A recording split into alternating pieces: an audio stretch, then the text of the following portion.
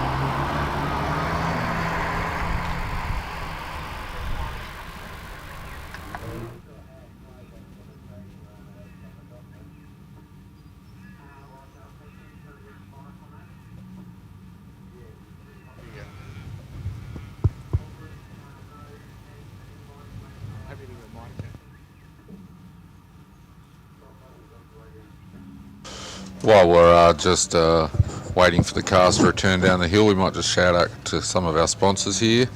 Obviously Trident Tyre Centre, the City of Mount Gambier, Acorn Stairlifts, Adelaide General Plumbing, Adelaide Hills Conveyances, All Panels Classic Car Restoration, Ample Auto, ASP, Avis, Baker's Delight, Badnock's Deli, Bikeworks, Billy Brand Wines, Blue Lake Cranes, Blue Lake Holiday Park, Bosch Motorsport, Bright Legal, CNR Motors Husqvarna, Cullen Gazzard, CCM 4x4 and Clutch Life Media, bringing the live stream to you this weekend. So yeah, the cars are just going to make their way back down the hill, and we'll be set for bracket 2 today. The weather's looking pretty good here, so we'll probably see some decent times in this second bracket.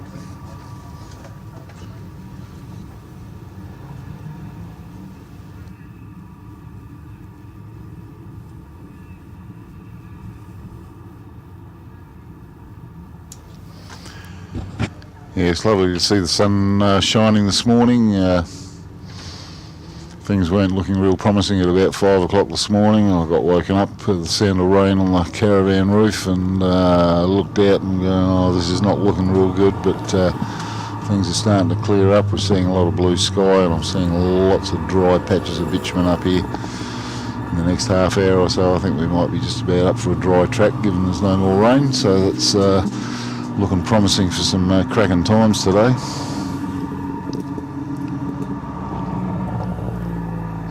Just a bit of a shout out about, we've got Frank Kelly, of course, here for the weekend, and he's putting on a few demo runs as well as competing.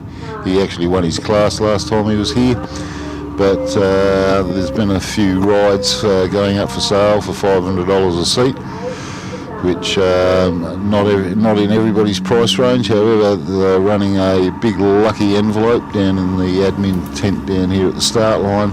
$5 for a lucky square for a chance to win a ride with the illustrious Frank Kelly himself. So, opportunity not to be missed if you get a chance to get down there. I've already got 4 squares, so like I'm in the winner's seat here, mate. Tell you. You'd think that, but I've got one as well. Oh, so, you've got one too. So yeah, it's probably coming my way. Rolling with the charts here. Would be a rather fun ride. Yes, it would. Scary but fun. I don't think. No, you can't be scared with something like that. I mean, I rode with Kevin Mackerel many years ago, and it was awfully quick. But you think, well, the guy's been driving it for that long, and he knows the car inside out, and he's not about to bin it on your account. So yeah. Well, we've just been dropped off some lemon slice here in commentary. Oh, very nice. Where did that come from? Danielle. Ah, from Danielle. Good on you. For over 120 years, Bosch Motorsport has fueled racing legends. Some things never change.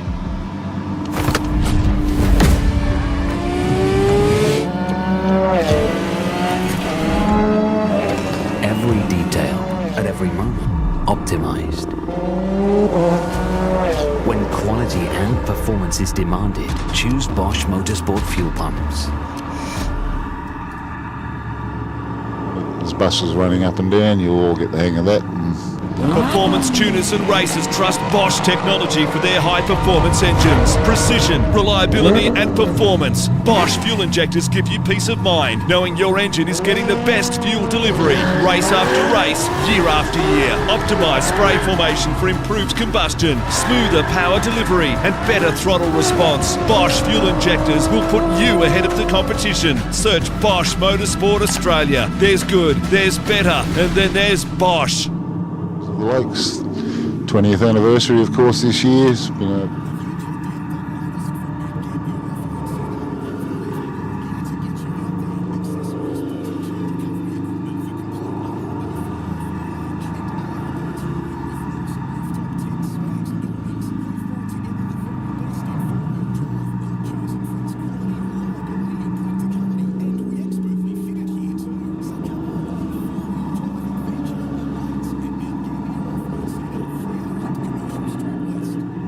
We had 75 odd cars.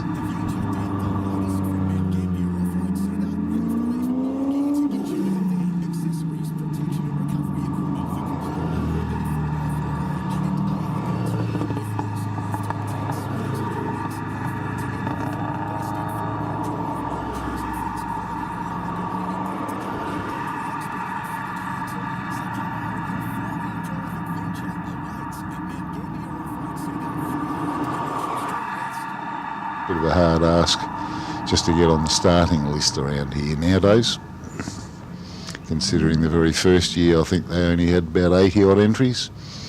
So things have really escalated since then.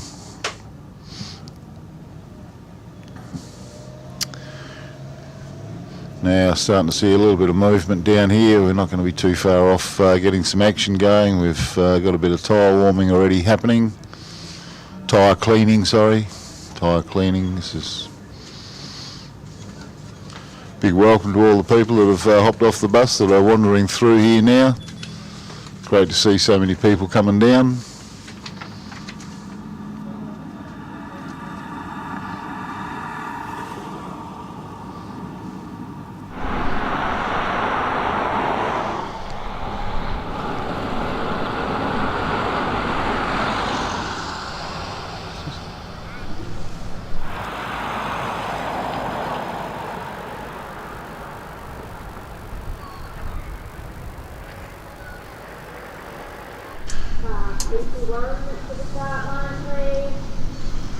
Now, of course, we had a pretty good day yesterday. Unfortunately, we only had one good dry run out of the 6. But top of the pops was Douglas Johnson in his hot little Subaru, and he pulled a time of 53.82. We had Oliver Taylor in the RS3 Audi 5-cylinder with an 84.84, and third outright in a pretty incredible from Damien Malazzani, pulled a 54.91. That was only 7 tenths behind second spot behind the Audi, so a pretty impressive run. Everyone was pretty happy over in the Malazzani camp. We had Simon Fuel in fourth and Kirk Owers rounding out the top 5.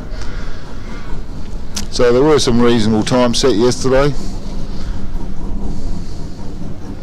But I think as things warm up and the track dries up, we're going to see some phenomenal times here.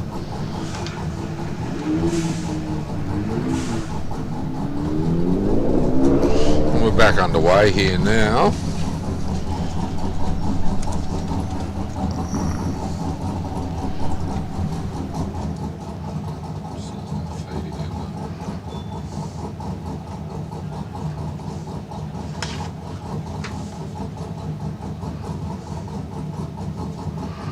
So it's Mark Dixon making his way to the top at the moment in the little Ford Focus. Was supposed to be running a Subaru WRX, but it's been changed out to a Focus.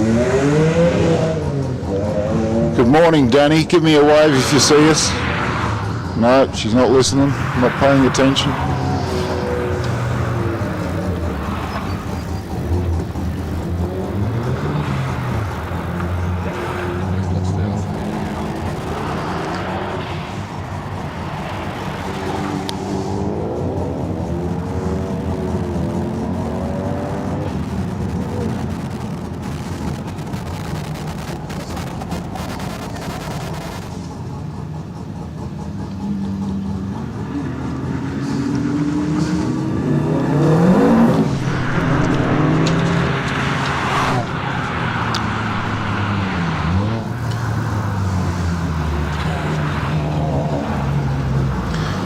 Okay, we've got Simon Field, car 79 in his Subaru.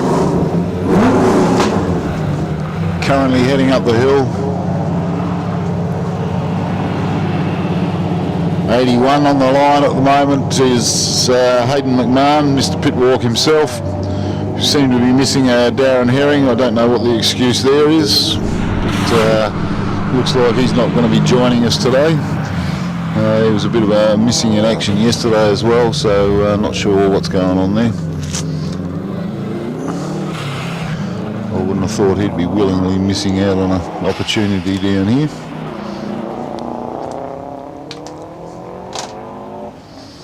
So we're not seeing any pictures on our big screens at the moment, making things a bit challenging for us. We'll try and give you an indication of who's running up the hill. Simon Field just stopped the clock at a 58.74. So a good start for the day. It's obviously signs that the track's starting to dry up.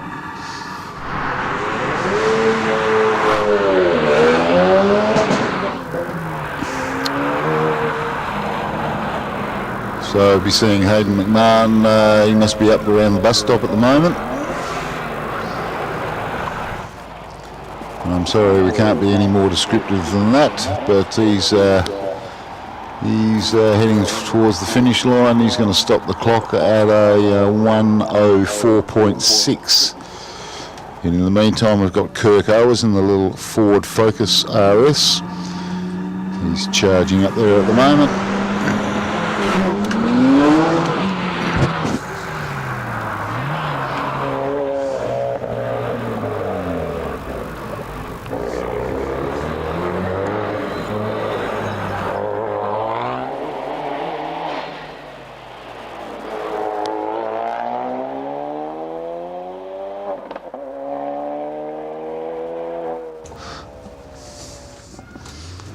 Kirk Owers stops the clock there at a 59.8 in the little RS. Nicely done. It was a bit quicker than we were yesterday, I tell you. We struggled for a long time waiting for someone to crack that 1 minute barrier. As we see the Dave Riley entry, the GTR Skyline now making its way to the top of the hill.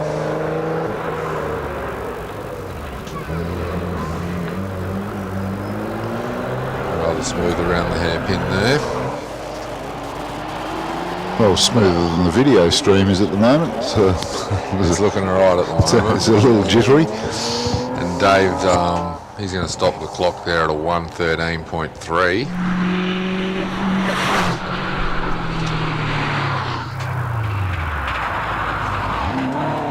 Something strange going on here. We had a few issues yesterday with timing. You could see the clock had stopped, and we could still see the car sort of coming out of the bus stop, and the clock had already stopped. So we had a few strange times that needed to be corrected.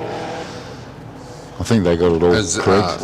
Adam Zemkus now, Zemchuk makes his way across the line. Don't forget, 101.52. He's a chook, Semchuk. Seeing the Joshua Swan entry now, making his way.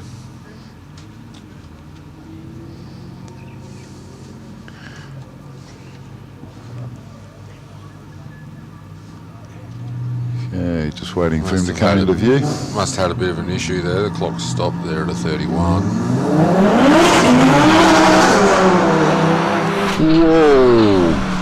Whoa, that was quick. Just seen Oliver Taylor rip the RS3 off the line. Bit of smoke coming from the rear wheels, considering it's a four-wheel drive. Josh Swan now just exiting the hairpin. Pointing the little Subaru to the finish line, and he's going to stop the clock there at a 1:11.66. Josh Swan. There's Oliver Taylor now. Makes his approach to the hairpin in the RS Audi.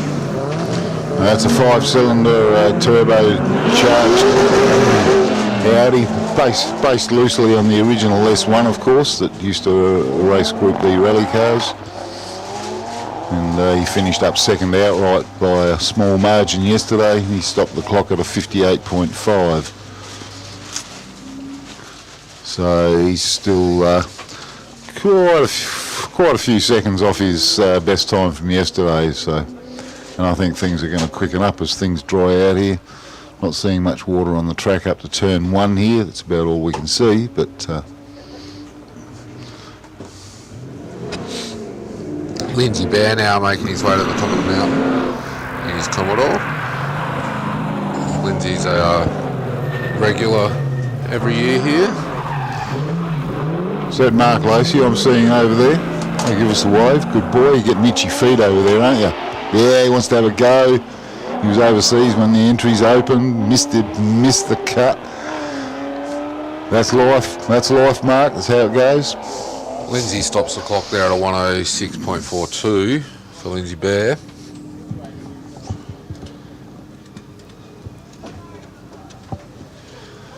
As the Mustang now is making its way to the top. Oh dear. It's Alex Bonner entry.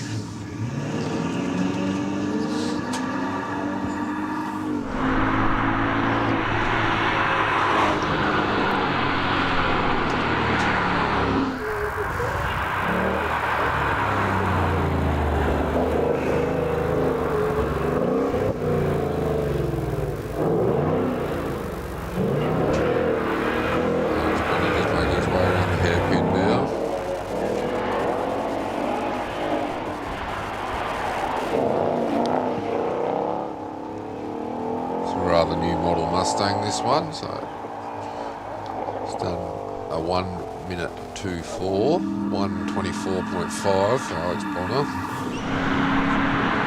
As you see, the Dominic Burns AU Falcon now entering the hairpin.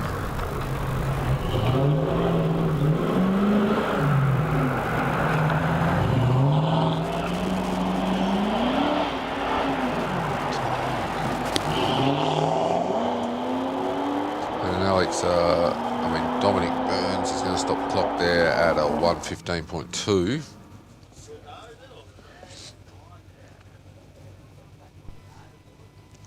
Again, another AU Falcon now making its way to the top. Peter Burns this time. Oh, that was good loose off the start line here. There was that Andrew Campbell.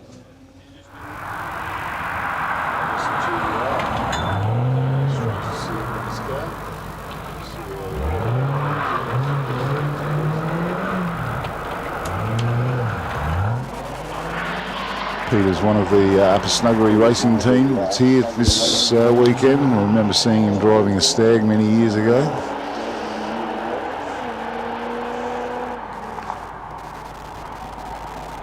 Stops the clock at 1:16.74 for the AU.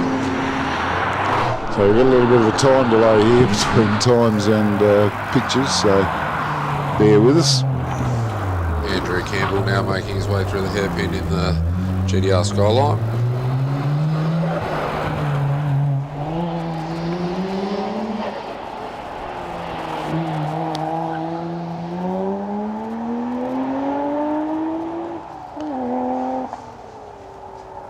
He's going to stop the clock there at a 1:05.14. Still well off the pace there for Andrew. You'd be wanting to be 10 seconds faster than that. Yeah, it's only early days. Track's still cold. Still a bit damp in spots, I would imagine. It's still a little bit damp right here on the start line, so people are still struggling to get off the mark.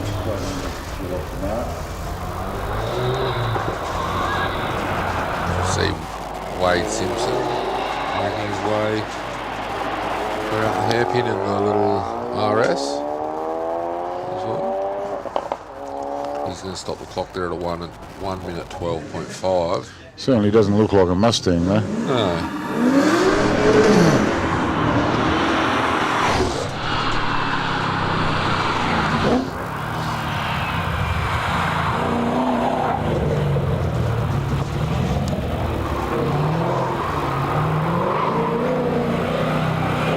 Brendan Wagner himself on the line here at the moment. I didn't think he was with us anymore.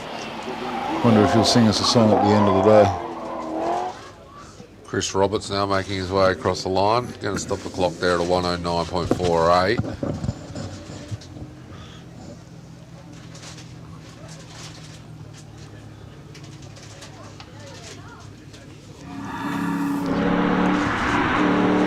We're looking at the little red polo sitting there on the start line at the moment.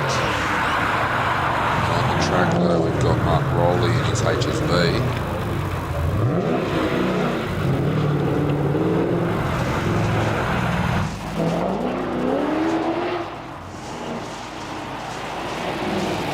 Mark's going to stop the clock there at a time of 1:12.03 for Mark Rowley.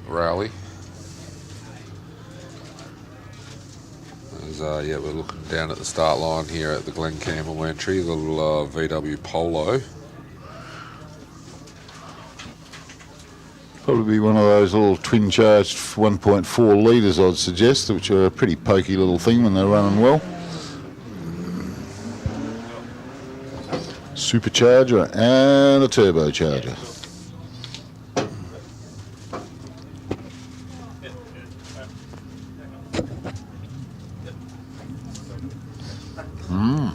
Whoop, chocolate in the bottom.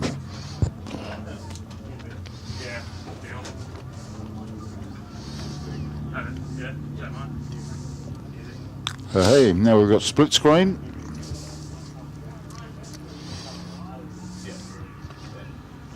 See both ends of the story here. That's pretty good coverage.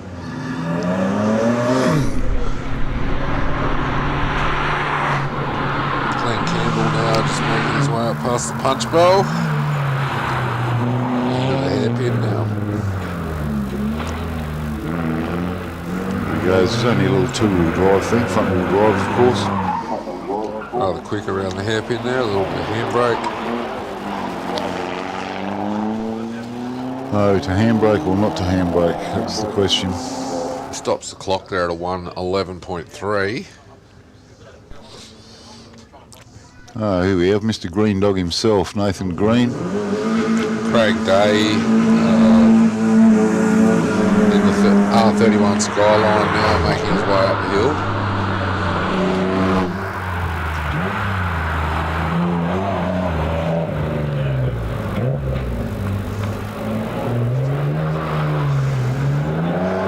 Well, things are certainly looking pretty dry up the top end of town here, doesn't it? Yeah, the track's definitely coming good up there. Yeah. Still a little damp down here at the bottom. The Skyline's going to stop the clock there at a 1:14.6 for Craig Day.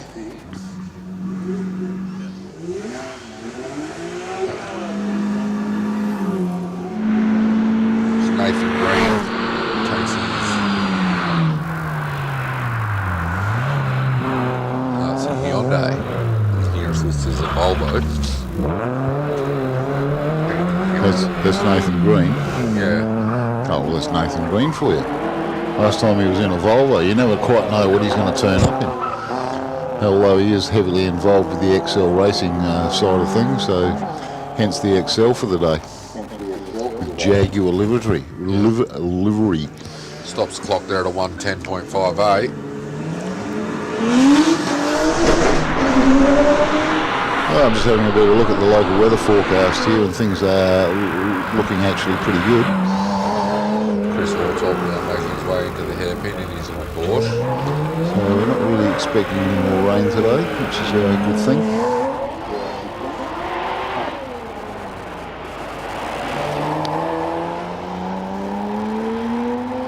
But we're only in for a top of 14 degrees, so it's going to remain a little cool.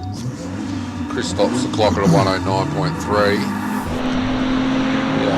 He's drove a variety of cars here this year. Not this year, but over the years here at Legends. Minis and clubmen. As you can see, Jared and Robbie making his way over the hairpin. He's 33 Skyline. He stops the clock there at 1:04.5. We've got Joe Scanlon in the XU1, LJ Tirana, another one of the Upper Snuggery boys.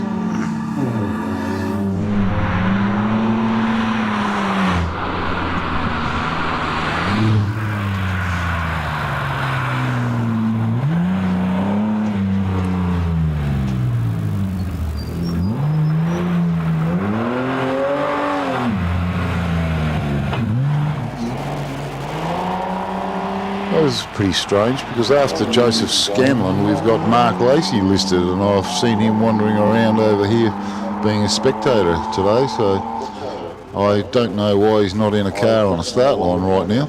Joe Scanlon stops the clock there at a 1:15.1. So Mark Lacey, come over and see me in commentary please, and explain why you're not actually driving today. It'd be interesting to know, although your name is on the entry list.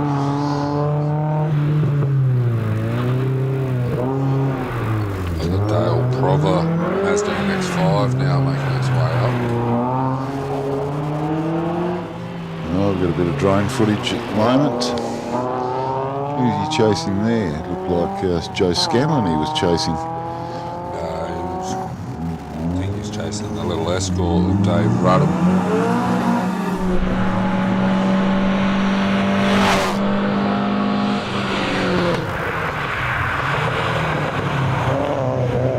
Dale Prover, his little Mazda has run over the line at a 1:17. That's pretty slow for the little Miata, isn't it? Yeah, it's only early days, can definitely improve on that. As we see the Dave Rudham Escort now crossing the line at a 1:10.2. Smoking. Yeah, it's not looking too good there at the back.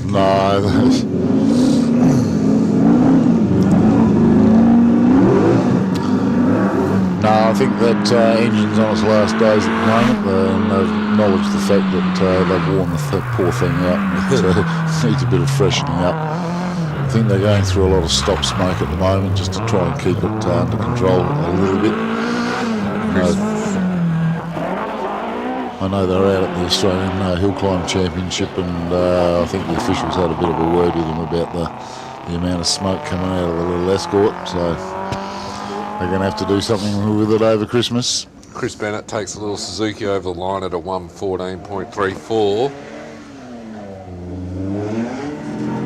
As we see the BL Commodore of Steve Grindstead make his way past the punch bowl.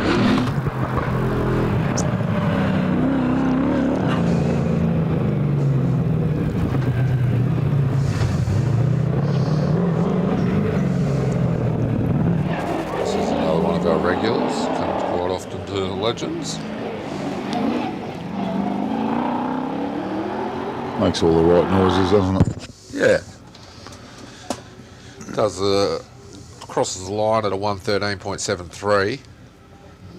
They're still getting warmed up, Sam, I tell you. That's right, they got plenty more runs in them. They don't want to bust their cars early. No one ever wins this event on the first run of the weekend, so plenty of time to go yet.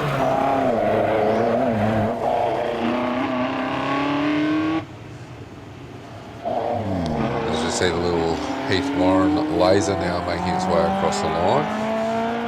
That stops the clock at a 108. Oh.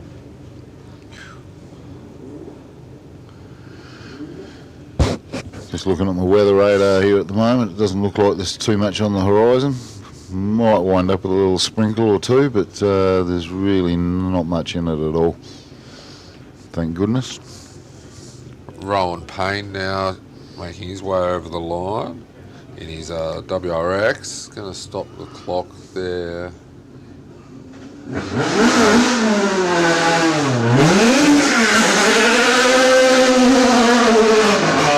time of 104.65 as Frank Kelly just leaves the line down here at the bottom of the hill.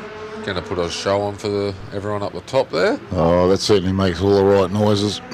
That's 330 horsepower at the rear wheels, 360 at the flywheel, 2.5 litre Vauxhall-based Millington motor. Got some serious mumbo, and the boy's not scared to use it. No, he has some good videos online of Frank. There is getting around. The most famous rally drivers on the planet. More sideways, he jumps higher than just about anyone else on earth. And he's a lovely bit of handbrake work. How to burn this thing. Oh, isn't it what? Oh, he's couldn't help himself. He's popped a Couple of donuts. Well, he's got a passenger on board trying to manage a mobile phone to video what he's getting, and he's tail wagging it all the way to the finish line. Even with the donuts, still does a 1 minute 11. Okay. Nice bit of replay there of him doing his donuts here. Lots of tyre smoke. Not your standard old Mark II Escort. No, nothing close to it. It's still a very simple car. I mean, it's a 4-cylinder. It's got 4 trumpets on one side and 4 exhaust pipes on the other. But it does it really, really well. Got a really good gearbox in the thing and a good diff, and just everything's top class. But it's still a straightforward Escort. Of course, Frank and his family do all their own work on this car, or most of it anyway. He's been over in Western Australia about a month ago doing a big rally over in Perth. And he'll be heading home again and bringing back the family in about 3 weeks' time. We'll be able to catch up with them at the Adelaide rally based around Adelaide, which will be an all bitumen rally.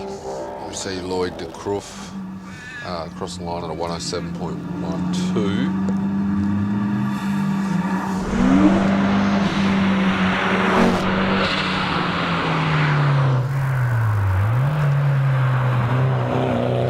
Another 180.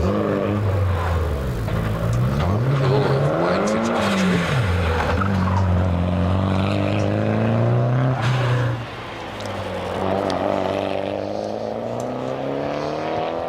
So they're running out of order just to keep us on our toes, I see. I think so. Yeah. Not too far out, but the odd one here and there.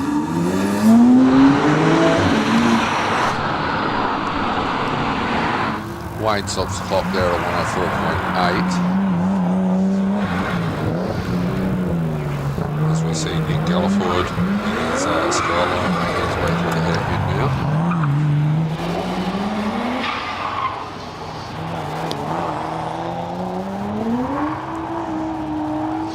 We've got Mike Holland heading up the hill at the moment. Galfoyd stops the clock at a 104.57.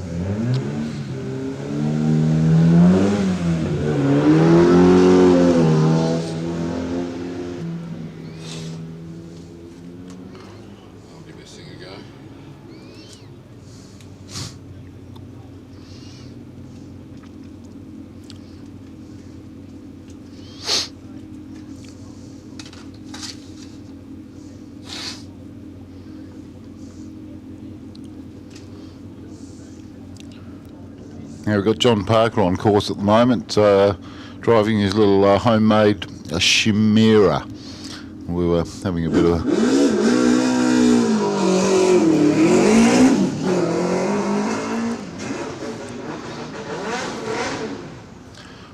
a look at what the definition of a Chimera was yesterday, and it could either be a mythological fire-breathing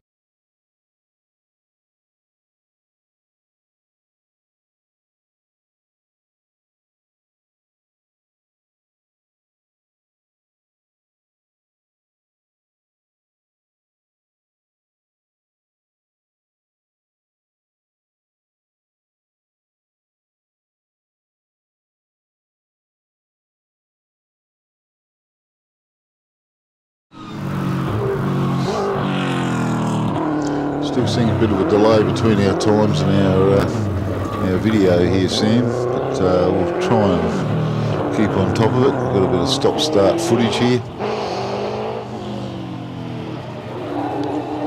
We've got Sean Williamson, making it to the finish line. He's going to stop the clock at a 104.45 in the little baby grand miniature Chevy.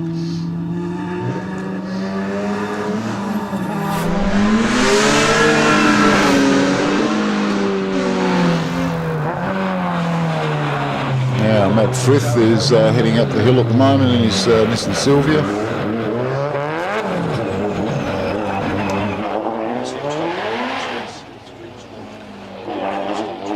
Yeah, and then we're finding that the timing's coming up, and he's still running. Yeah, we've yeah. Okay. Oh.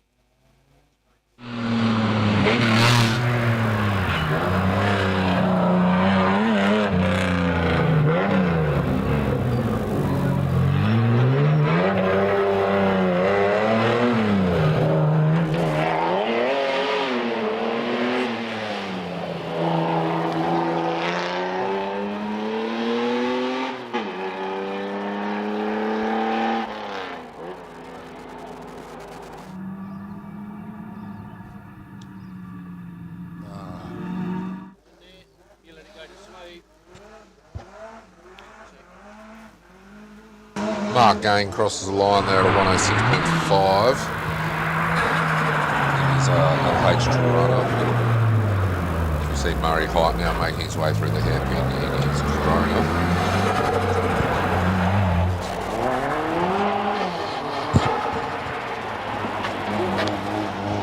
Murray's going to send the Corona across the line at a time of 108.65.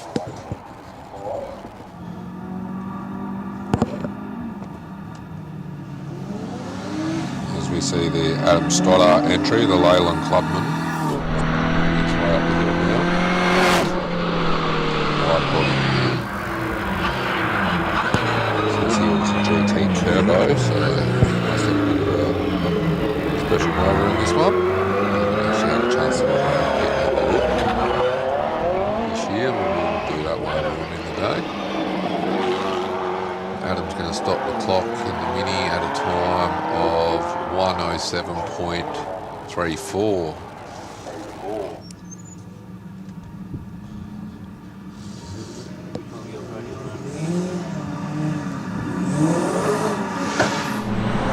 As you see the Cressida of Jake Bembele making its way to the top of the hill.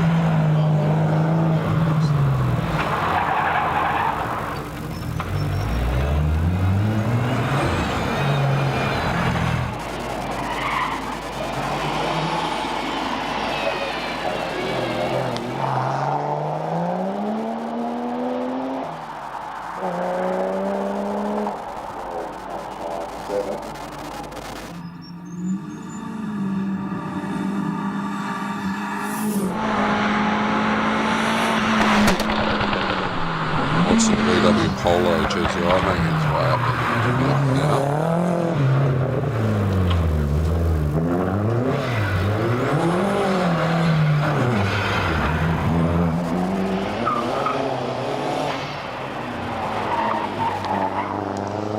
The little Polo is going to stop the clock there at a time of 107.5.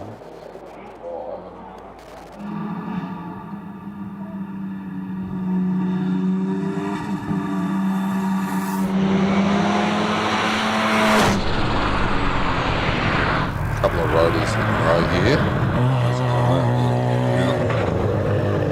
Glenn Ladder and Damien Malzani. Malzani had a pretty impressive time yesterday, 54.9, finished third outright and first two-wheel drive. Very nice. Glenn's just stopped the clock there at a 103.81. I'll be expecting sub 1 minute here from Damien Malzani. Yeah, the track's looking rather good. Should be able to make some cracking times now. Oh, he tells me he's chasing down a 52 for this weekend, so things need to be just right for him. He's out of the hairpin. He's heading for the finish line. He stopped the clock at 50-something, 6.65. Good start to the day. Still got a few seconds to pull out. Things will warm up and the track will come to him, and we'll see a lot better time. He had a 54.91 yesterday, so still a good couple of seconds off that. Reese Moldham now on track in his 1600 Datsun.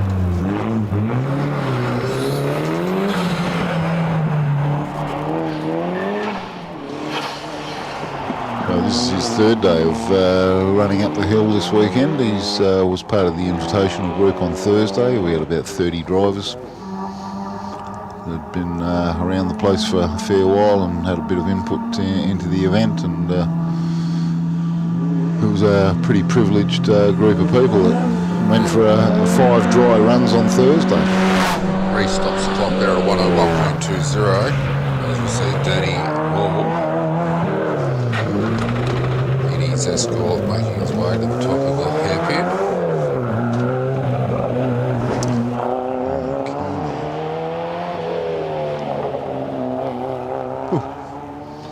Unbelievable.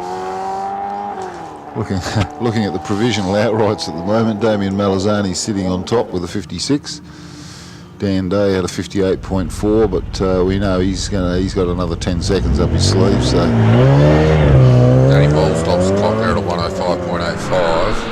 Escort. Things are nowhere near well warmed up around here, Sam. I tell you what, everyone's just being very, very careful on their first run, treating it as a bit of a sighting lap. Yep. James Pauley now just exiting the hairpin in his little Austin Mini. He stops the clock there at 106.3. Missing a Mini this year from Hillclimb. Unfortunately, we don't have Peter Locke this year. Peter's limping his way around the park in a moon boot this weekend, unfortunately, and Mr. Opposite Locke won't be making an appearance out on the track, unfortunately. Injured himself setting up the track for everyone. Yes. Poor bugger. He's having trouble getting a bit of treatment and a bit of struggle street for him at the moment. Steve Pauley crosses the line there, and he's Mini at a 103.78. See Jeff Vargas, Datsun now making his way to the top of the mountain. This is a pretty serious little car. Hot little Honda motor in it. Not your standard old Dado. No, he's sitting a fair way back in that car. You can hardly see his head through the driver's window. He does a 59.4 there. Very good time. Wow. Sean Stingers now in the little Escort, Mark 2 Escort.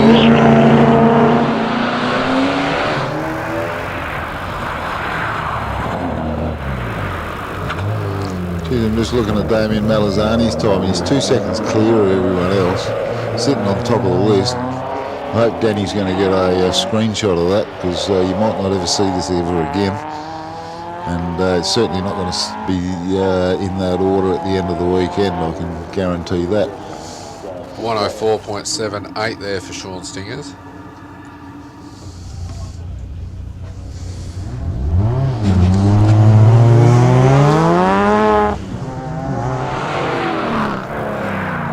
There's the Trevor Poyat.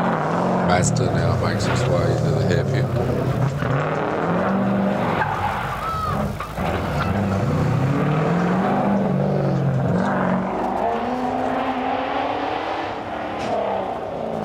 Is Trevor going to break the 1 minute? No, he's not. Not this run, definitely not. It's 103.58. I think he's got a little bit of a weight disadvantage there, Sam.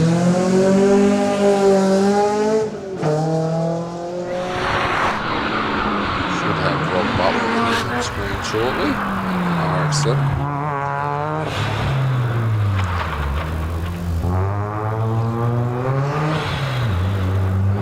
So we've got a handful of rotors here this weekend. The old Wankled. Yes, they put some exotic fuels into these things. I know Damo uses a few aromatics, special ingredients. 104.7 there for Rob Butler.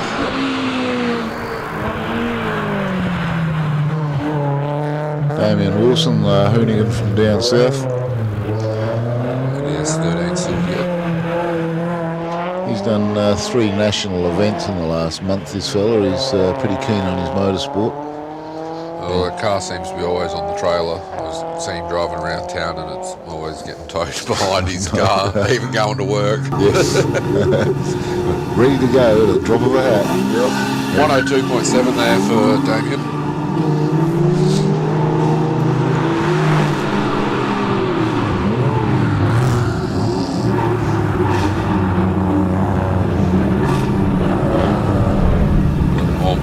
Screen.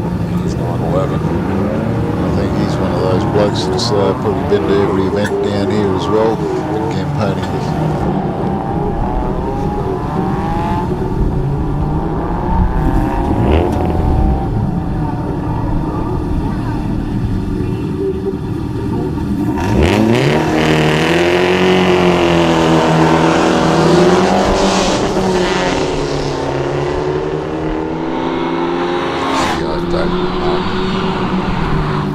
He's RX8 now.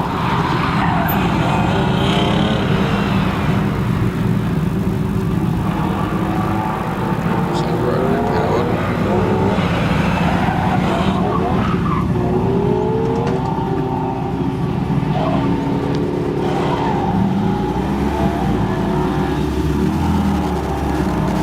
Yeah, stop the clock there at a 1 to 12.2.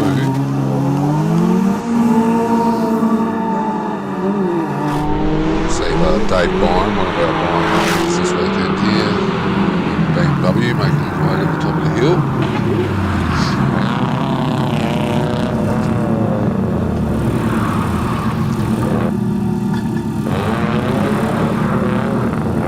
We've got 3 generations of Byrons here this weekend. Bob being the patriarchal family. He was inducted into the Hall of Fame on Thursday, along with quite a few others. Yeah, Dave stops the clock there at 113.99.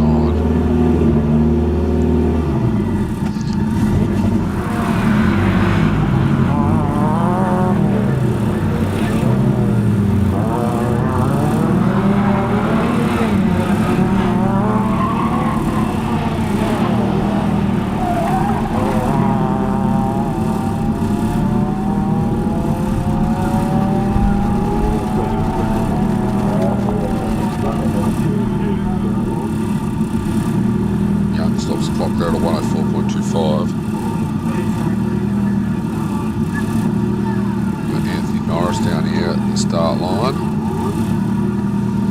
200 SX.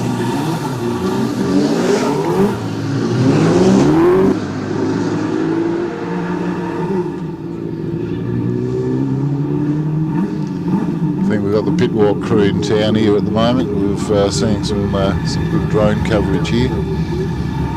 Yes, Courtesy of the South Australian Hotel. They're putting on a bit of a canapé dinner tonight for all competitors.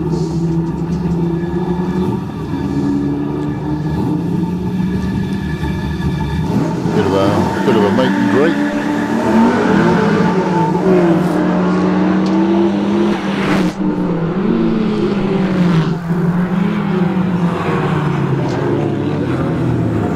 Anthony Norris is getting around the way out of the bus stop at the moment. He's headed for the finish line. Yeah, he'll stop the clock there at Be over a minute. no. 59.3 there for Anthony Norris. Very nice. As we see, Big Hargoon making his way to the top of the mountain now in his Commodore. Not his usual one that he brings here. He's sharing this with Kylie Howard this weekend. He's done a lot of work and poured a bit of cash into this car over the last month or two, and got some big trumpets and a lot more horsepower under the bonnet and some modified suspension, and yeah, a bit of a crazy fast car this time, and it's nice to see him relaxed and not being frustrated with the black monster that he normally brings out here. One day we'll see him get that well and truly sorted out, and that'll be a sight to see indeed. The big stops the clock there at 59.42. Very good time there for the big Tommy.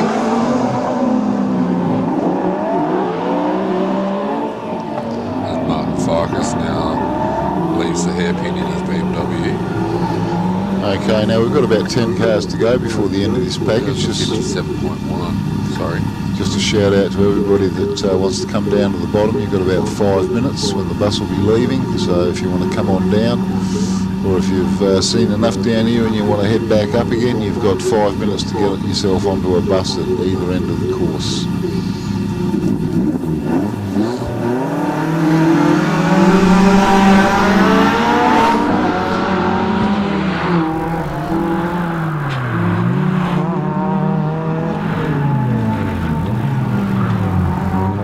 Jason Sims there is making his way out of the hairpin to the top of the line, to the top of the track to the finish line. Jason's going to stop the clock there at a time of 102.05.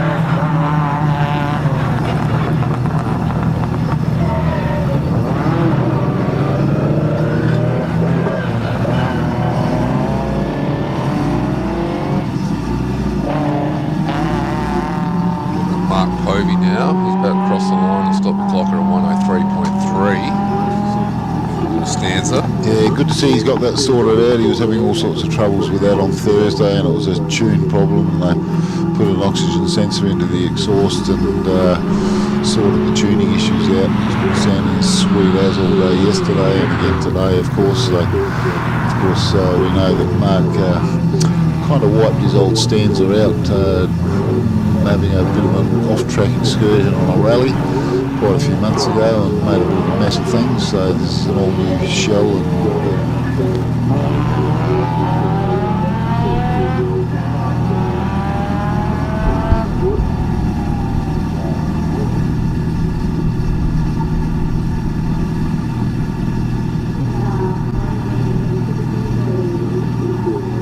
there's time up there.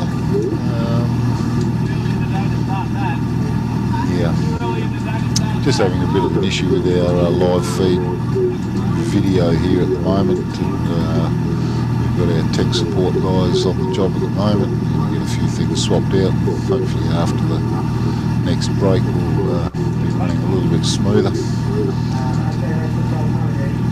can only hope. right. I've got some top people working behind the scenes here. You don't see it all going on, but it's amazing what goes on behind the scenes here to keep things running pretty smoothly. Right, we've got a couple of ducks just by the start line here that I think they're Get the chute away. wondering how brave they're going to be. I know Oliver Taylor flicked me a little video yesterday, and he had a bit of an encounter with one of them. Up in about turn 5 yesterday. Sort of tried to dodge it, but I think we might have lost a bit of wildlife. I'm not sure. Nah, that wouldn't happen here. That wouldn't happen here. He did a pretty good job of dodging it.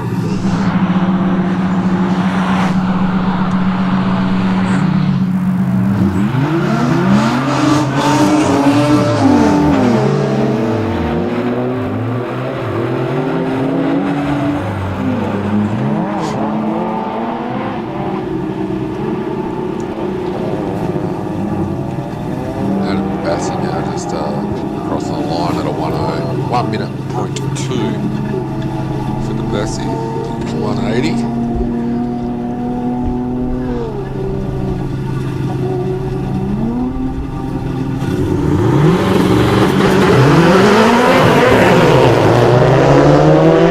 Just a reminder, you need to be at the buses now if you do want to come down or go back up the hill. You need to be there now. You got a minute and a half. Otherwise you're stuck where you are. Just for the time being. Buses will be running all day, so we've got 75 cars per bracket. What's that, half of that? 30, bit over half an hour between bus trips, so if you miss this one, maybe 35-40 minutes till the next round of changeovers. Like another Byam on the line here. It's Zachary Byam. Colin Hamilton just crossed the line there at a 59. And he's actually 6, a 59.86 I think it was. Michael Crickalf, he's heading up the finish straight. Oh, an impressive time of 59.01 for Michael Crickalf. That's car 149. So Frank Kelly's car 152, so we're just about at the end of the package. Yeah, we should have Zachary Byam on screen. Another one of the BMWs, another Byam entry. Yeah, we should be seeing Frank Kelly next up the hill, but I'm not seeing him down there in the warm-up area at all. Car 153. Now, who's car 153?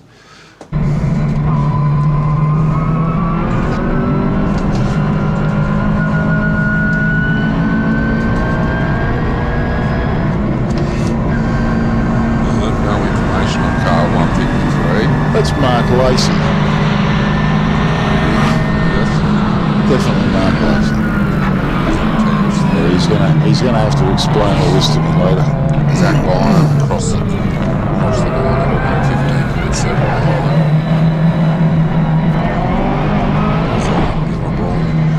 115.79. Makes her way to the top of the hill.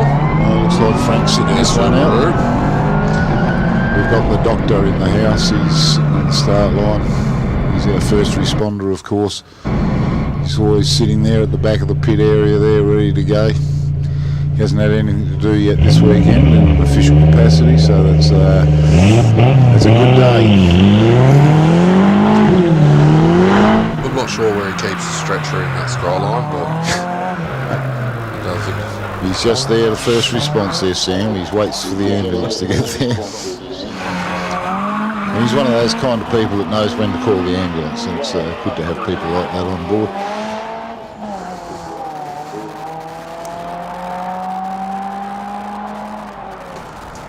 Mark Lacey stops the clock there at a 109.1.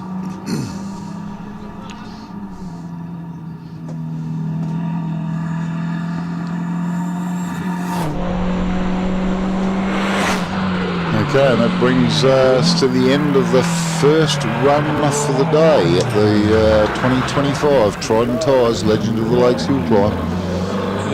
Coming to you from Valley Lake. This is the 20th anniversary edition.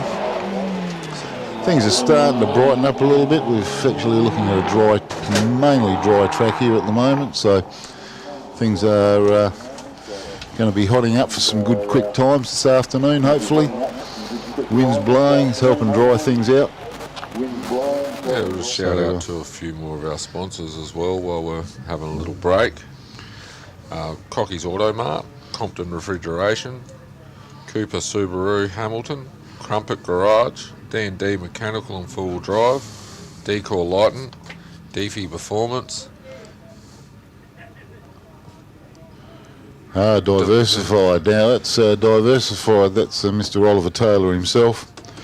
We've got DEPF Particulate Solutions, EB Graphics, EJ Swain Consulting, Exchange Printers, Farm Gear, Golpins Accountants, Gambia West Brakes, Giles Machinery, Goolwa Vehicle Sales, Grand Auto Wreckers, Mr. Norris himself. Thanks for organising the sunshine for us today. GT Industrial Sales, Hang Time Hostel, Hannaford Seeds, Mr. David Harris, Heemskirk Security. Merv and his boys are looking after the place while we're not here. We've got Heenan Earth Moving, and Paul was inducted to the Hall of Fame here the other day on Thursday. We've got Homestyle Bakery, Hydrolec, Hydrojet Solutions Australia, and Intrabuild, Iron Rock International, and Joustech, and we'll get through the second half of the list a little bit later, and we're going to take a little bit of a break and put some music on and give everyone a chance to relax. Thanks to Mr. Pitt Walk and his crew for keeping us all up to date and coveraged. Okay, good on you. Put in a plug for you. Give them a thumbs up. Thanks very much. Danielle's feeding us, she's feeding us calories and sugar here. Yep, keep us going in commentary here. All right, we'll be back with you shortly.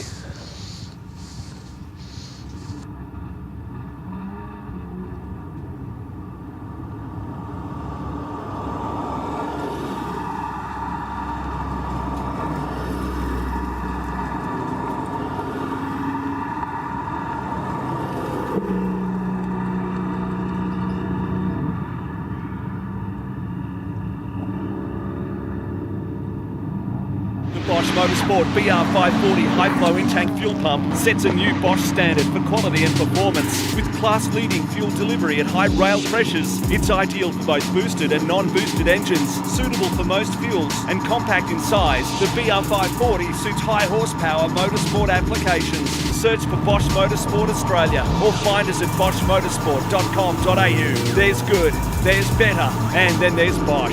Bosch Motorsport, when quality and performance matter.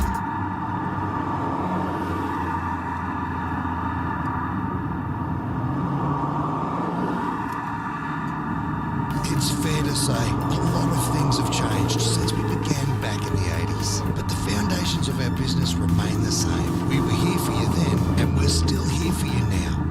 Providing quality products, professional service, and guaranteed workmanship by qualified technicians. As we continue to grow into the future, you know you can always rely on us. Trident Tyre Centre keeps me safe on the road.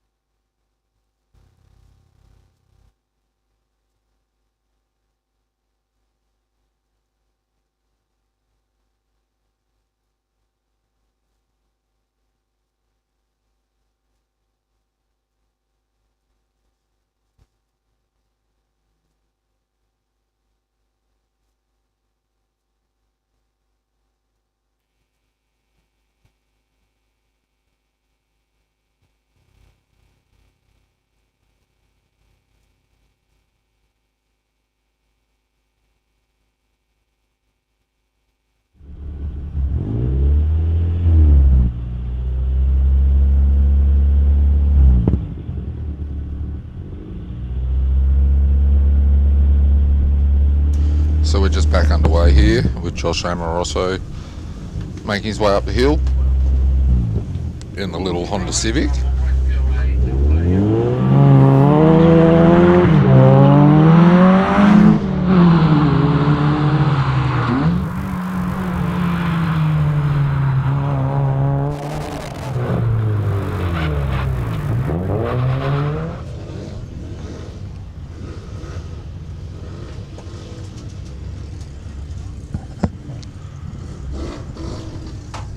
Josh is going to take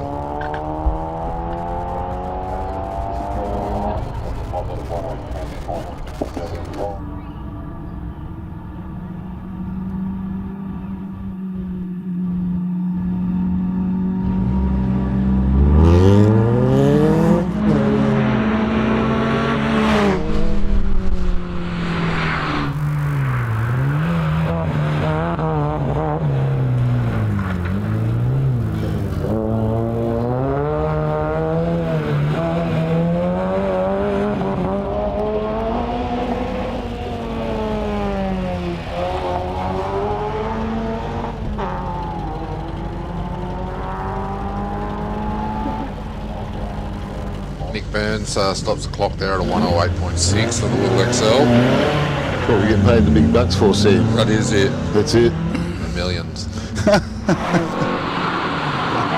If only. That's right. Jordan Burr. No, I love being here. Do it for the absolute love of it. Come here every year. This is my 12th year down here, and I wouldn't want to be anywhere else in the second weekend of November. I thought you'd like to be in horse bloke. Definitely not. No? No. Not this year? No, big shout out against the SA Hillclimb crew of Michelle and Brendan Wagner, who've made this lovely van here available to us for the weekend. It's a whole lot more comfortable than a horse float, let me tell you. Jordan Burt stopped the clock there at a 106.79 in the little Pulsar. As Bob Byrne now takes his BMW to the top of the hill.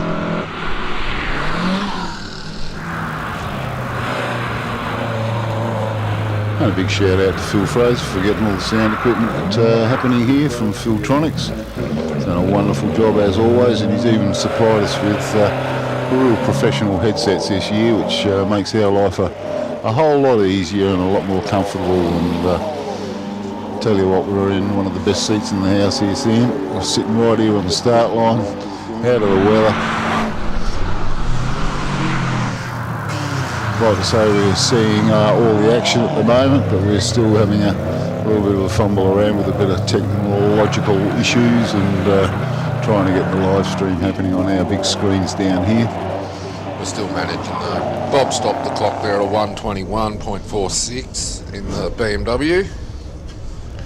Ben Trelaw just goes over the line as well at a 103.73 in his Subaru.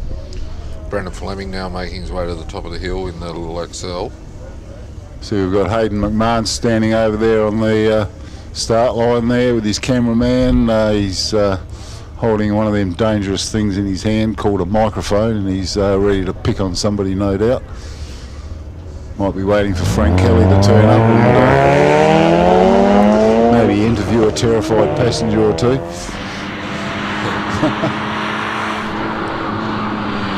Good times, and it's great to have Frank here. It's an absolute privilege to have him here, being part of this event. He absolutely loves being here. Just asking him about his pet chooks. There's a story in itself. Brendan Fleming's going to take the XL across the line and stop the clock at a time of 122.6. Should be the Craig Haseman Subaru. Way to the top of the hill now. Definitely not. Craig's not with us this weekend. I think he might still be laying in a bed in hospital in New Zealand. He had a bit of a nasty one over there on a recent rally and made a bit of a mess of the Optima. We've got Bailey Munro making his way to the top of the hill, in the RX-8.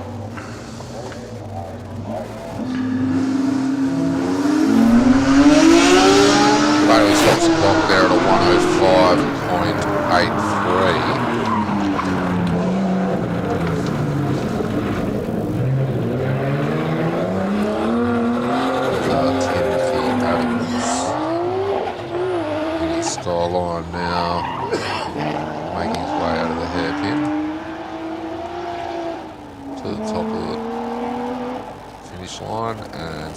clock at a 102.09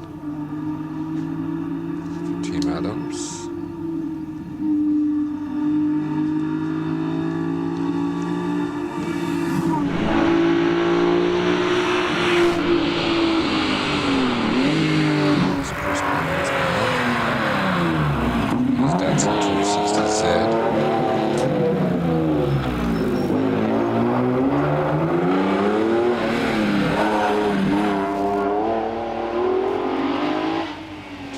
Z's going to stop the clock there at a time of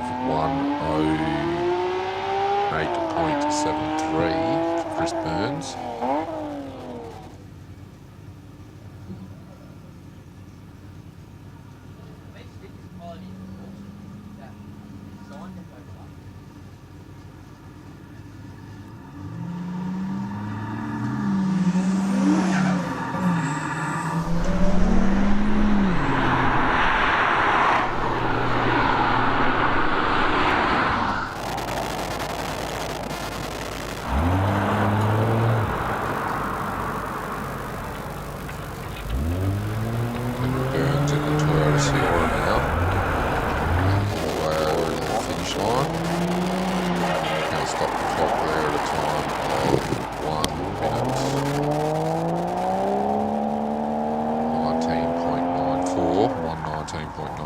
There for Daniel Burns.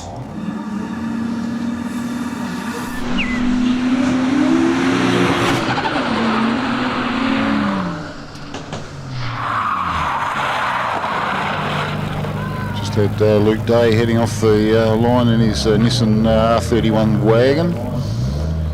Missing Chris Clayson sadly today, this weekend. He's got a few unfortunate health issues that he needs to deal with. More important than coming down here, so rather unfortunate.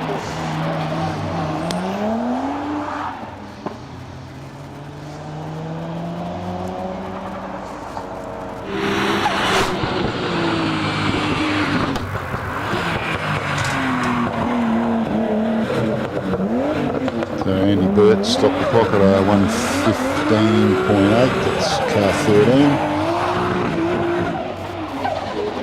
At Luke Day at the top of the hill at the moment, negotiating the top of the course, and that's a pretty impressive 59.55 from the big station wagon.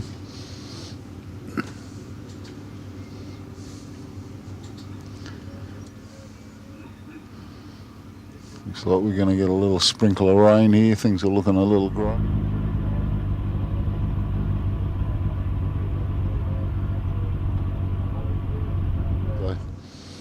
Yeah, you've got to 100% trust the Bureau there. They're always accurate. Oh, absolutely, see. Especially since they revamped the website. Yeah, everyone was happy. Oh, everyone's happy about that one. Hell, yeah. Just a little delay here at the start line at the moment. We've got the Neil Jamison entry, little Ford Escort.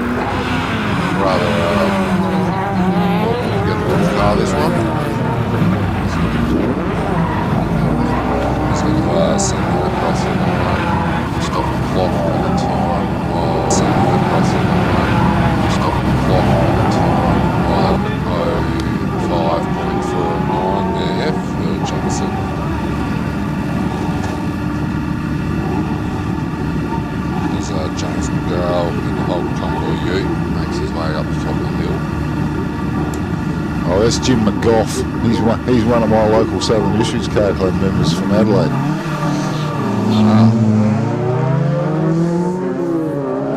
Our local man, Peter Rogers, Just leaving behind in his 1600. otherwise known as Podge.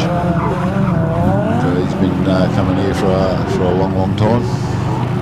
Yep, and James McGough is going to stop the clock there at a 108.63 in the Commodore Ute. He's done a little better than that in previous years, so he can keep trying.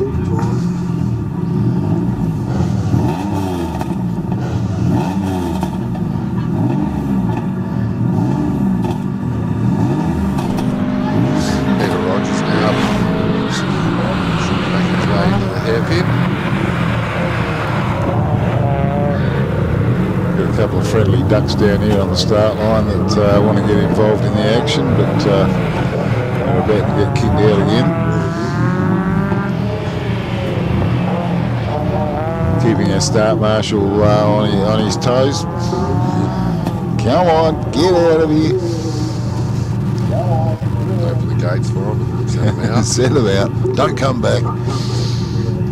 They'll be back. Yeah, they just go under the fence. Yeah. Peter Rogers stops the clock there at a 105.73 in the 1600.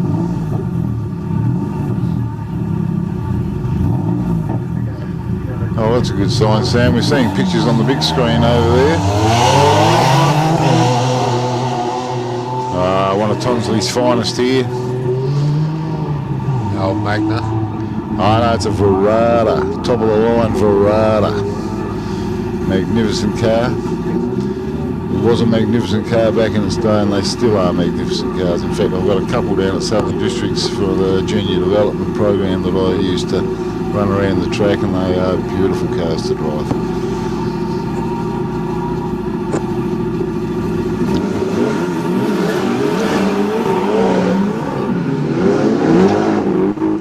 Carl Ward and the little Datsun Sunny.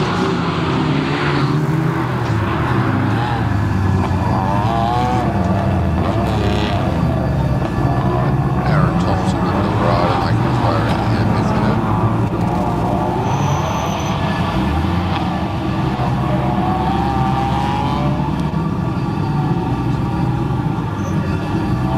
Rider stops the clock there at a 101.46 for Aaron Thompson.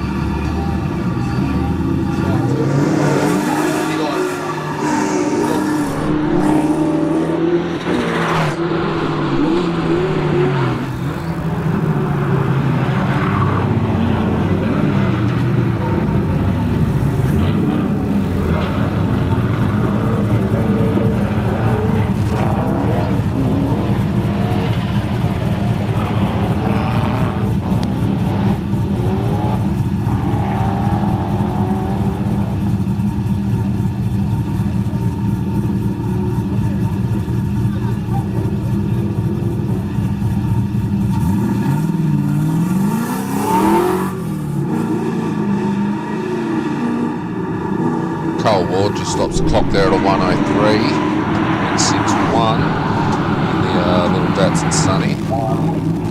As we see Anthony Day now making his way to the top of the hill in the Saline Mustang.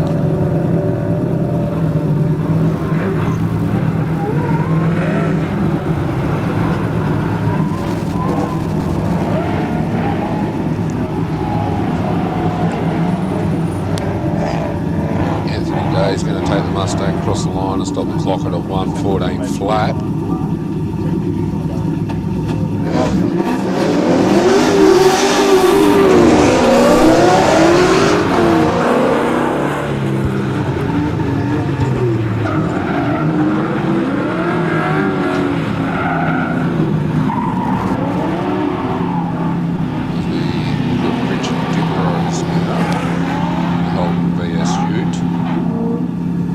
Stops the clock there at a 105.04. So we had a time there from Anthony Day in the big Saline Mustang at a minute 14.16. I think he needs a little bit of a shot in the arm, that boy.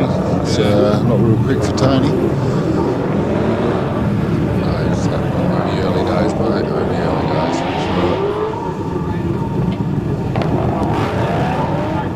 Looking at James Hindhall now in the Holden Commodore. Crossing the line at a 103.05.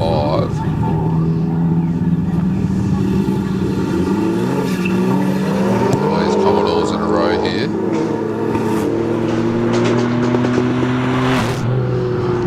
A bit like a Tony Wallace taking off the line in the biddy. Yeah, it looked rather quick. Skunk. Brian Telford though is who we're looking at. Holden Commodore U. Yeah, Tony Wallace was sharing this car with a young lady that was running yesterday. Brian Telford still Who was was, 107.86. So who was Heather Parker, who rounded out the whole field for yesterday. So I guess Tony's out to show that, yeah, the car's a bit quicker than that. Yeah, it looked rather quick off the line here.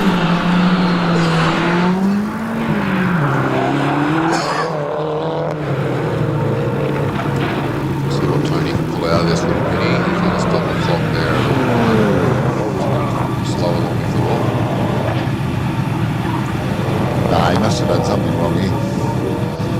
Sailing up to the 115.3, and I'm sure he's got a lot better time in him than that. Hopefully he stays it off the wall.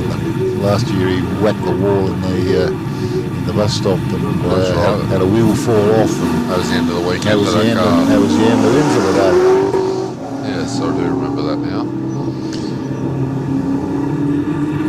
Right, first of the XY GTs off, heading off in the hands of it's a Futura XY. James Crimson. James Crimson. Now he's a man that's done all 20 events here. This is the car that came out from South Africa years ago. It was a dirt rally car, believe it or not, back in its day, but it's all been converted to bitumen spec. Steve Goss just ran his little clubman across the line at a 110.74.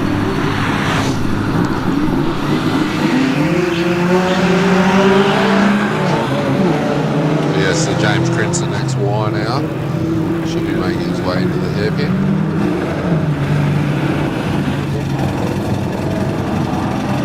Looking to beat a 110 here. Can he do it? Can he do it? 104.5. Well and truly done it. Good effort. Saw a little twin cam escort now of William Davis making his way up the hill. He's a rather well presented vehicle here at the start line.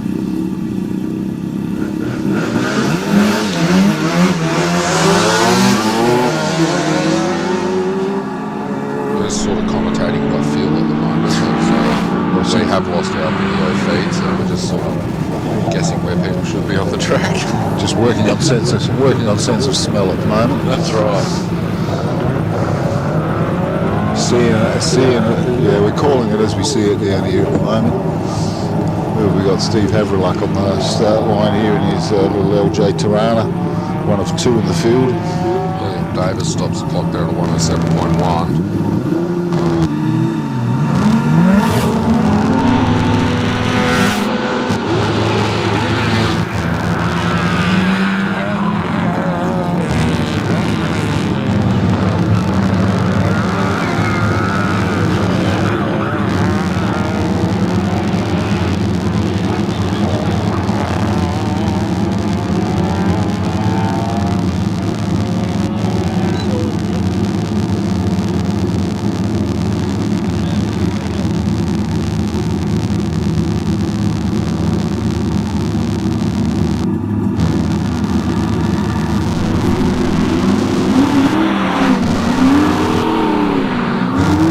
Thank you for tuning in to the Bosch Motorsport Australia live stream here from the 2025 Trident Tyre Centre Legend of Lakes Hillclimb.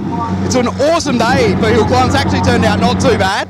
I'm joined by Dan Day, champion, trying to make it 10. How's things looking so far, mate? Yeah, so far so good. We've done one greasy run to sort of just get me used to it again and make sure everything works in the car. So was a slow, greasy run, but good to be back in it and excited for the weekend. 1,000 over the last few months. Got it all sorted, pretty confident this weekend? Yeah, it's been a challenging few months, that's for sure, since World Time Attack. But we've got on top of it, all the right people around us to make it happen. So yeah, we're here with a relatively new engine. So yeah, we'll keep checking data through the weekend and we should be fine. Now you do have Bosch Motorsport in the car. It's just a lot of confidence, you know, like we have 12 different settings with the Bosch Motorsport ABS in there, and given you know, the condition changing all the time, I can adjust the settings to suit. So yeah, I was on the weight obviously for this morning, and you know, can drive it in relatively sort of anger and still not lock brakes obviously, so it's fantastic. Awesome. Now you're the record holder here. Is the record in any danger this weekend, you reckon? I hope so. Yeah, it's all weather dependent.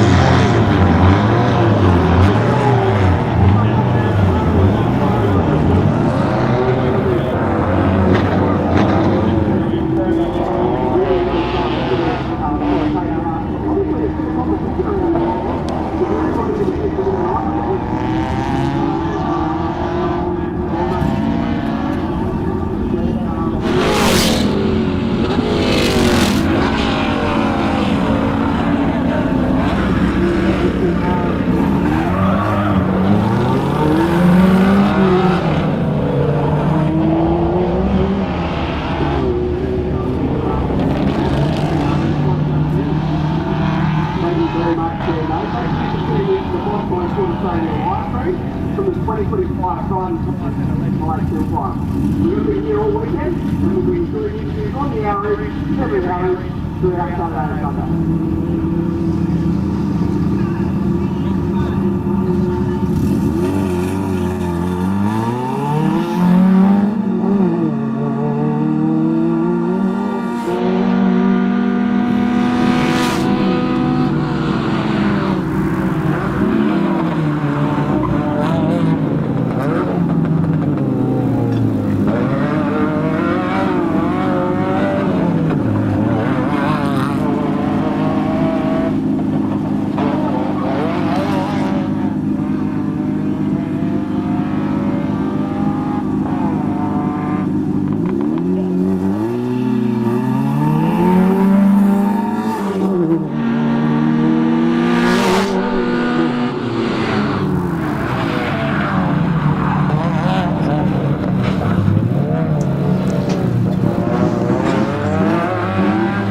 Thank you to Hayden McMahon and the Pit Walk boys for bringing us that little coverage, and that'll be on the hour every hour. Here is the news. I think they wrote a song about that once upon a time. But good to have Hayden here with his little camera crew there. Getting things underway again here. So a pretty good time there of 57.42 from Rob Vanderkamp, car 33. Mighty GT, what a beautifully turned out Falcon this thing is.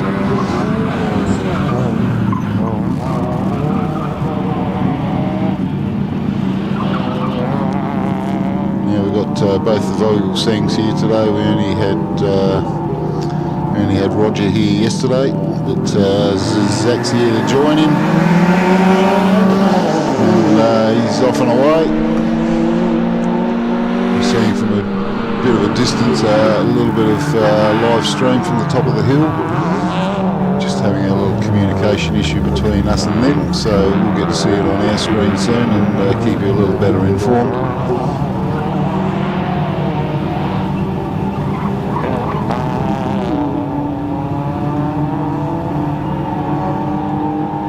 Video stream is a little bit blocky at the moment, a little bit of a continuity issue. We've just seen Roger Vogelsang stop the clock at 1 minute 5.12.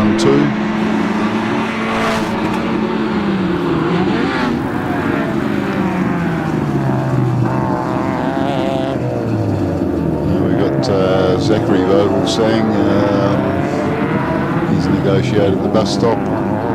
trying to make this up as we go along, but he's going to stop the clock at 108.04.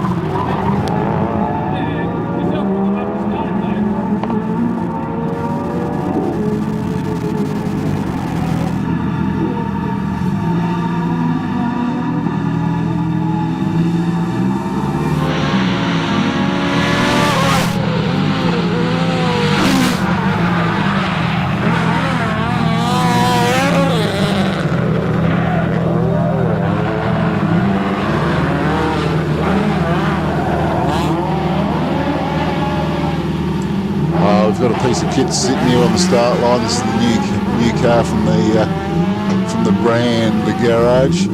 Damien Brand, of course, he's only had this car going for a few months now. He's had a bit of seat time in it.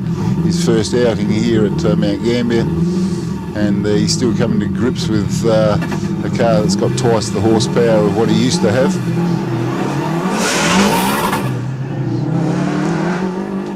Damien's off and away. Beautiful work.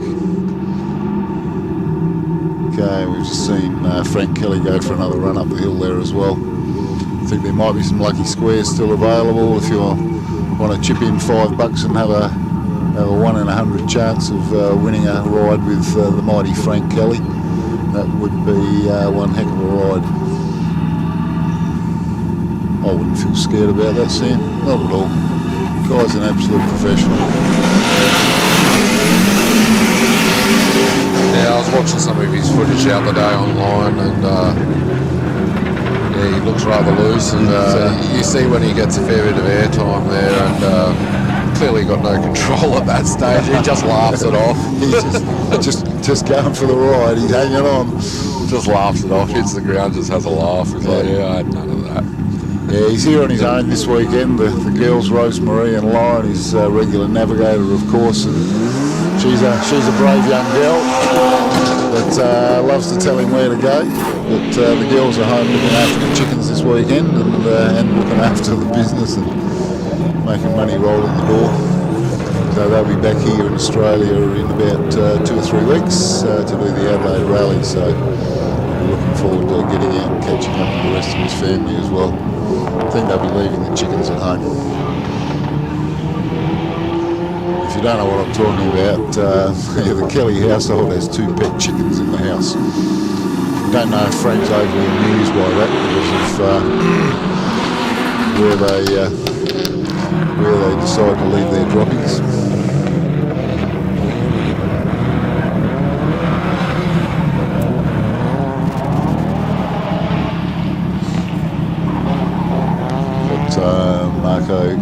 Mirko Grivich on the line at the moment in what looks nothing short of a full-on time attack car.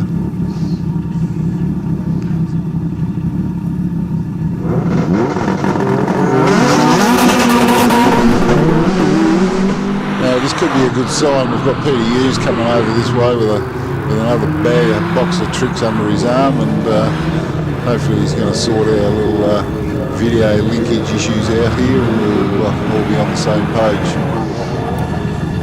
Come over here and give us some good news there, Peter.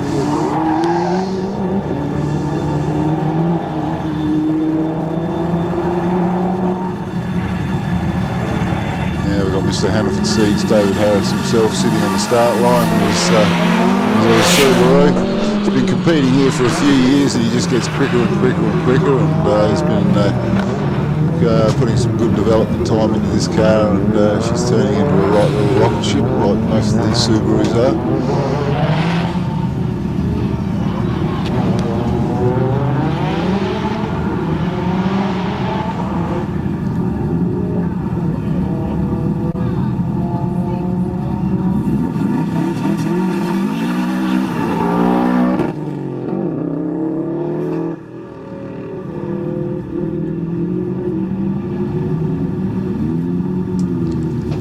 Big shout out, of course, to Hayden McMahon and the pit crew and the pit walk boys. They'll be crossing over to them probably every hour for a 5-minute little section, and he'll get around and have a chat to as many people as he can during the course of the weekend, and keep us all entertained as he always does.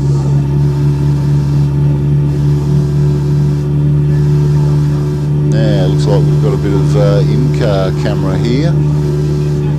Someone's organised that. That's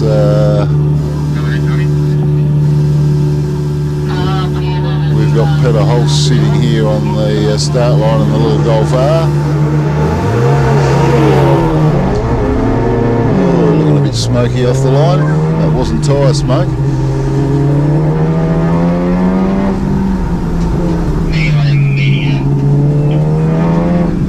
See what we've got over on the big screen at the moment. I thought we had some in-car camera footage here, and I think we do, but it's a little bit blocky at the moment. We've got our best technician on the job, Peter Hughes. He's trying to get things sorted out here for us. In the meantime, yesterday's winner, Doug Johnson, in his Subaru, he's given it a red hot dip off the start line.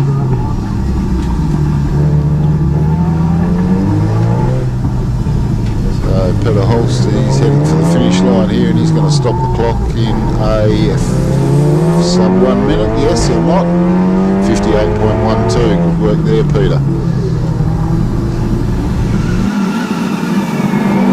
Sorry to say the in-car footage wasn't quite up to expectation there, but we're still working on a few little issues there. Meantime, we're looking at Doug Johnson negotiating the bus stop. A series of still shots. But he's stopped the clock at 53.56. Geez, that's got to push him up to the top of the pops for the day, surely.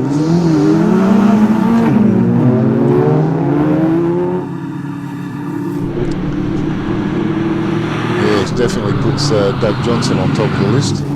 Mirko Gribic, she's sitting in second place with a 55.32, and Gavin Farley with a 55.38. Damien Brand's got a time there of 56.63, so he's slowly getting quicker and quicker, and it wouldn't surprise me if we saw him in the 52s or better by the end of tomorrow, depending on the conditions. Rob van der Kamp, he's ripped out a 57.42.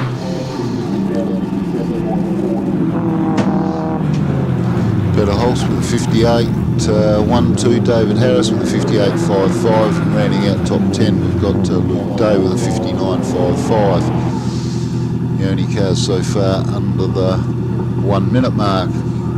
Frank Kelly's best time is 1 minute, 0.03 seconds. And we'll keep you in touch with him.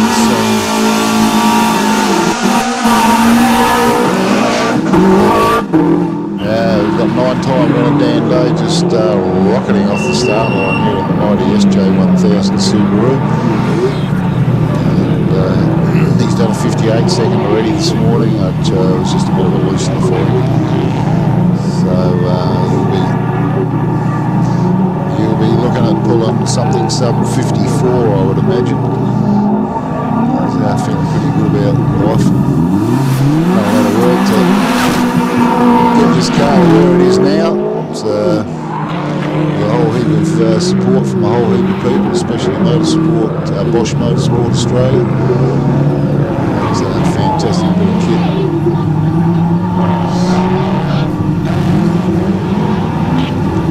We've got Dan Day, he's just ripped out a 51.55 that's brought him to the top of the list. Now remember last year he's pulled a best time of 48.05. So we're kind of hoping that this year we might see a 47, which would be quite a phenomenal thing.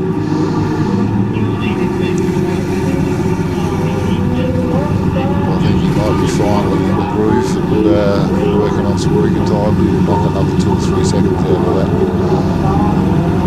Nathan Robbins has stopped the clock at a 55.8.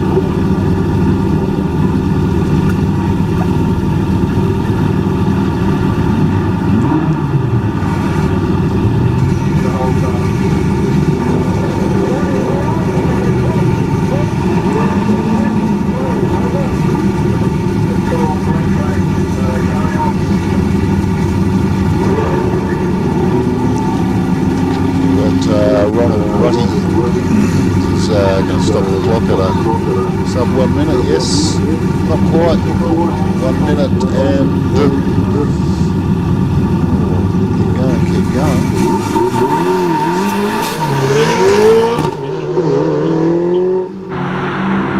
He's done something wrong up there. He's a better driver than that, but he's top 1 minute 20 and the clock is still running. Sure what's going on there, Sam, but there's a problem on the top of the hill there somewhere. There's a problem there somewhere. We're not seeing anything up on the screen here yet. But 1 minute 39.67. Running was a fairly clear indication something went horribly wrong up there. He's made it to the finish line nevertheless.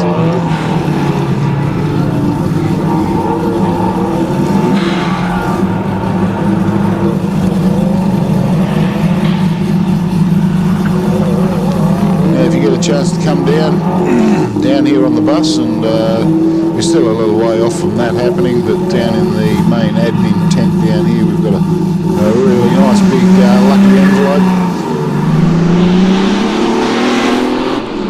with $105 squares on it, so you got a 1 in 100 chance of winning a ride with the mighty illustrious Frank Kelly, Mr. Flamboyant himself, the ultimate professional.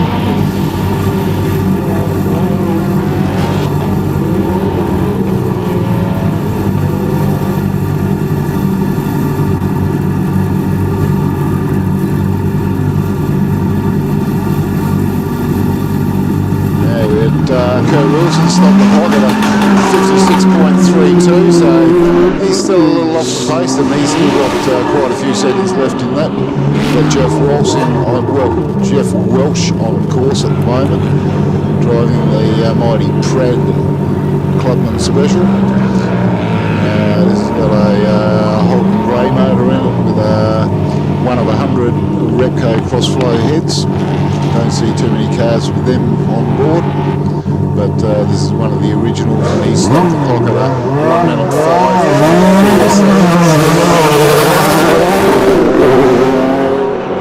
Finally we see Sean Day in his GT3 RSR Porsche.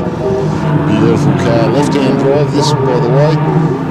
We didn't see him come out yesterday to play, the conditions really weren't quite right. I think it would have been a sketchy exercise to bring such an expensive piece of kit out.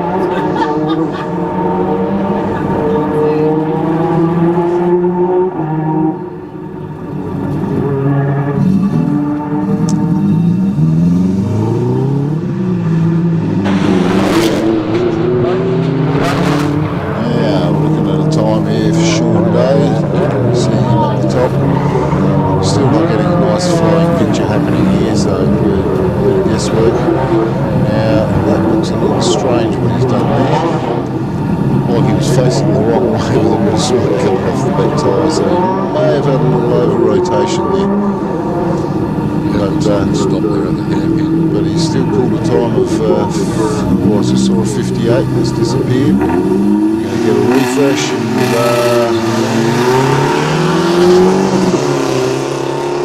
not too sure. I think he's had a disqualified. He had a bit of a mess up in the back of the bus stop there. And, got a little bit lost.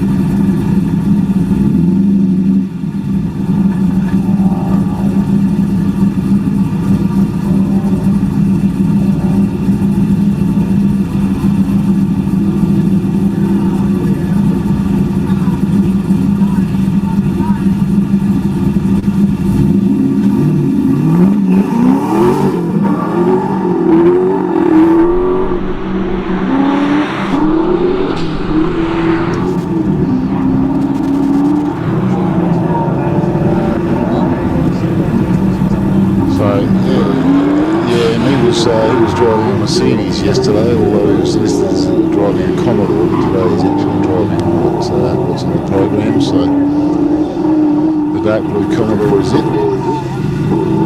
Max is just about run out of his junior status, I think. He's getting to the point.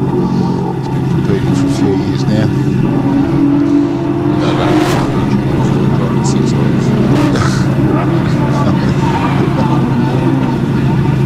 Yeah, no, I think he must be, well, I don't know, but he must be just about at an age where the junior team won't fit him.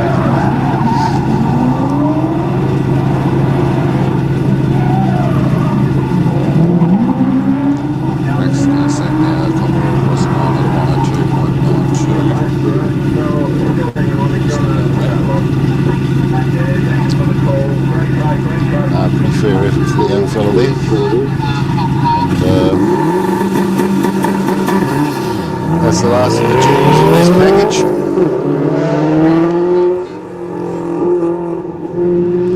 Here we got there Chloe Krikoff heading off the start line there. Car 70. That's a Impreza.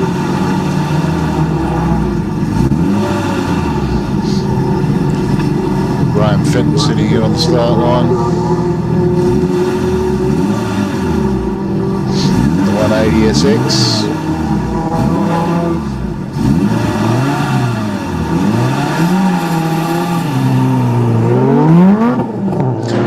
Sharing the car this weekend with Adam WRC. I think Adam normally gets the bragging rights out of that. That's the advantage of driving someone else's car. It's all, you can always drive a little bit faster.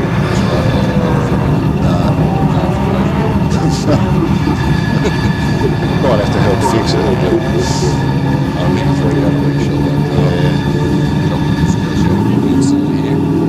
I still need to get a beetle out. There's a whole load of excuses why they haven't, but none of them work with me. Kylie Howard driving our supercar up the hill. Mick's been putting a whole lot more horsepower and suspension into that thing since she's last driven it. She's still coming to grips with the extra speed. She's doing an absolutely sterling job with that. Yes, definitely indeed. She's pretty keen on that. He knows how to break cars. Yeah. I see Mick's a fair bit more relaxed this weekend. He's got a car that's actually reliable. Yeah, the old black commie unfortunately hasn't panned out too good for him the past few years. There's been small issues with it. It's been an ongoing frustration for the poor lad. He's sunk a lot of dough into the car and he just can't get all the gremlins out and get it to run continuously, smoothly and reliably. You know, as most of us, we don't like coming out to racetracks to work on cars. We do all your prep before you get here and have a relaxing weekend. So, which he's doing now because he's done a lot of prep on this car that he's sharing with Kylie. Kylie's got the clock there at 1:30. Also, if you do want to make your way down or back up the hill, now is the time to get to the buses. There's only 4 cars left. So the buses will be departing very soon. So 2 minutes, you got 2 minutes. Make your way to the bus stops, either at the playground down the bottom here or at the caravan park there in front of the Heemskerk security tent there. Now there's also a QR code up by that top gate, so you can scan your phone through there and hook into a live timing application. Ron just stopped the clock there at 1:02 for the Subaru there. You should have some programs up at the top of the hill there as well, so if you're coming through the gate, make sure you ask for one of those. Yep, $2, grab yourself one of them and go to follow along who's running, who's in what car. What all the numbers are and what the running order is, and what all the records are from previous years. A little bit of history and a few words from our event director. So yes, now is the time to make your way to the bus slope. Just another reminder. Now we're going to take a very short break here.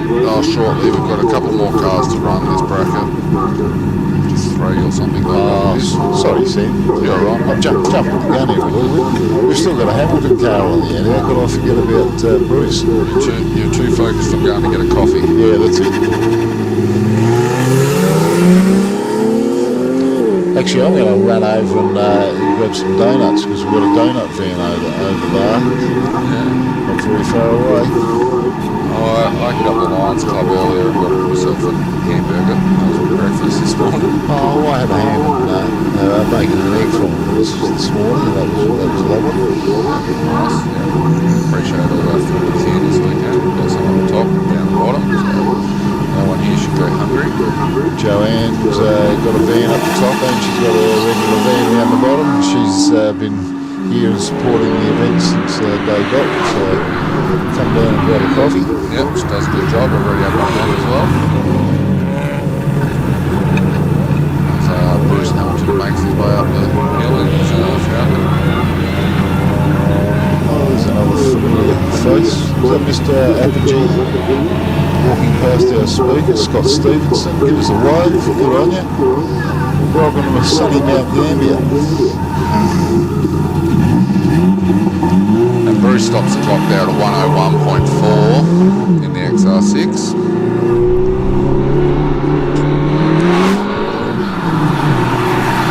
The last car is underway up the hill, being chased by the Woods cars in recovery. So yes, make your way to the buses as they will be departing. So, if you're not on a bus by now, it's borderline too late. You'll have to wait another half an hour, 40 minutes. It's about the time between brackets. Alright, so we'll have a short break in a minute. Just before we do, we'll just shout out to a few of our sponsors. Shout out to JB's Customs, Joanne's Expressos, JSM Carports and Verandas, Kangaroo Island Luxury Accommodation, Cub Power, LH Electrical, MGS Towing, Motorsport Service Solutions, Mount Gambier Mechanical and Auto Electrical, Mount Gambier Sawworks, MSS Safety, Natiro Landscapes, OFO, OGR, Payne Trail Coatings, PCB Independent Land Rover Specialist, PMD Race Products, Precision Opal, Pump X, Repco Auto Care, Rural IT Solutions. So yeah, we'll just have a short break and be back in about 5 to 10 minutes time once the cars are ready to go again. Sounds like we've got just about every business in Mount Gambier on board with this. The list of sponsors is just quite incredible. Yeah. Well, we can't do it without them. We need all the help we can get to put this event on. It's a lot of volunteers and obviously sponsorship to actually afford to put all this gear together in one place. So a big shout out to all. It's terrific support we get for this event. We have an address by Paul, our recently appointed CEO of Mount Gambier Council, at Drivers Briefing yesterday, and he came out and said a lot of nice stuff about this event and the importance of the whole show and how many people it brings into town and how good it is for business. They can't see the end of this event coming anytime soon, so really good to get the support from them. And then they put him in a car with Mick Argoon, I think, and took him for a strap up there. There's a double bus run happening, we've just been informed, so if you do want to get a bus, now is the time to get there because they're doing up and down twice in this bracket. So make your way to the buses. Okay, so we'll just chill out for a few minutes. We'll put a bit of music on and we'll be back shortly when the action starts again. And hopefully our colleague here, Peter Hughes, will have our technical issues sorted. He's working feverishly on it, and we need people like that to work behind the scenes to keep the event running smoothly.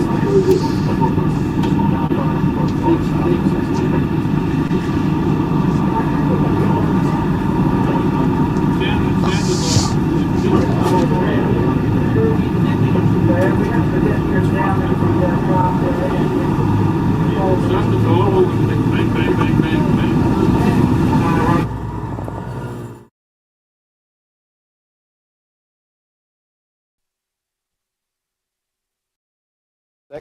Testing audio, testing. Testing, cool. I don't know if Dion can hear me. Dion can hear me.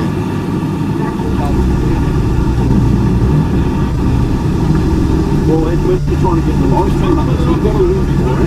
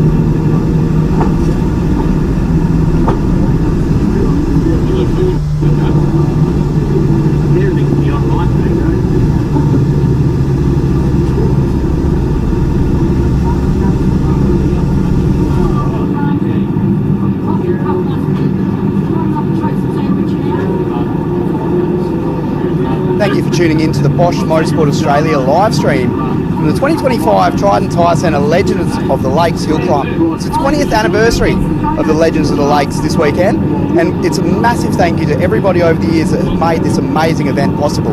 What we're looking at now, shortly, we'll see some of our competition cars come down. We run our cars in two brackets of about 75 cars. So we've seen our first bracket go up already. Cars including Dan Day, we'll see him come down a little bit later. He had a bit of a moment, that run. So we're going to get these guys coming through now. So There's probably going to be 3 donuts, you know. as you can see, more or less in numeric order for a bit of this, because we park them in a few rows up the top of the hill. We might try to get to the top of the hill later on in the weekend to show you how that actually works. There's a few of these cars that are real regulars out here at Legends. There's a few that we don't see too much of actually, so it's great to see some new metal joining us here at Mount Gambier this weekend. Someone that is a regular is this man, Peter Rogers. I think he's parking here somewhere, so we'll get out of his way. So Peter's been competing in Legends, I believe, since nearly the first one. Local Mount Gambier man, owns a mechanic shop, or did for many, many years.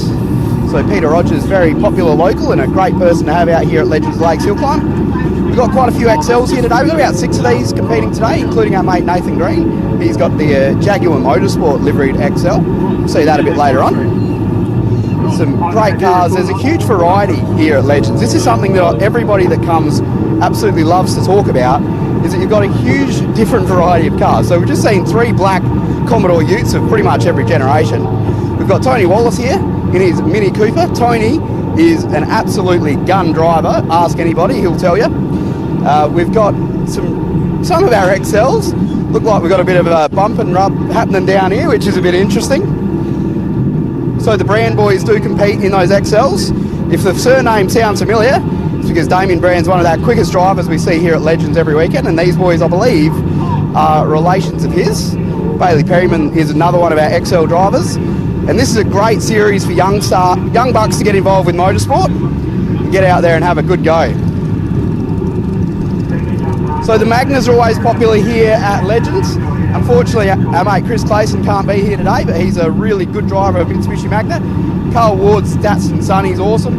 And Rob Vanderkam, absolute stalwart of Legends. He's competed in every single Legends of Lakes Hillclimb. Him and his mates, Jamie Crinson. And there's another one that run these big, beautiful GT Falcons. Rob is definitely the one that drives them the hardest out of everybody. Now we've got this Focus RS. First time I saw this just a few weeks ago. Looks like a new build, roll cage, all the gear, ample auto backing that one. Brendan Byfield's beautiful Subaru WRX wagon coming through now. That car just gets more and more extreme every single time I see it. Coming through to here, we got David Harris in the Bug-Eye Subaru WRX. Big supporter of local hill climb events. Cross-border hill climb series, thanks to Hannaford Seeds, so massive thank you to him. Got Russell Greenham's Pulsar GDIR coming through now, so Baby Godzilla as these things are known. SR20 turbo all-wheel drive, fantastic cars. and it just keeps going. So like I said, the variety is really, really interesting here. So we go from a Commodore to a Subaru Legacy to a pretty serious will-all prep Subaru WRX STI. This car's been running here for several years, quite a similar build in a lot of ways to Dan Day's. Bob in his BMW is another regular competitor here at Legends. Well, this car's been coming here for many, many years. It's just absolutely fantastic to have all of these cars here on track. Now, obviously, we're going to be going racing again pretty shortly, but we do want to show you all of these cars they come back in. It's pretty cool, really. We all sit at the top of the hill together for about an hour, and honestly, all there is to do is just talk cars. So that is what a lot of people love about Legends. It becomes a really social environment. You talk to people you might not normally talk to, with cars you might not normally see. This one is a favourite. Beautiful, beautiful Mustang. I believe that's Tony Days. Has been coming here for many, many years. Always leaves with a big smile on his face. I mentioned Jamie Crinton's GT Falcon before. Right up next to his mate Rob Vanderkamp. Tim Adams in the R32 GTST. Pretty recent build, that one. We won't talk about him being on his phone while he's driving.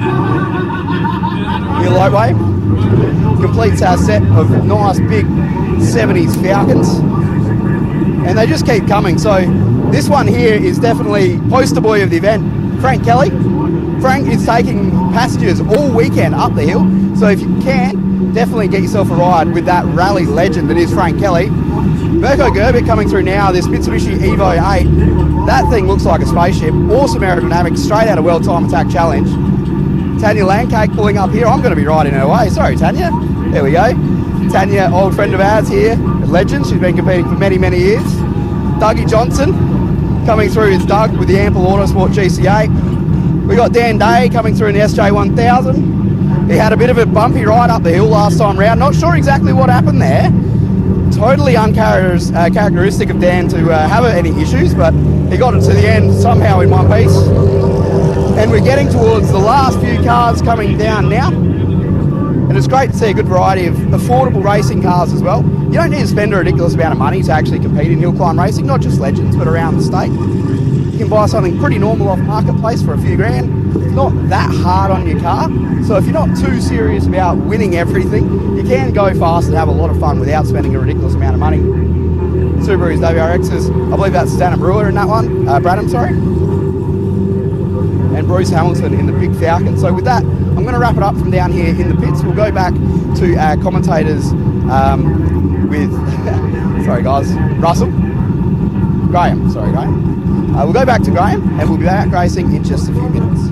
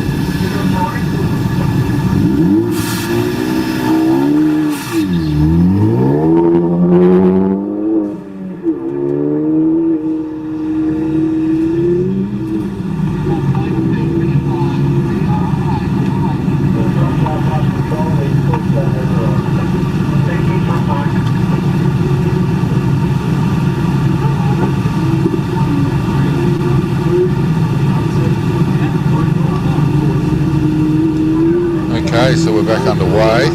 We've got Mark Dixon in the Ford Focus making his way to the top of the hill now.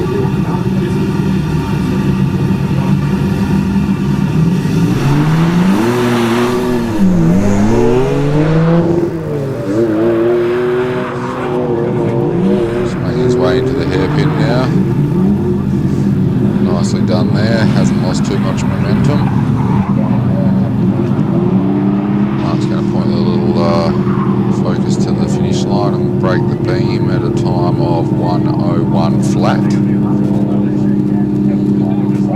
Stuart Bates now making his way to the top in his Subaru.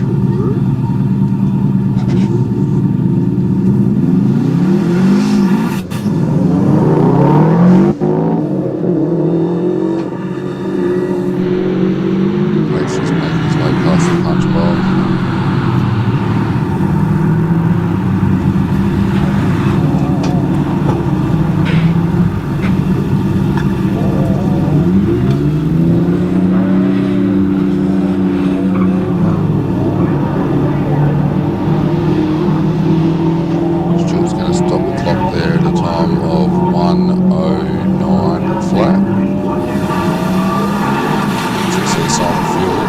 WRX making its way to the top of the hill.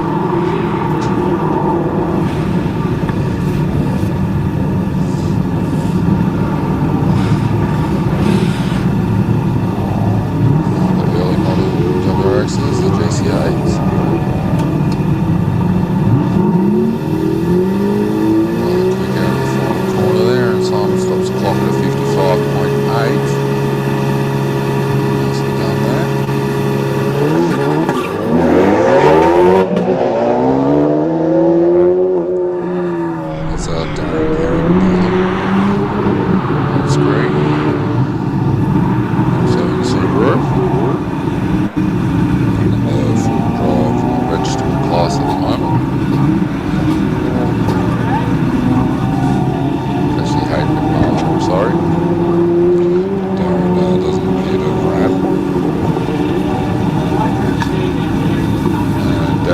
Hayden stops the clock there at 1:54.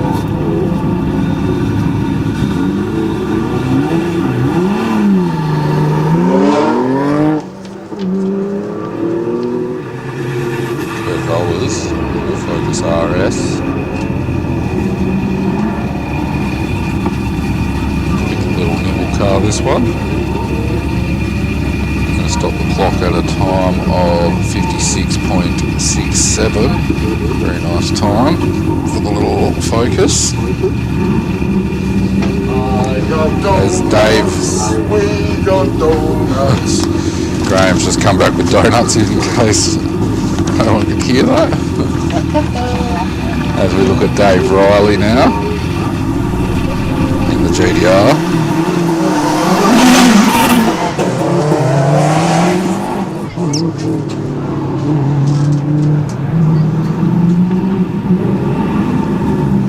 32 Skyline, Godzilla.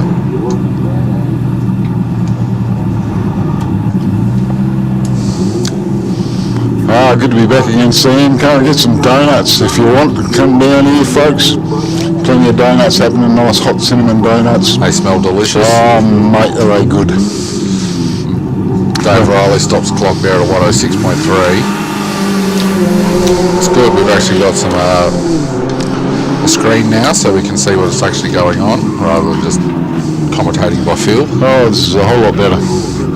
We've got some pretty reasonably smooth video coverage now, so you can really see what's going on. There are plenty of catering going on down here, so if you're thinking of coming down here, you're not going to go hungry. We've got a nice big new food van there. Go and see Ben over there, and he's got a pretty comprehensive menu from burgers to all sorts down there. Oh my! Stop the clock at a 58.66. Geez, we're just watching Oliver Taylor take off in the RS3. Now this is a reincarnation of the old S1 Audi. It's got a 5-cylinder turbocharged monster of a motor. He's probably pulling in well in excess of 500 horsepower. And I've not seen that thing smoke all four wheels before, but he's just done it. He's on a blinder. He finished second outright yesterday, so expect big things from this young lad. As Josh Swan just crosses the line in his Subaru at a 107.57. Now the Audi's on screen, making its way around the hairpin. This is going to be quick. His best time yesterday was a 54.84. That put him into second place outright, but I've got a funny feeling we're going to see a lot better than that. 54.45. So half a second better than yesterday.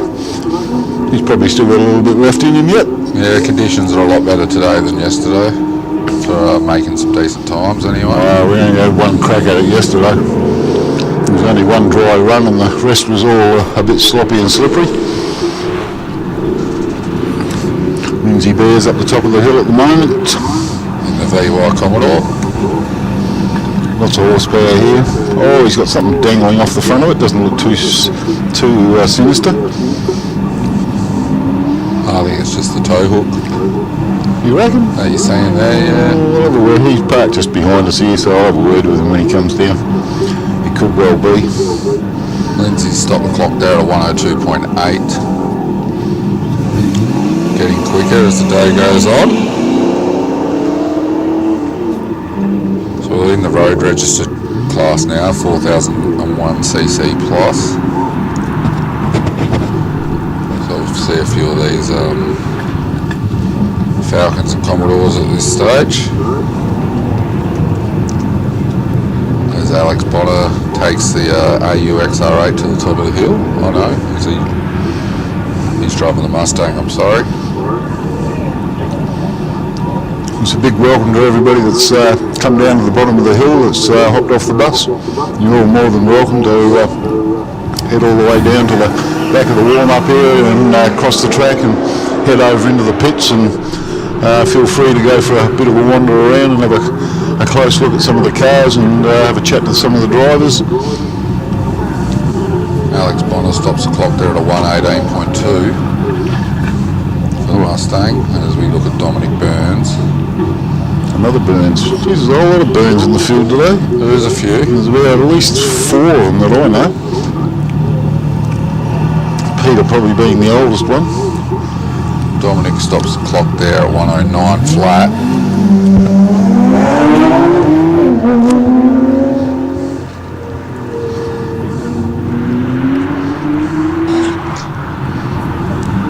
Should be Peter Burns now on screen.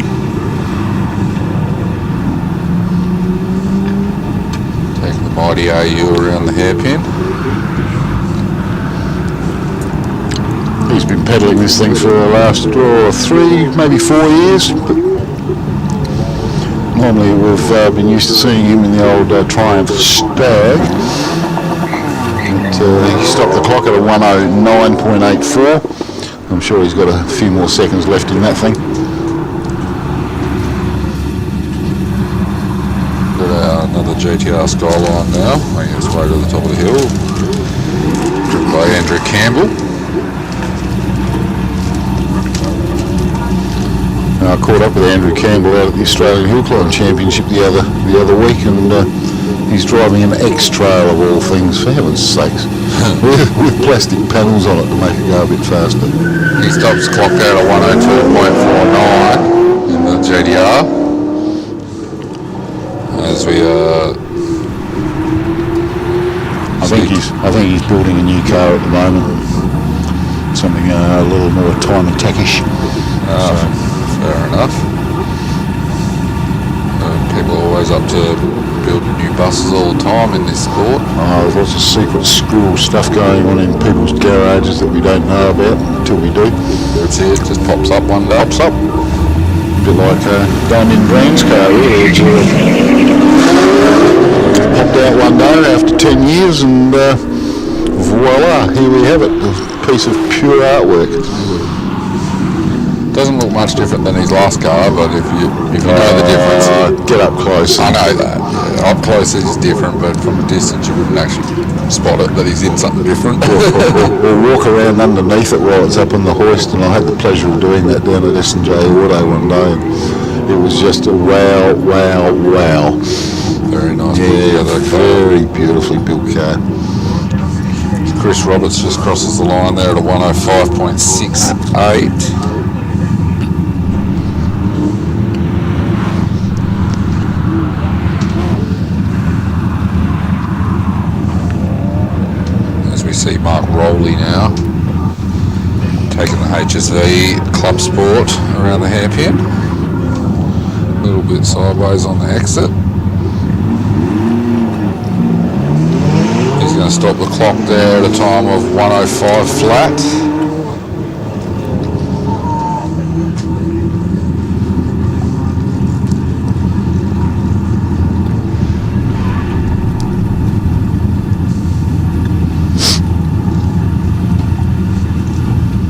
Glenn Campbell now in the VW Polo.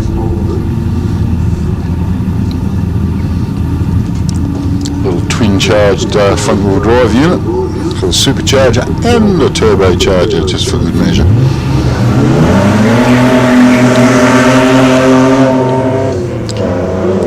Right little pocket rocket. We'll see if he can crack the 1 minute mark. Just tipping it into the bus stop. Pretty agile little car, this one. Oh, picks a wheel up, a little bit of handbrake. Yeah, it lifts an inside leg a little bit on the back,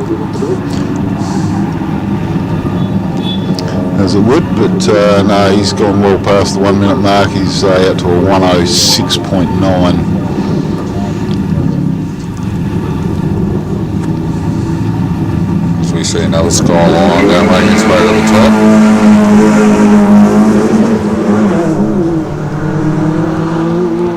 This one being of Craig Days. Early model, R31.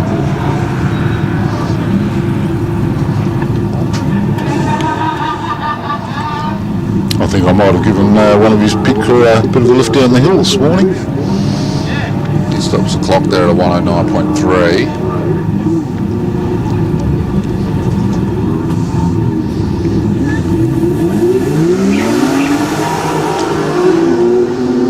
Car 100, Chris Hortop. We've got the little XL making its way to the top at the moment of Nathan Green. Mr. Green Dog himself. He's very heavily involved in the whole XL racing movement. Where the Jaguar livery comes from, I'm not too sure. Sure he'll give me an explanation of that one. It's got Possingham on the side of the... I can only imagine that might be a referral to Tim Possingham. Probably involved in that. 107.2 there for Nathan Green. Chris Hortop's Porsche. No, it's his wife's Porsche. It's always good when you're driving someone else's car. We've discussed this before, Sam. That's right. What's he going to do here? He's heading for the finish line. He's over the minute mark. Heaven's sakes, 102.4 for Chris. Oh, and here we've got the man himself, man of the moment, Mr. Frank Kelly. Rally driver extraordinaire, Mr. Flamboyant himself. He's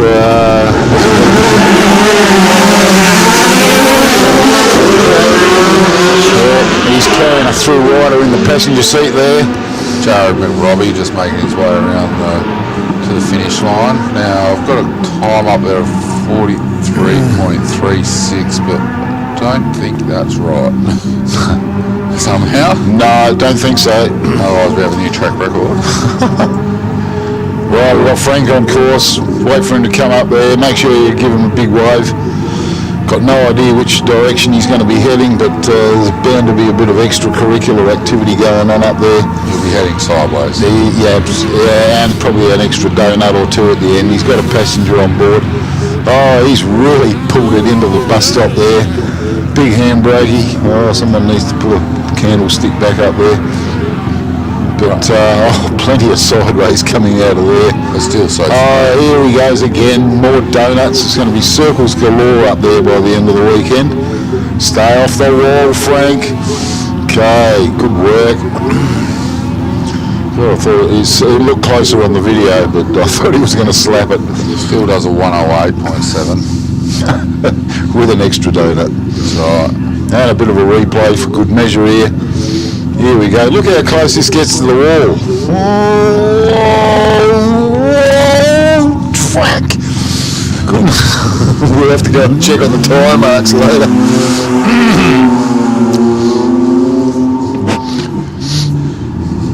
Got Joe Scanlon now, making his way to the top of the hill.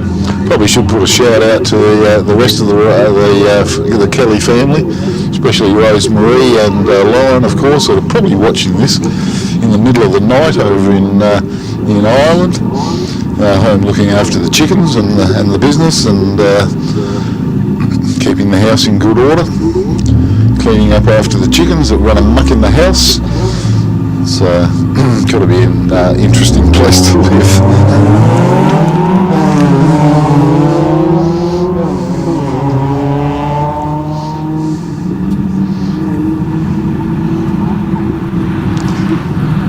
We got here Joe Scanlon, one of the Apasanuggery racing team. Park themselves up in the back corner of the pits here, as they do every year. There's always at least half a dozen of them in the group. And Joe's pushing the XU1. Got to be careful with these sort of cars now. They're starting to be worth some serious coin, but he brings it out every year and he gives it a push up the hill.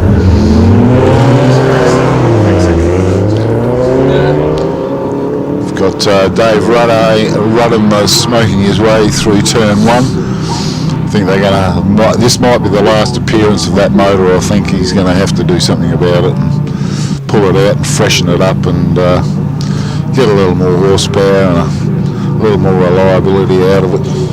Not that it's not reliable, but it's just a bit on the smoky side. It's never a good look at motorsport.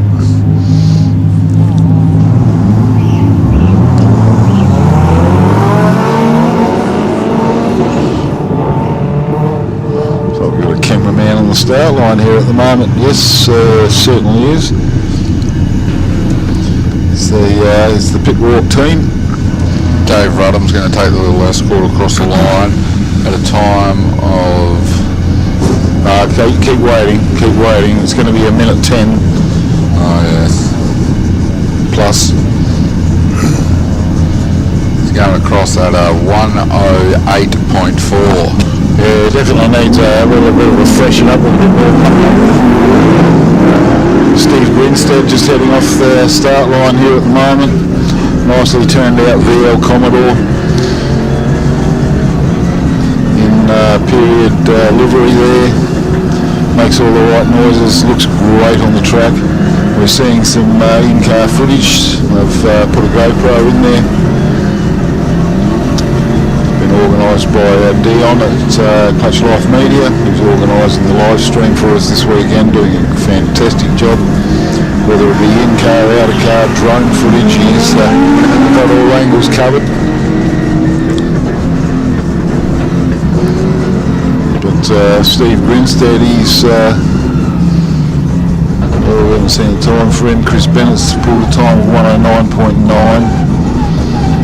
Normally I'd expect us to be seeing him in a white Subaru, I imagine.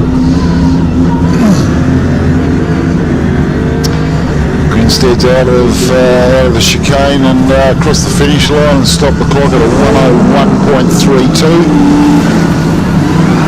Good time from Steve. Whoa!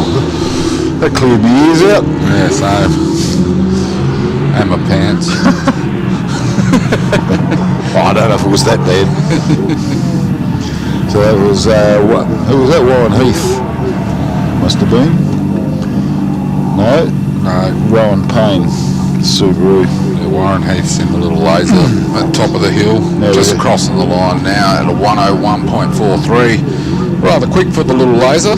Now we got Lloyd de Croft in the Nissan 180 SX. Another regular competitor here. It's a funny thing, they didn't ask the question at driver's briefing this morning who hasn't driven up here before, because yesterday when they asked it at driver's briefing, 2 hands went up. Well, it's a bunch of regulars that have all been here before. watching Rowan Payne now take the Subaru over the line. He's going to stop the clock there at a 101.02. Lloyd Croft now in the 180 SX. He's making his approach into the hairpin. So he's running in sports cars 2 litre and over, as is Wayne Fitzpatrick, who's just left the line in his 180 SX. Croft's going to stop the clock there at a time of 57.9. It's a pretty impressive time. Let's see what Fitzpatrick can do. Now, Fitzpatrick's best from yesterday was a 102.3 and a half.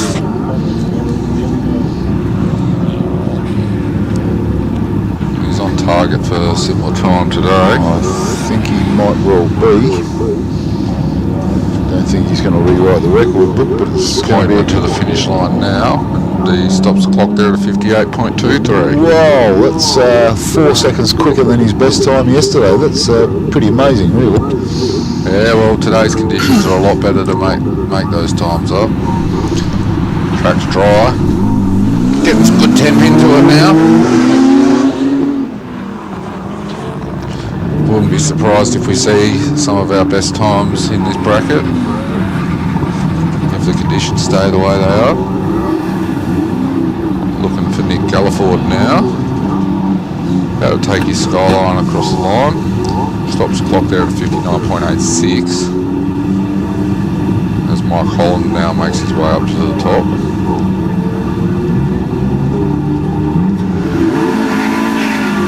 In his Porsche.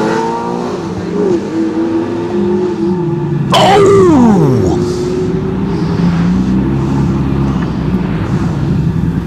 Dear oh dear, that was Nick Galliford in the Skyline. Just about came unstuck, chucked an outside wheel onto the dirt and managed to recover it and get it back on the bitumen. Mike Holland's heading for the finish line. He's going to be a minute and a 0.19 of a second. So this is his third year here for Mike. Not the slightly different car that he's had for the last 2 years. Had a new addition to the stable. Now we've got Nick Goosey Goosens on the course. I think he did his recce run on a tow rope this morning, just for the sake of getting a recce run and give himself some extra time to get the car going. Little MR2. Got the top off today. It's in black today. They have clip-on panels. They can change the colour at the drop of a hat. Righto. And he's got a full set of interchangeable. 106.87 there for Mick Goosen.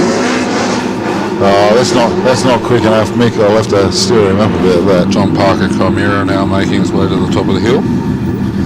His little homemade Frankenstein that he made back in his university days. So it's quite an old car. 1972 it says here. That's the one. All hand built. Back when he was a far younger man. It's got a Datsun 1600 motor in it. And I'm not sure what else, but yeah, it's a Frankenstein. Done a 106.81 there. As we see the little Chevy Baby Grand miniature of Sean Williamson now making its way around the hairpin.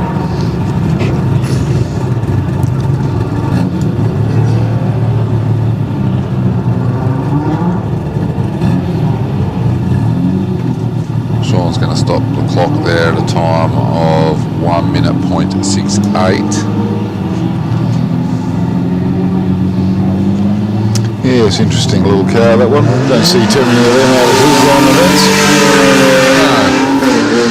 You can see Matt Frith now in his Sylvia, Nissan Sylvia, making its way to the top of the hill, just entering the hairpin. Smoothly done there.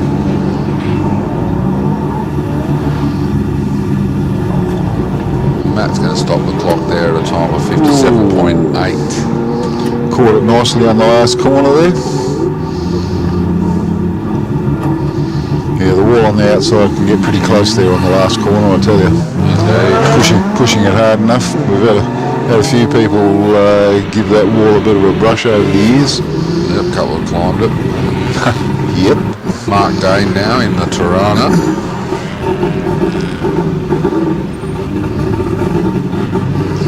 Mark's reasonably new to this game. He came out and played for the first time here last year. I think he's got the bug now, and he'll be here every year like most of us.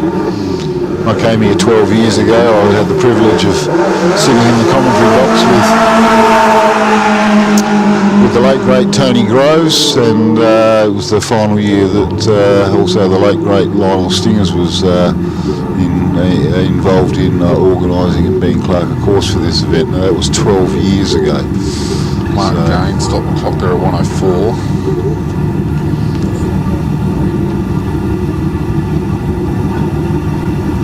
Murray Height now taking his Corona to the top of the hill. He stops the clock there at a 105.14. Seeing the little Mini now of Adam stood up.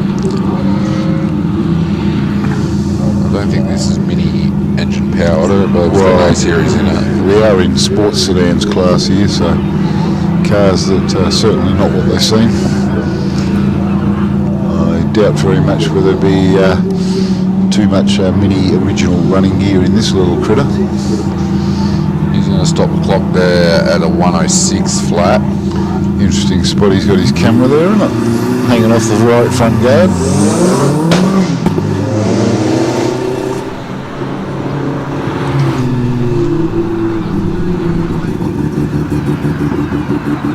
We've got the Jake Venable Cressida now,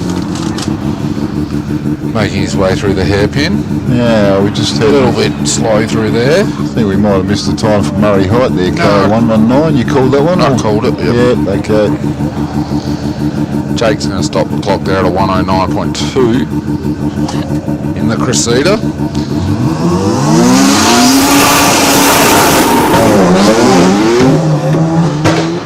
Oh, I know what this means. It means that we're in the rotor zone here. We've still got the VW Polo of Ian Watson coming through, but yes, the rotors are coming up next.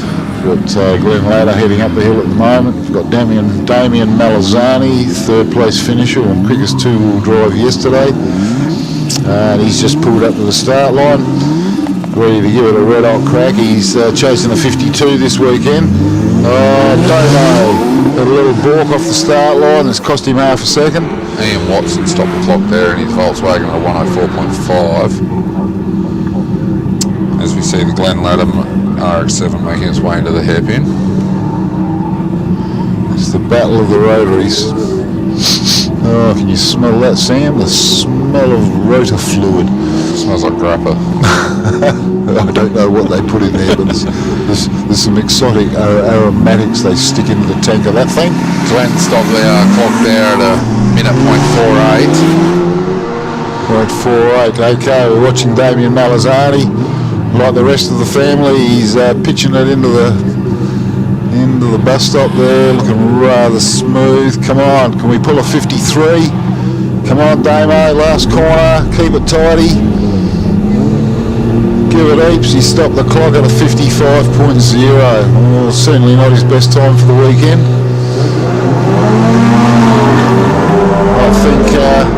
I think the tardy start might have cost him a second there. Hi, Danny. Not good enough. No, he's still got quite a few runs to go over the course of the weekend, and yeah, he'll be working on it. His fitness levels are better than I've ever seen him. His whole attitude towards racing has just changed in the last 12 months. He's on top of his game. His car's going really well. Reese Molden stopped the clock there at 59.09 as we look down at the screen of Danny Mole in car here in the little Escort. Shows you how quick it really is when you're in the car. Okay, just looking at at updated provisional results here. Damien is still leading the two-wheel drive class with a 55.11, and he's. We did a 55 flat, so that was even quicker than that one before. But Danny Moll's just done a 103.6 in his little escort there.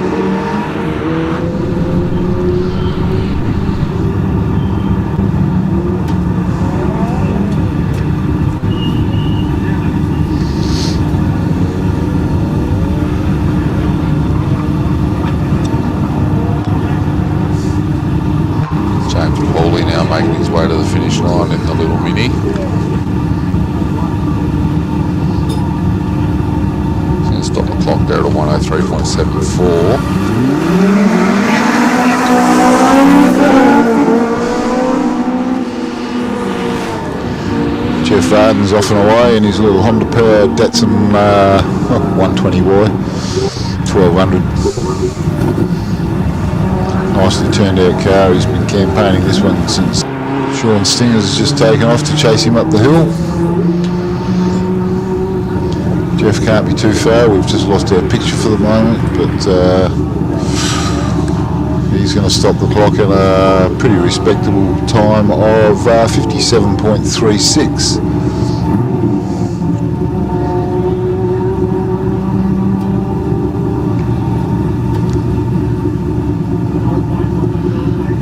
We've got Sean Stingers on the hill at the moment. Can't see him on screen, but I'm sure he's up there somewhere. Trevor Pyatt's off and away, chase him up there. In the mighty 929 coupe.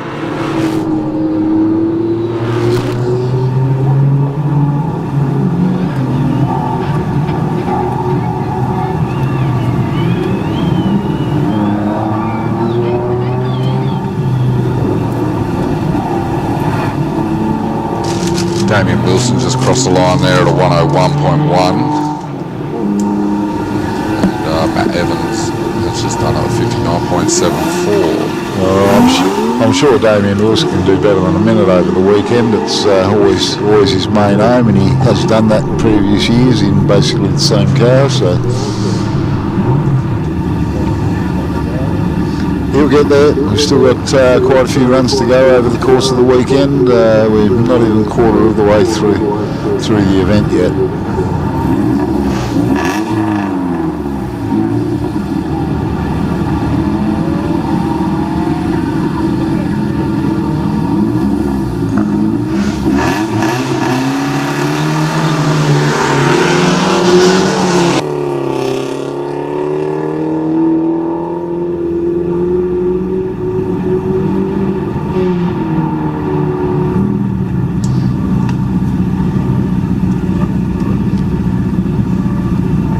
David Munn, obviously at the top of the hill.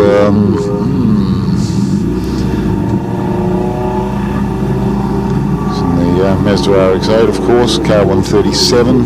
He's stopping the clock at a 109.58.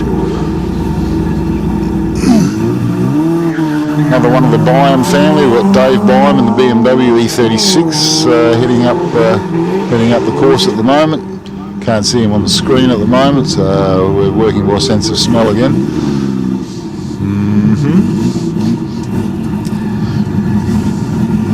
Here we have Mr. Grand Auto Wreckers himself, Mr. Anthony Norris in the 200SX. Nicely turned out car, pretty rapid thing. Could go quicker than what he's driving it. He's going to have the bit between his teeth to knock Damien Malazani off for two-wheel drive honours this weekend. He's going to have to pull a finger out.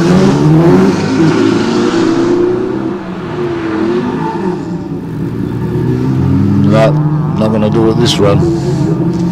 I can generally tell by the way they go through turn one as to how good a cleaner run they're going to have. And, I don't think that was going to be it. It's all about getting it off the line, getting up to turn one, looking smart through turn one, and the rest of the whole run kind of flows on after that. And we've got Mighty Mick going. Another one of our Hall of Famers here at the Legends of the Lakes. Driving a recently upgraded Holden Commodore that he's sharing with his partner Kylie Howard. Mick, of course, is no stranger to this course. He's had his black beast of a Holden space frame sports sedan car up here the last few years. He's endured quite a lot of frustration in getting the thing going and running right, and he's still working on sorting out the bugs out of that thing. But we're going to see Mick Argoon. He's going to stop the clock in under 1 minute, surely. It's going to be a 57.84. Which is somewhat quicker than what he was going yesterday. His best time yesterday was a 59.04, so good second and a half, nearly a second and a half quicker. Good effort there. We've got Martin Vargas in the E46 M3 BMW. So V8 powered, quite a monster of a car. Lots of horsey powers. He stopped the clock at a 56.50. Always good to see him get over the finish line.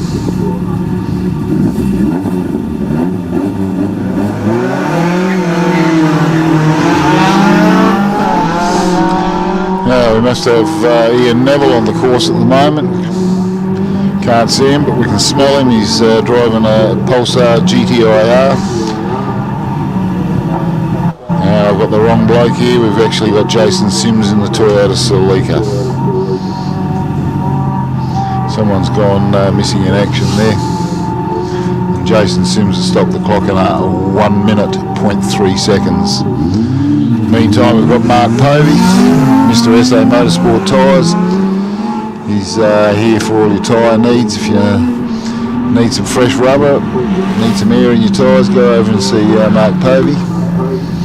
Just over behind the pit exit here onto the start line. He's got all his truck and tyre fitting machines and everything here. You also see Frank Kelly's car over there parked under his umbrella. So good to see Mark's got his little tuning issues sorted out. It's run nice and sweet, and he stopped the clock at a 103.34. Now we're just about at the end of the field here, and we've got buses running up and down. We've got it less than 5 minutes, so if you'd like to come down and join us here at the bottom, and there's lots to see and do, there's plenty of catering. You won't go hungry, you won't get bored, and you can stand down here by the start line. Got a big screen down here when it's working, and we can and see a fair bit of the action. But those buses will be leaving in just a mere few minutes, not too long at all.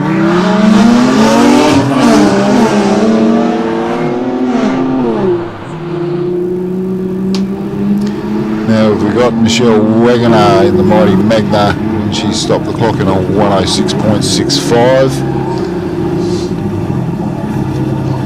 which means we must have Adam DiBiase up there somewhere in the Volkswagen Beetle. Excuse me, Nissan 180 SX. Well, I was close, I suppose, but he stopped the clock at a 57.70. Cohen Hamilton must be up the top of the hill there somewhere. A friendly family rivalry there between him and his father Bruce. They're both driving Fords. Don't hold that against them.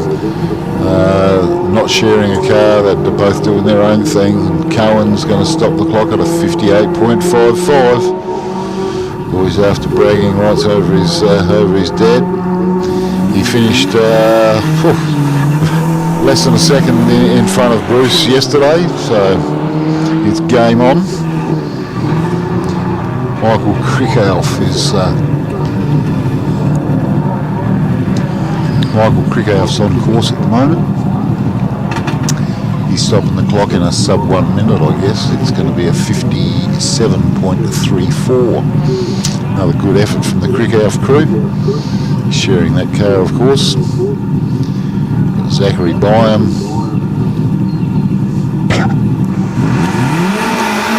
Okay.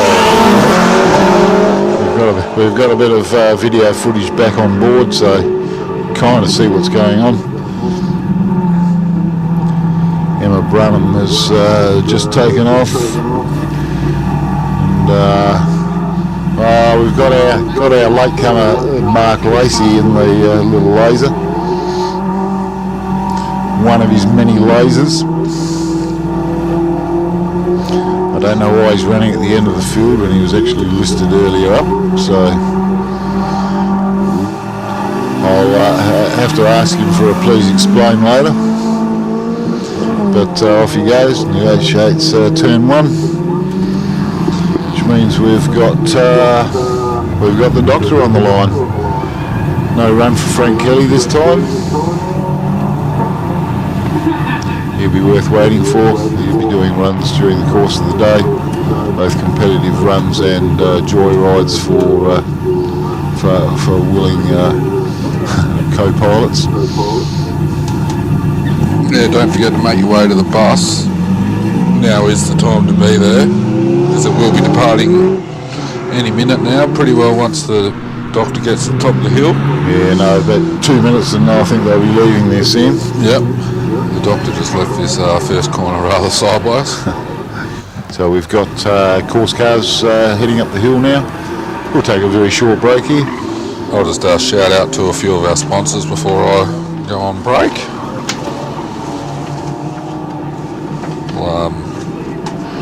I'm going to go for a quick little wander. Dig up some goss.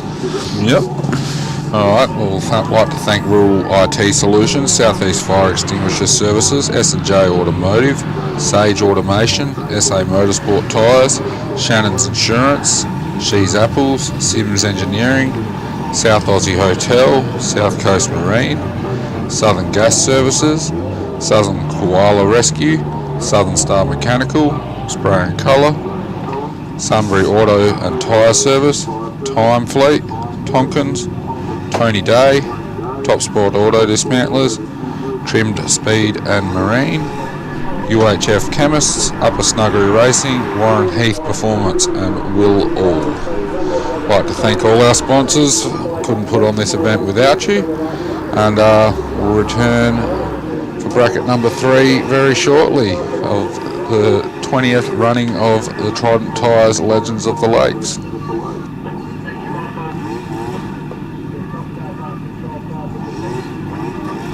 For over 120 years, Bosch Motorsport has fueled racing legends. Some things never change.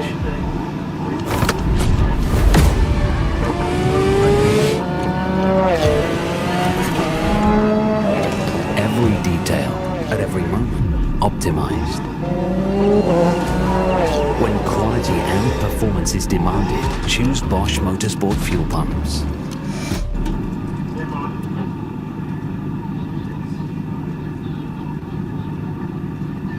Just like your car, tyres need regular maintenance too. Tyres that aren't maintained will wear more rapidly, cause your vehicle to use more fuel and may compromise your braking and handling ability.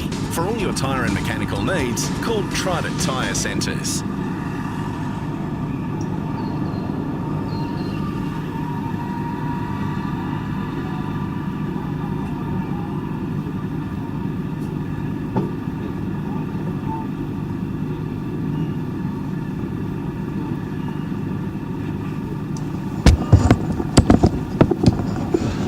We are doing a double bus run, so if you do want to get on a bus, you've got an extra chance to get on one. Just make your way over there now, because they will be pretty efficient. They'll stop at the top, load up the new people, and go straight down. So if you want to get on a bus, make sure you get over there now.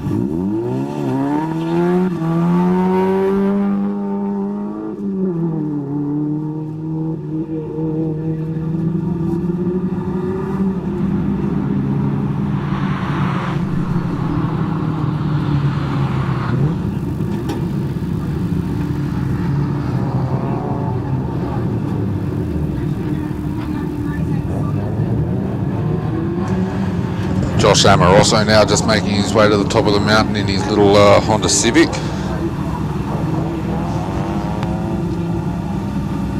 He's going to stop the clock there at a 1 minute 11.91.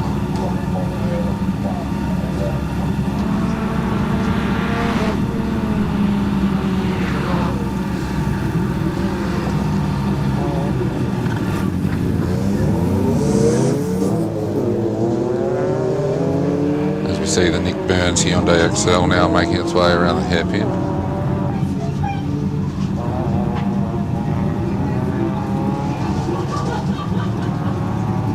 Nick Burns there stops the clock at a 105.70. Jordan Burt on his climb in the Nissan Pulsar.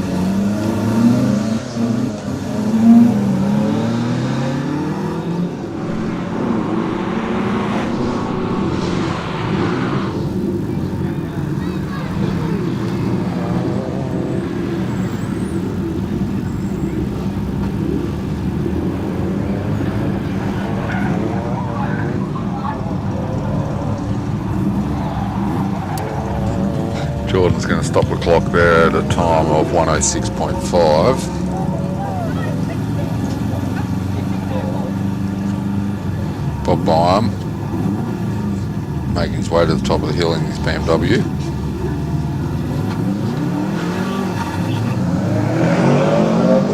Bob's one of our regulars, been coming to Legends pretty well since the very start.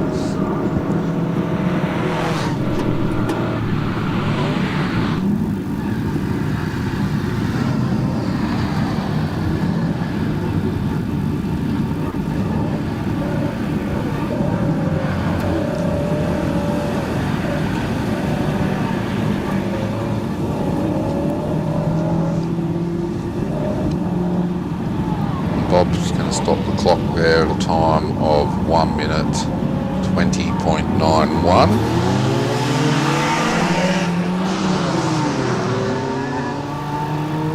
Should be seeing the Ben Trelaw entry now, making his way around the hairpin, Subaru STI.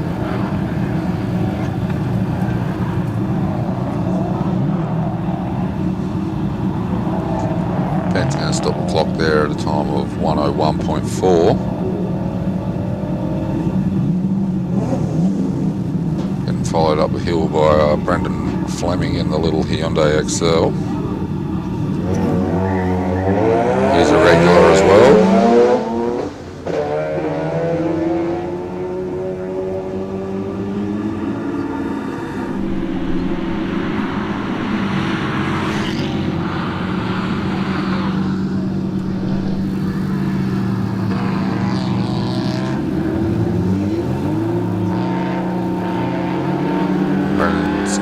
Stop the clock there in the XL at a time of 1:10 flat it is. It's a 1:10 flat for Brendan in the XL.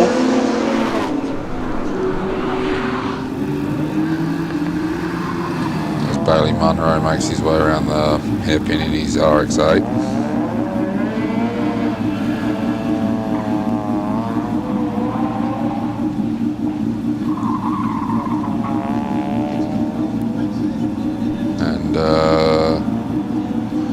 Bailey stopped the clock there at a 102.2.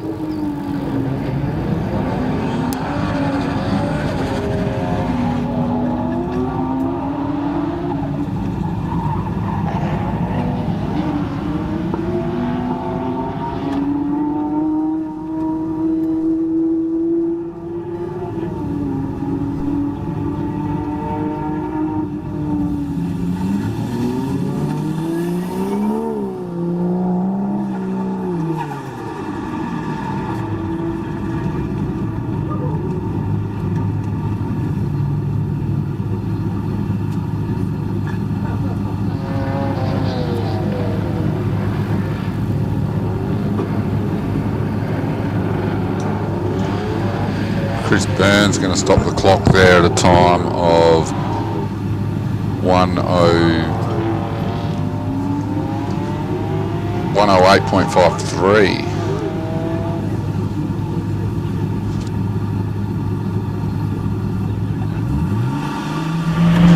So being joined in commentary here with Hayden now. He's going to have a crack. Thanks for having me here, Sam. This should be a bit of fun. Awesome to be joining you all here at the 20th anniversary of the Legends of the Lake, Trident Tyre Centre, Legend of Lakes Hillclimb, from here in Mount Gambier, South Australia. We've seen some pretty decent times already actually today. I think the track's come on a bit warmer and a bit nicer than the guys and girls were actually expecting. And floating around the paddock, we're thinking we'll see some pretty quick stuff throughout the day. And yeah, the track is feeling pretty good, Sam. Yeah, we can only hope. We've just seen Daniel Burns cross the line there at a 1:13.77 in his Ciora. We should be looking at Andy Burt now on screen in the R31 Skyline. Awesome, so he's running in the improved production 2 litre to 4 litre class in the 31.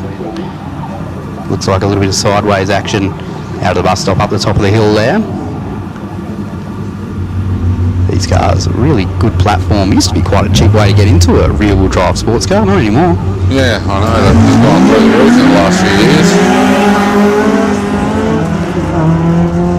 So Neil Jameson in the Ford Escort Mark II is who we're seeing off the start line there. We've got our cameraman Dylan down there. You might notice him in some of the shots with his big Glad wrapped camera, it almost looks like. He's trying to keep things safe just in case it does rain again. But on the screen here we've got Luke Day's R31 wagon. Speaking of the more affordable Skylines, this car I believe is sort of running around the 1 minute mark. He's just done a 58.93 as Luke Day. So yeah, very impressive time for a wagon. Yeah, for a bread box as it would have been when that was purchased new back in the early 90s there. So we talked about Neil Jameson in the Ford Escort, chucking it into the bus stop here.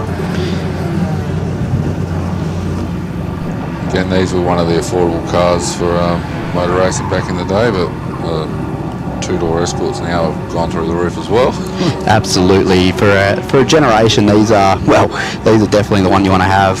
Beautiful little cars, these Escorts. Really, really capable rear-wheel drive, lightweight platform. Looks like Peter Rogers just launching off the start line now. Peter is a bit of a local here in Mount Gambier. It's a local mechanic shop and has been competing at Legends for many years. I don't think he's actually missed Legends of the Lakes as Peter Rogers. Now see James McGower in the Commodore Ute around the bus stop. This is running in the improved production 2 litre to 4 litre class, so this will be a 6-cylinder variation of the Commodore. He's just done a 106.3 for James there. It's interesting, we've got a few of these Commodore Utes here today, Sam. Yeah, I've noticed that, yeah. I was walking around thinking, wow, look at all the variety we've got in the paddock, and then I saw 3 black Commodore Utes next to each other. I thought, oh, hang on a second. What's going on here? Yeah, what's the story of that? So Peter Rogers heading into the bus stop right at the end here. We've got a bit of split screen action happening thanks to the Clutch Life menu guys who are handling the live stream. So, and the South Australian Hotel drone footage is absolutely awesome. So Peter Rogers is heading up towards the finish line now, and that'll be a 105.14 for Rogers. Should see the Verada on screen here with Aaron Thompson now making his way into the hairpin.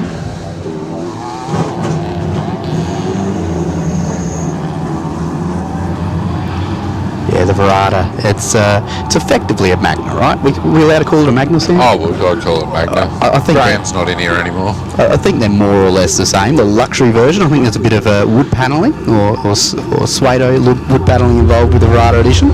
Yep. It's done a 59.44, that Verada. That's pretty solid, isn't it? There's a lot of people here who would rather have called it a Verada after that. Anthony Day in the Celine Mustang lighting it up off the start line there. This car's a bit of an icon of this event. I've been coming here for 10 years and I think I've seen Anthony's big green Celine every single year, always fighting for traction off the start line. Always an absolute handful of a car to chuck around the place. Before you could go buy a Ford Mustang in Australia, Yeah. you know, this guy was already wheeling this thing up Legends. And for many people, like, you know, this is real, that's what a Mustang should be, right? Like, that is exactly how they should be driven, and that is what they should look like. That's it, definitely. As we see Carl Ward take his Sunny over the line at a 101. Now talking about Anthony Day here, we can see the big green machine heading into the bus stop. Celine, pretty famous modification company for Ford and Mustang, similar to a Roush, and there's quite a few of these companies that work on these cars and have for many, many years. Celine, probably one of the most famous. They did also build the Celine S7 sports car in the early 2000s.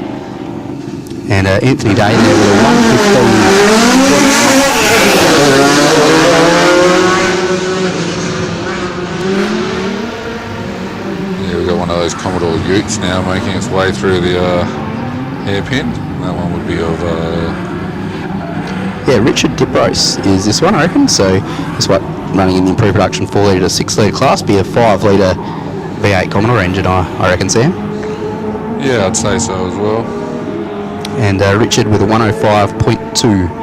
We will have to keep an eye on the Commodore Ute Cup as things go on. These guys, I'm sure, one of the best things about these types of events is everybody finds a mate in the paddock and you give each other a bit of a hard time about how your lap times are going. So Frank Kelly's running up the hill at the moment.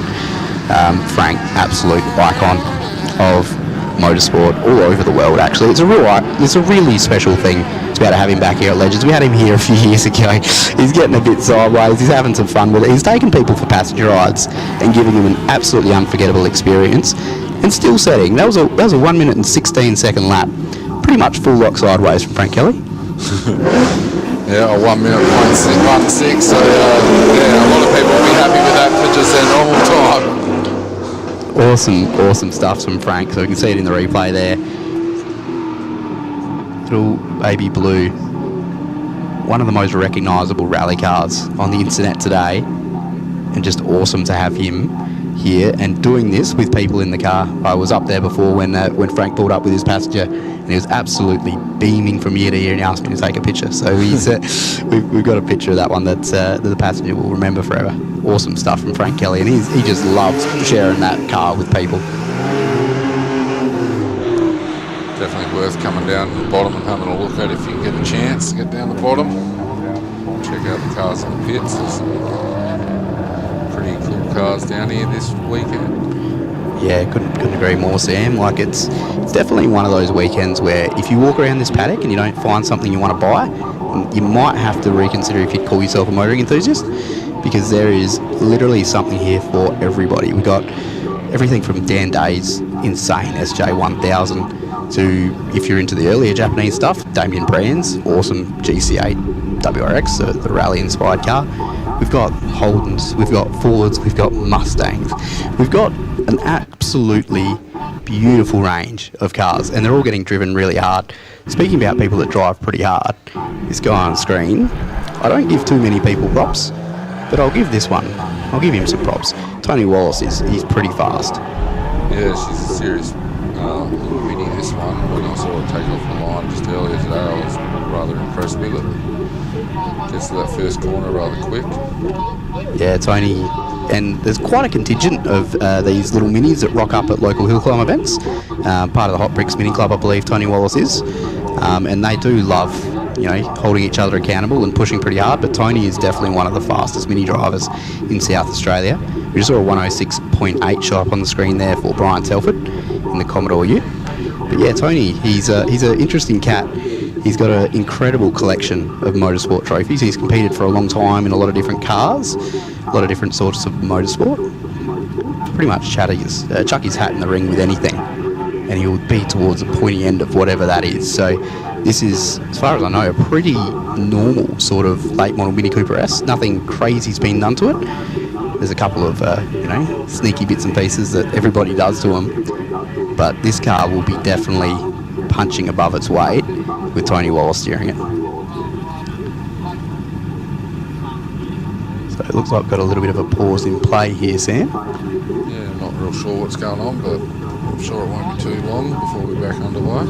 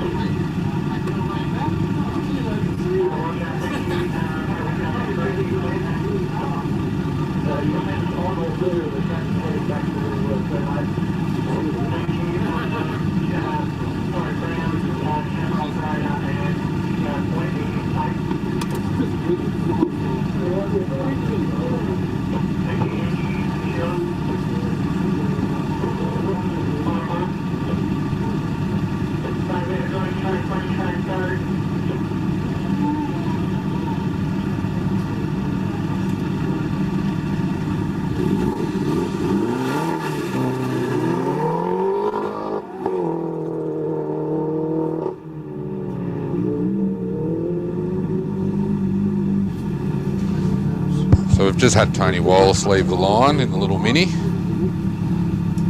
Getting to the top, should be setting a pretty impressive time, we imagine, here. Yeah, we'll keep an eye on Tony Wallace. So we're on this South Australian hotel drone shot here. Awesome to have the South Aussie on board. One of pretty good range of fantastic local venues Mount Gambier calls itself home to. I was talking to somebody before about just how many great pubs and restaurants you guys have down here. As a former local, you know, you do miss the food quality you get at places like the South Aussie. So fantastic to have them on board with the South Australian hotel drone shot. Tony navigating up through the bus stop here. A lot of motorcana experience for Tony Wallace. I think that might be where he gets a lot of the ability that we're talking about here. So that's a 100.02 from Tony Wallace there. So definitely a pretty solid effort. And like I said, a rather standard Mini that doesn't even belong to him. So he's borrowed that car for this weekend. Somebody trusts Tony Wallace a lot, which is just fantastic. James Crinton will be one of the next cars we see launching up the hill. So up on there at the moment we've got Steve Goss and the Puma Clubman. So it's awesome to have the Pumas and the Clubmans really fantastic for a hill climb event. I've been in the passenger seat of an Elfin Clubman once, and that was one of the coolest experiences I've ever had in a car. Really, really visceral, really, really fun experience. Clubmans have a unique appeal all their own. Not much power, but no weight as well. So looks like Steve Goss in our Clubman did a 107.24 there. Now we're on live here with Jeff Bard, the Morris Mini. Might have an issue there. I reckon that might be Craig Goss's Mini. So look at this thing as it goes through the in-car. Fantastic to have Bosch Motorsport on-board camera here this weekend for the 20th anniversary of the Legend of Lakes Hillclimb. I'm just going to listen to this little Morris as it runs up here.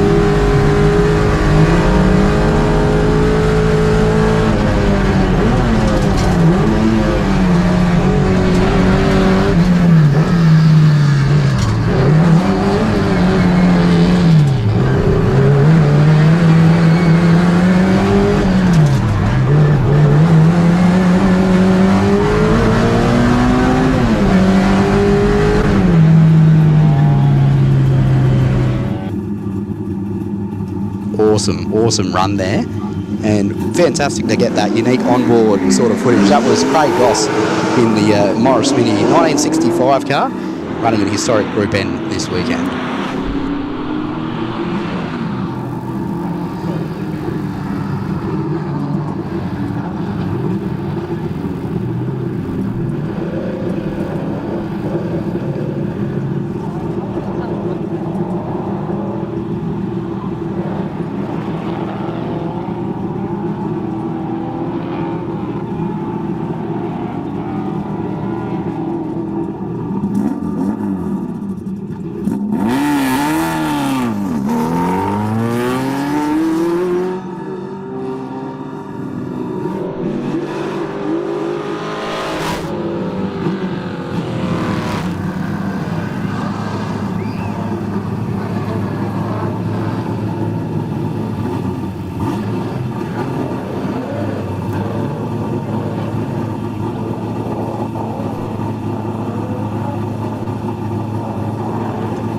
Vanderkamp on the start line now, the big yellow GT Falcon. We're seeing Neil Oatway heading up the hill at the moment in the other big Falcon. So Rob, one of the most iconic cars at Legends of the Lakes, always batting way, way above expectations. So we'll follow up with Rob Vanderkamp in just a few moments. Grant Stevenson's on screen at the moment in the green Escort. So Grant chucking him into the bus stop here. Running in historic Group N, similar to that Mini that we saw earlier. Looking pretty tidy there from Grant Stevenson. So Grant heading towards the finish line here. So that's a 109.47 from Grant Stevenson. Now we'll cut back to our friend Rob Vanderkamp pretty soon. Absolute legend of the Lakes, as much as that might sound like a bit of a cliche. This guy's been competing in local motorsport for years and years and decades in that big yellow Falcon. Yeah, a lot of people's favourite car here this weekend, that one. Oh, it's got to be. And the way he drives it is just like nothing else, really. Now, 57.0 for Robert Vanderkamp in the XY GT Falcon. That is proper fast. Right? Bloody oath. If you came here in a car that you'd spent a lot of money and time building and you set a time like that, you'd be very, very happy. And that is in 1971. 71? Yeah, 71. 71. XY Falcon. So not bad, hey? Not bad at all. Yeah, the XY, they only built them in 71. They're only 1 year run, those cars. Oh, actually they did a 70, but it's like August 70.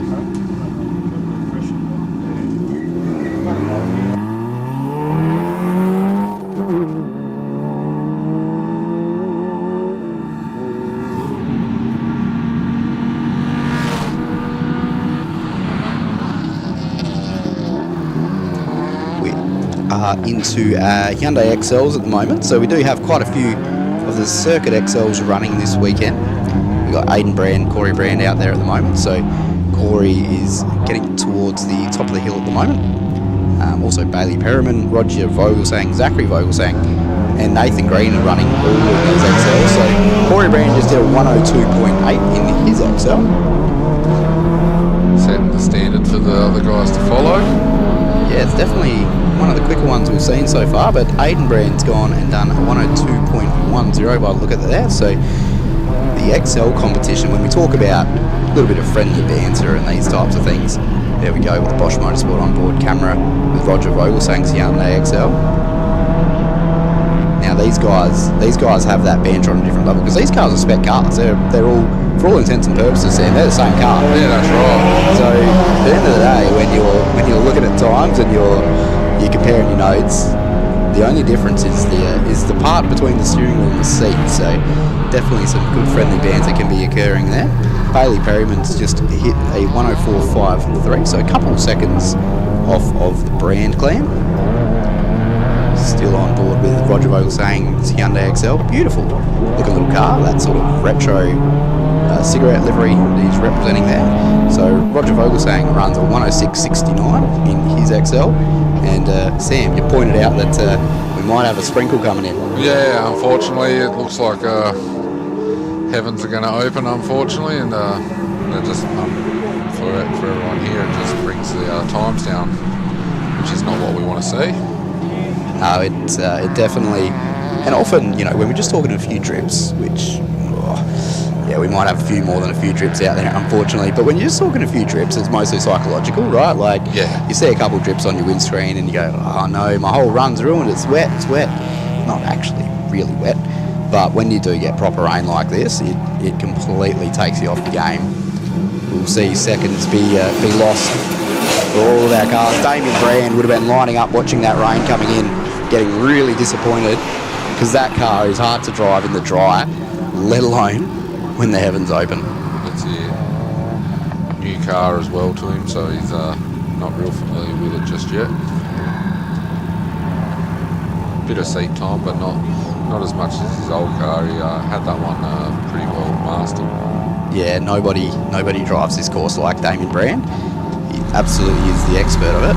So Ashley Blanchard just crossed the line with a 105.27 at Focus RS. It's like we're going to go on board with the Bosch Motorsport live camera.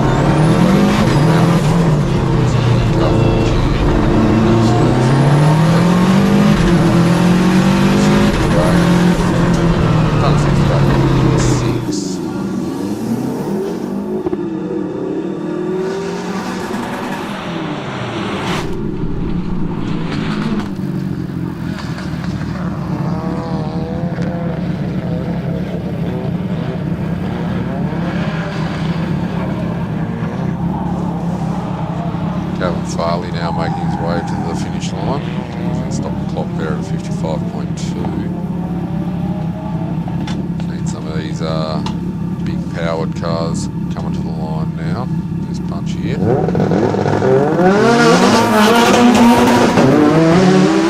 Yeah, we're getting into the serious stuff here, Sam. This is the heavy hitters. It looks like it was just a couple of drips of rain, to be honest with you. The glass on our beautiful Hillclimb SA provided commentary trailer here is pretty well drip free. It's drying off. So Mirko Gerbic is on the track at the moment. That's that big Mitsubishi Evo we just saw launch. That's an interesting car. That's got some interesting aero on it. Real World Time Attack inspired stuff. It's got probably a good foot of canard hanging out of either side. And I'm not even exaggerating that. I reckon it would be a good foot. So absolutely trying to use every inch of Mount Gambier air that he can to push down the big Mitsubishi Evo.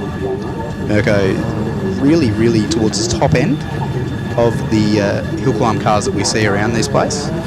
Saw him at the National Hillclimb event recently at the Bend, which was a fantastic event. Mirko was right up towards the top end of the tin tops. So Mirko Gerbic with a 54.10. I don't think it's that wet out there, Sam. Nah, not at all. Getting times like that.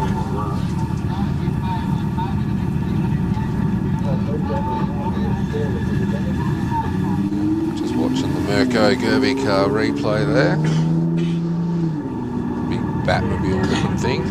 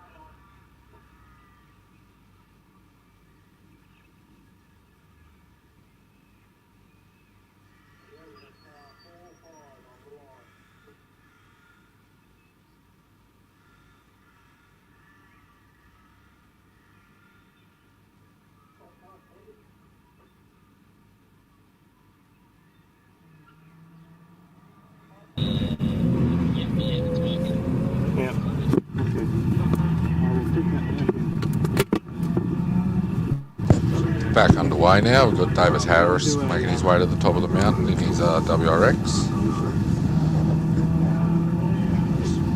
Hannaford Seeds entry.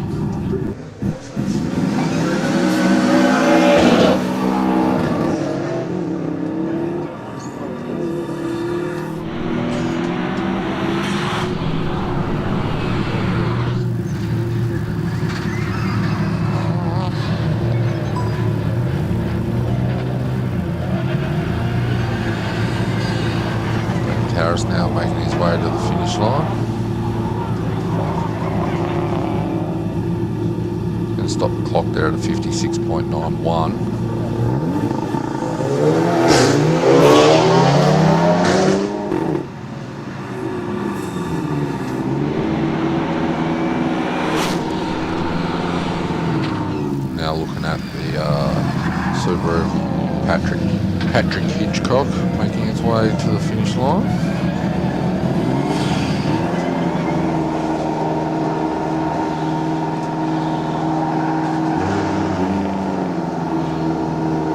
Patrick's got to stop the clock there at 59.99. A few of these Subarus in a row now at the moment.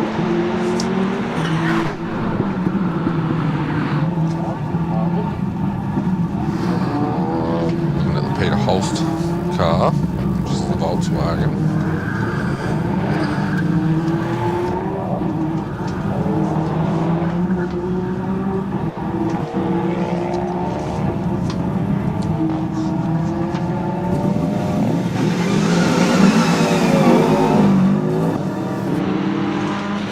Stops the clock there at 58.63.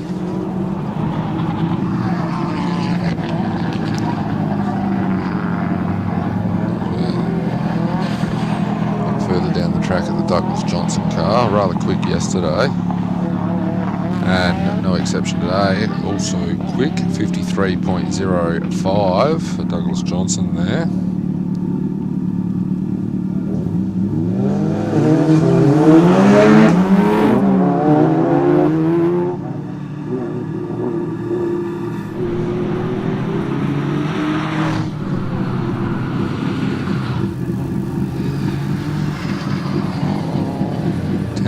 Cake now, making her way to the finish line in her Subaru. She's going to stop the clock there at a time of 50. It's a 1 minute .56 for Tanya Langcake.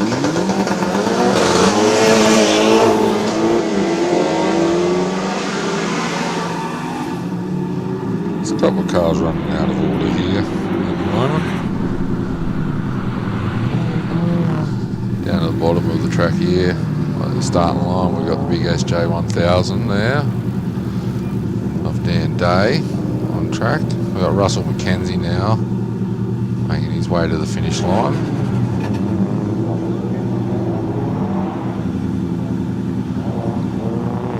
Going to stop the clock there at a 107.20.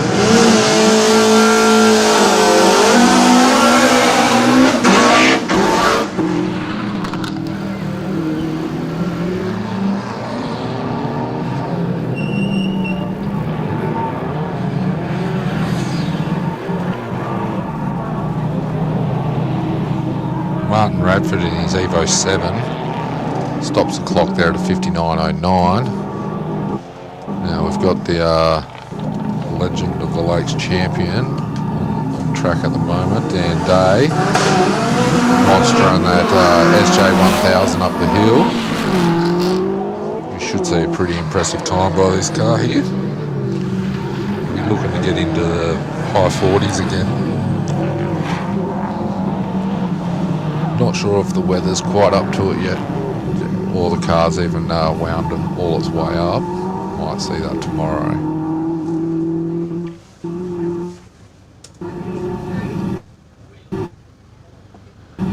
Dan Day, he has cracked into the 40s. He's done a 49.2.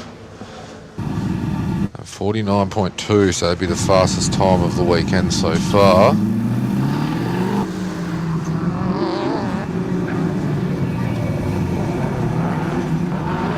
He is the man to catch. catch. It's a lot of quite hard work to catch that car though.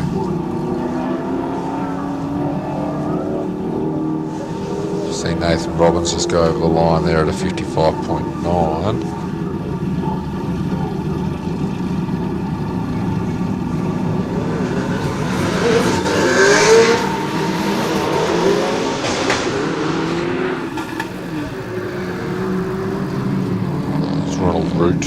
Rooty takes his Holden Commodore BT to the top of the hill.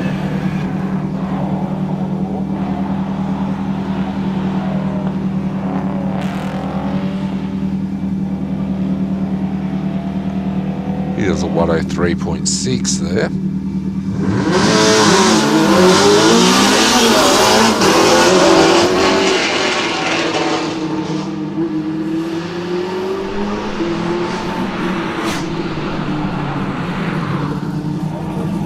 Derek White with his Subaru Liberty GT 2007 model, making his way to the top of the hill, just navigating his way through the hairpin. Derek's going to stop the clock there at a 57.9.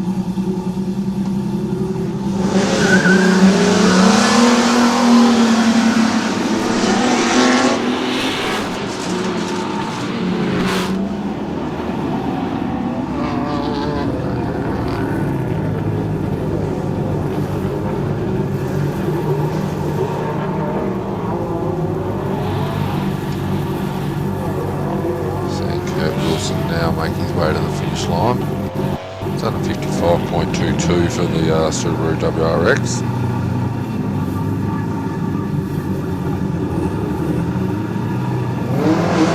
Jeff Walsh making his way to the top of the mountain now in his little special.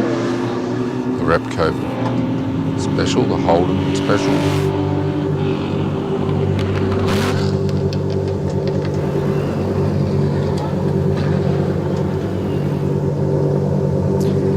Thank you for tuning in to the Bosch.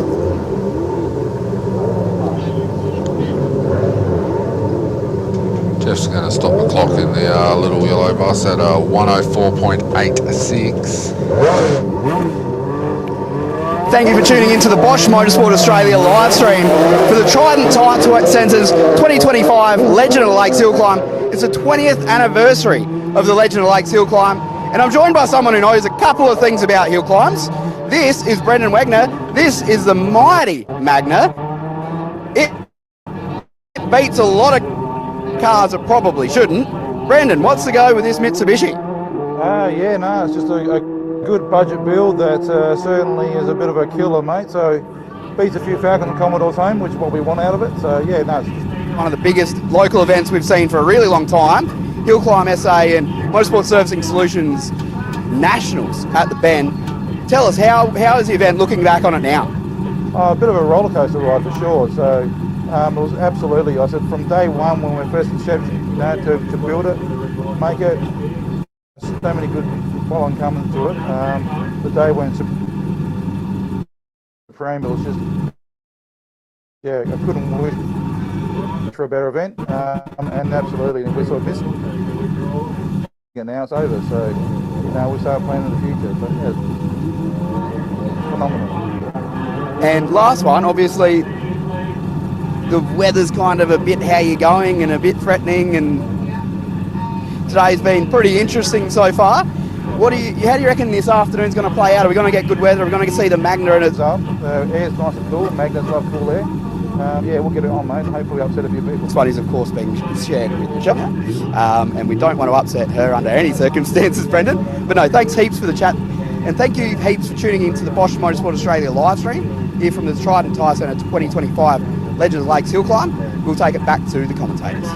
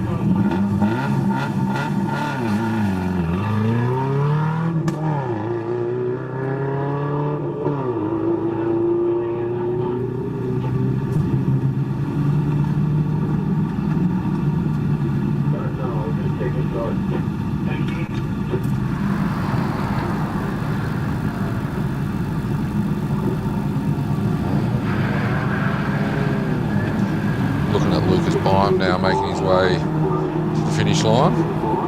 Stops the clock there at a 107.75. Sorry about the delay, we've just had a few technical issues down here. Seem to be all sorted out now.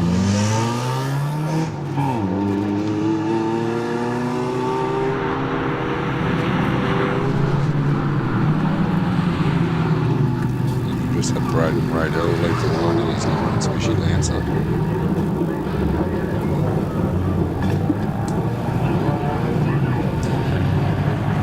Seeing Ollie Pollard now making his way to the finish line. He's Subaru.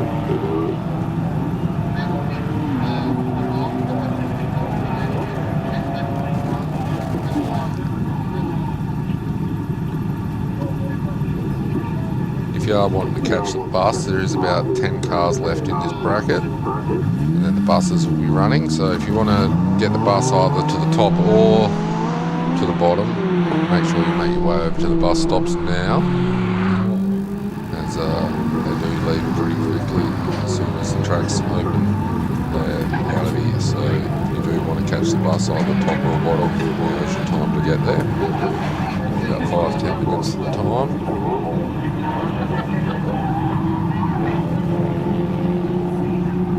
Braden Radell in his little Lancer stops the clock there at a 1:15.05.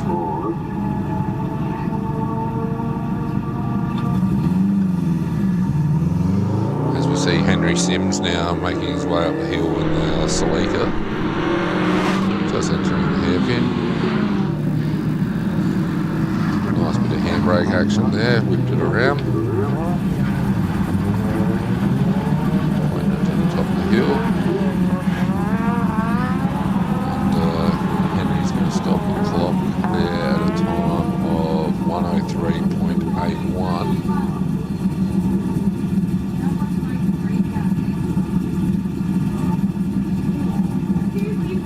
Harrison Bliss now just making his way past the Devil's Punch Bowl there. In the WRX, one of our juniors. These last few guys have all been juniors. All putting in a good effort this weekend.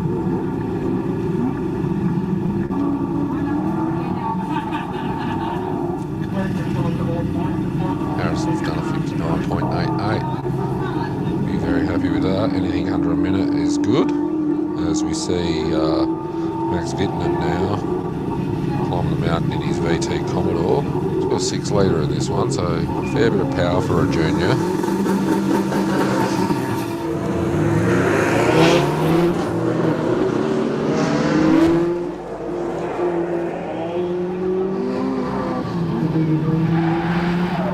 Rather sideways leaving the hairpin there by Max.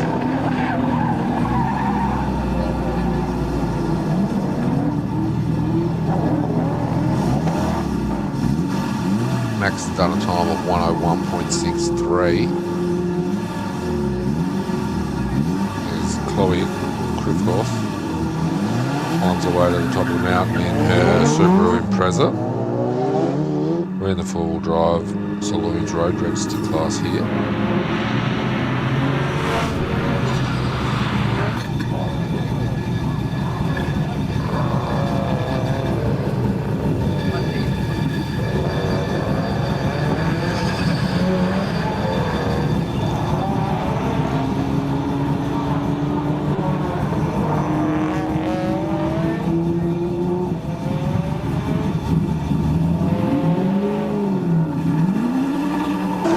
Chloe Krivkov just done a 1:03.1 there in the Subaru.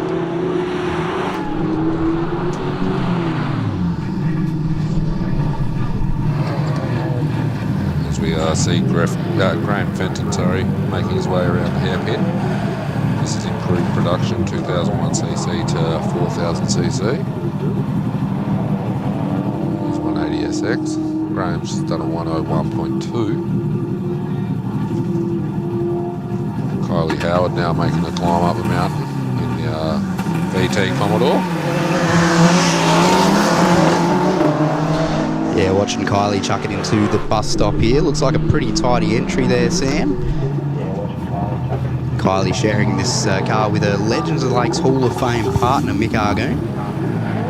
if you manage to find someone who has a bad thing to say about Mick Argoon, man, I don't think I've ever heard someone say a bad thing about that fella. He is absolutely a gentleman and an honour to have as part of our racing here. Kylie's done a 102.6. Not a bad time. I think that car was built for Kylie, and I think Mick's just kind of borrowing it while the big beast is under maintenance there. We can see South Aussie Hotel drone shot here again. Looks like Sandra Branham on track at the moment.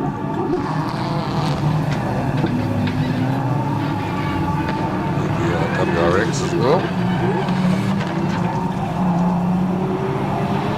So Sandra getting towards the top now. That'll be a 101.8 for Sandra Branham. Branham's family of motorsport competitors. Now, we interviewed this fella just a second ago, Brendan Wagner, running up the hill in the Mitsubishi Magna.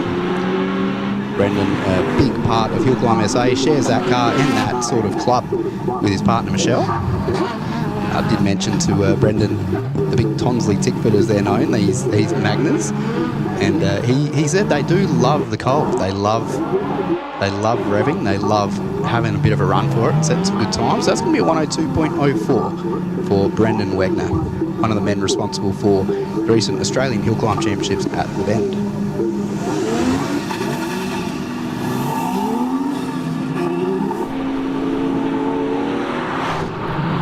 Bruce Hamilton now making his way into the hairpin there in his XL6.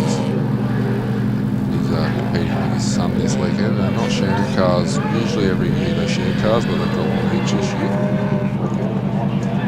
Yeah, it's good to have that friendly camaraderie in competition. I believe this will be our last car, or one of our last cars on track at the moment. We can see the Mazda RX-8 of Joshua Munn running the Mark Sports 2 litre to 4 litre category, Sam. Very nice. I think we've got a couple of media runs maybe happening after this car comes through the month. So we can see the rotary powered. Oh, how's the handbraking? There we go. That is a big thumbs up. That was very well executed, Joshua Munn. From one handbrake person to another, well executed. Nice work, sir. So Joshua Munn having a bit of fun up the top. This looks like Simon Phil taking a media run at the moment. Yeah, Josh Munn just did a 105.76. Personal experience is the handbrake turn, even if it does look much cooler, is about a second and a half slower than actually just turning the corner properly. But, what's it really worth to you? That's it.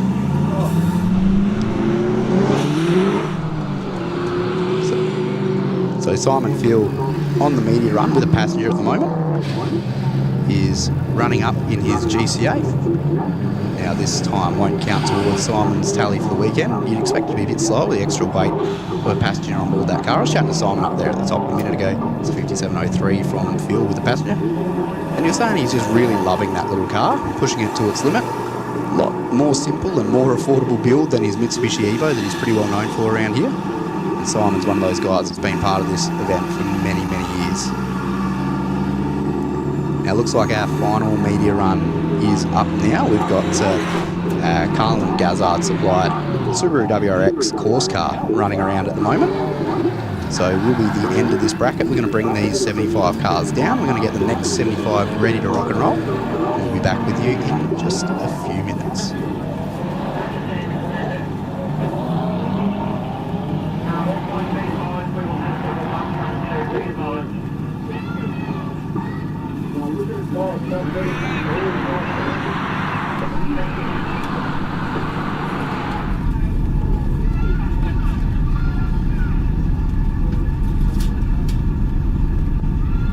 Bosch Motorsport BR540 high-flow in-tank fuel pump sets a new Bosch standard for quality and performance. With class-leading fuel delivery at high rail pressures, it's ideal for both boosted and non-boosted engines, suitable for most fuels, and compact in size. The BR540 suits high-horsepower motorsport applications. Search for Bosch Motorsport Australia or find us at boschmotorsport.com.au. There's good, there's better, and then there's Bosch. Bosch Motorsport, when quality and performance matter. It's fair to say a lot of things have changed since we began back in the 80s. But the foundations of our business remain the same. We were here for you then, and we're still here for you now. Providing quality products, professional service, and guaranteed workmanship by qualified technicians. As we continue to grow into the future, you know you can always rely on us. Trident Tyre Centre keeps me safe on the road. Okay, all points there. Will be a few different things happening in this exchange, so I'll let you know as we go.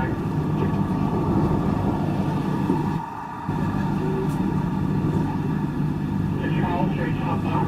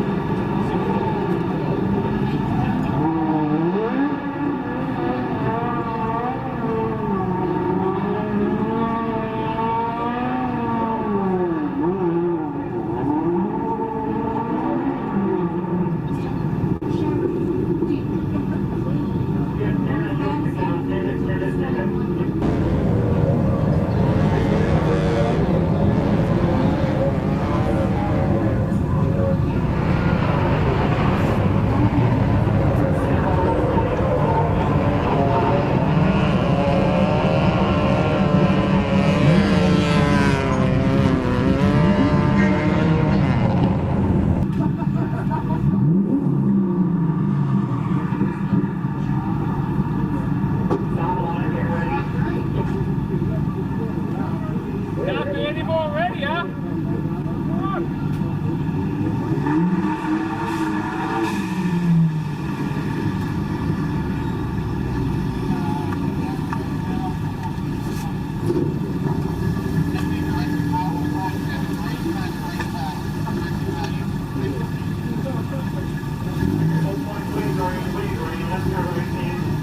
Come on.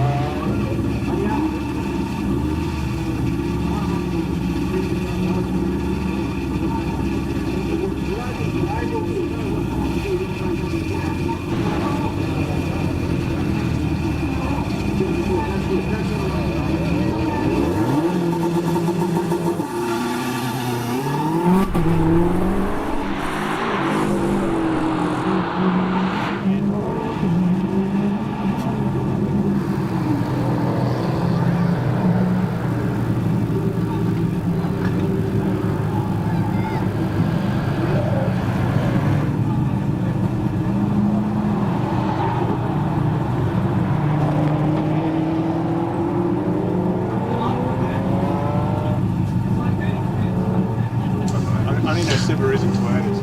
I think some other older thing. Oh, don't give me excuses. Anyway, here we are back in the commentary box, back on live stream. We're seeing a bit of the old analog, and we're seeing a bit of the current online stream. So best of both worlds here. God, we're seeing two different angles of the same thing. Marvellous.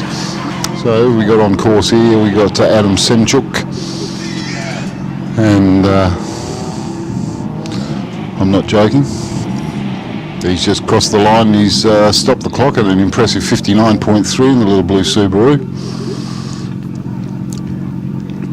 We had Sean Day just go up there just a short time ago, and he had a disqualified time there. He's probably made a little bit of a botch of the hairpin in the bus stop again, which wouldn't be the first time he's done that today. But he's certainly capable of a pretty good time.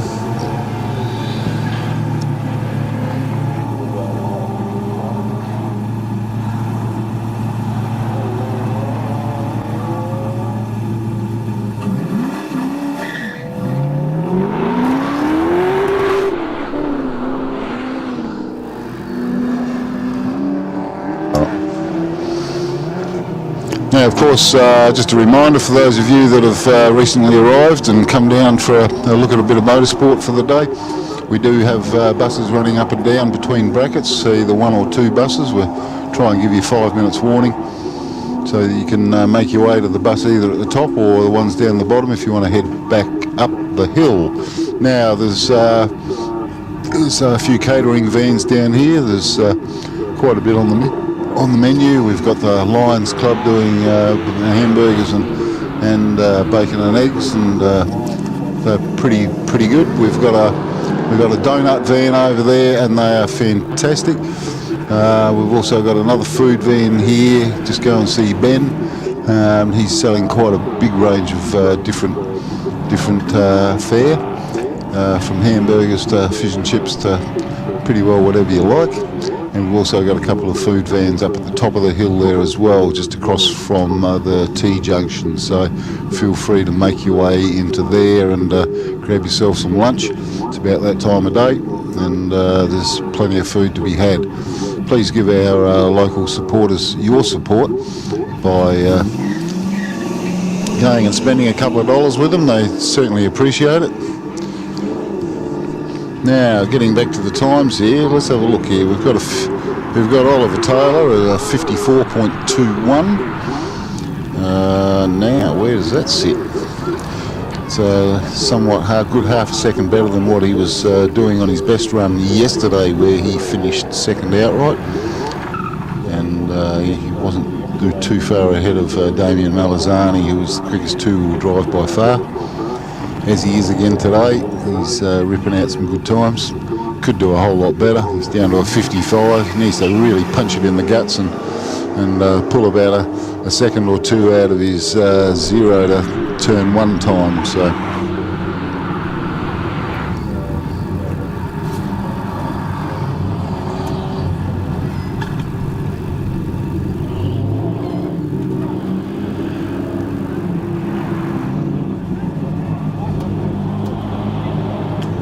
Press that.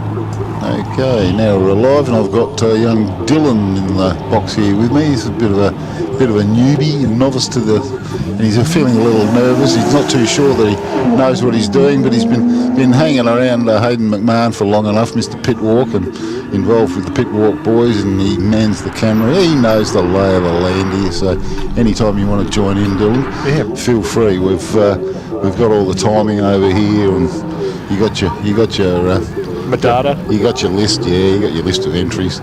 Yeah, doesn't mean they're running in that order, because these people run a bit Rafferty's rules sometimes, and there you go, they just mix it up to keep us on our toes. Appreciate that, Graham. Yeah.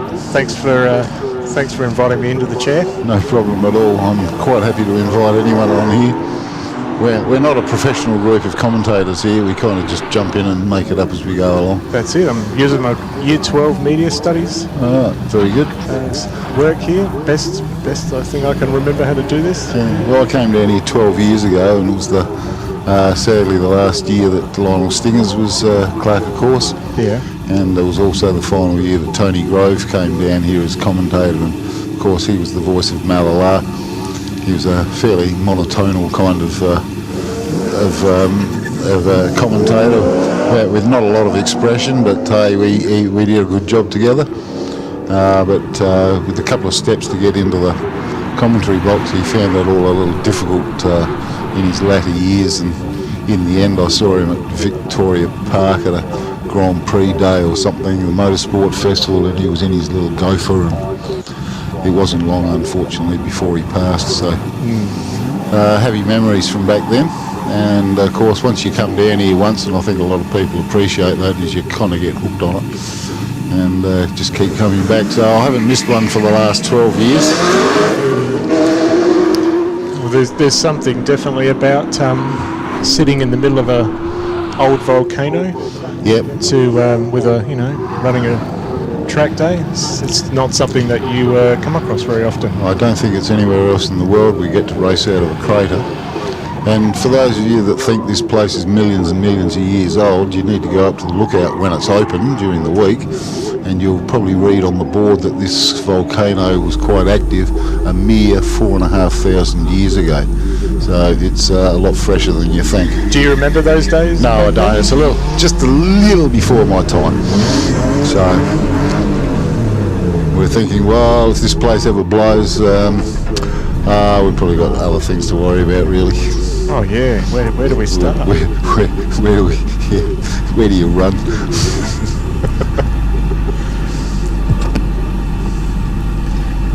So where do you live, Dylan? You're local? No, from Adelaide. You're an Adelaide boy? If you think Adelaide's local? Or? No, well I come from sort of Adelaide. Yeah. I'm from Ranella, so what end of town? I'm from Onkaparinga Hills. Just down the road? Just down the road. Just the other end of States Road there. So you mean you live in Hackham East? No. No, they renamed it Onkaparinga Hills to make it sound classy. Classy? Yeah, I'm up with the Glenelg folk. Yeah. Living up on the top of the hill there. Beautiful. My little castle. Okay. What do you drive normally? Well, I've got 2 cars. Two? All of 2? Really? 2. Well, I had 4. I had 4 cars. You come there? Yeah. Got to start saving up for a house. Alright. Well, we've got Mr. Green Dog on the start line here at the moment, driving a car that was, you might think, it's got Possingham on the side. Well, yes, this car is actually owned by none other than Tim Possingham. But of course, they're all in the same little group together, and Nathan figured that the thing was laying around not doing anything. He'd take it down here and give it a walloping up the hill.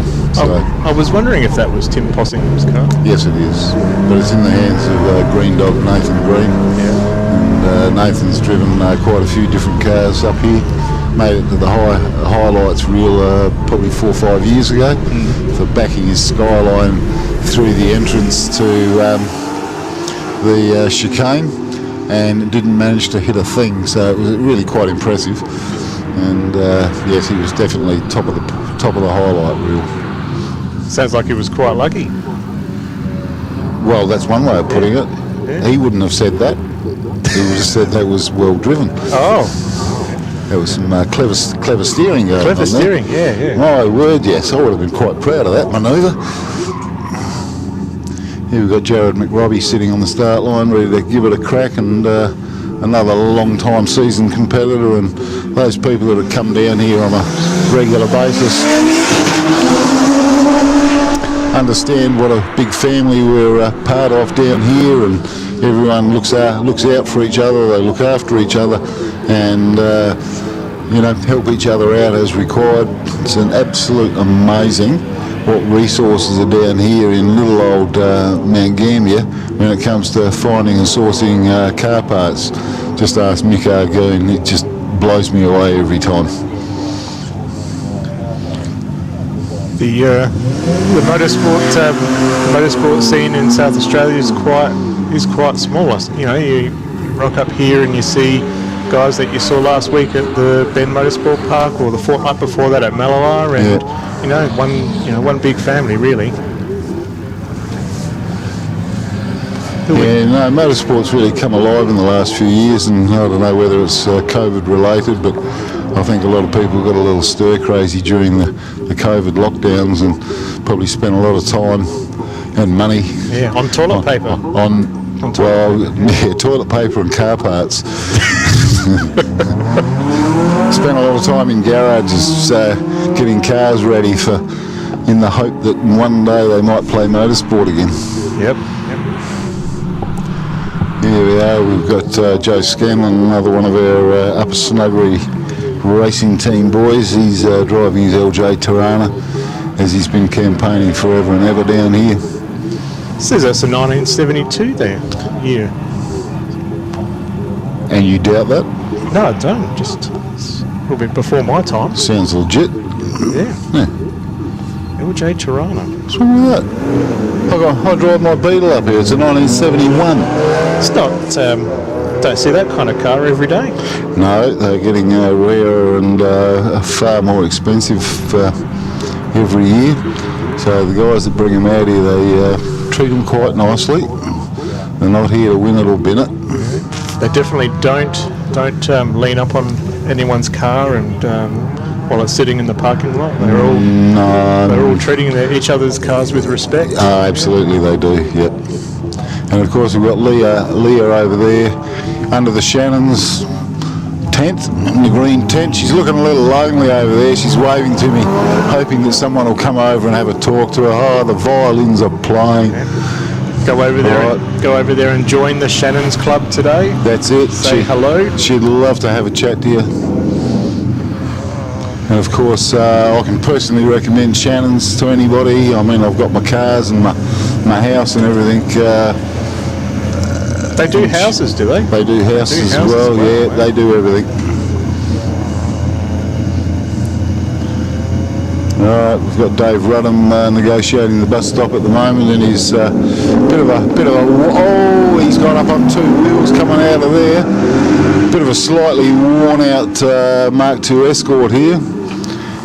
Maybe he needs to go and have a bit of a look under Frank Kelly's bonnet and get some inspiration, and look into maybe popping a Millington in, but afraid those things are out of the price range of most of us mere mortals. I think you're looking at least 30,000 there for a basic long motor. For a motor? Just for the motor, wow. Yeah.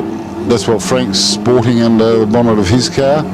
And by all means, if you get the chance, go over to the pits. Of course, you'll find his car parked there next to SA Motorsport with Mate Povey. He'll have his bonnet up there, and you can have a look at what pure, simple artwork looks like. It's a straight four made out of the finest components. 4 big trumpets on one side, 4 big exhaust pipes on the other, and that's as simple as it needs to be. Some good engine management, and he's pulling 330 horsepower at the rear wheels. So I'm hoping they're going to draw my lucky number out when they finally fill the lucky envelope. No one's told me about what's going on there yet, but we keep our fingers crossed.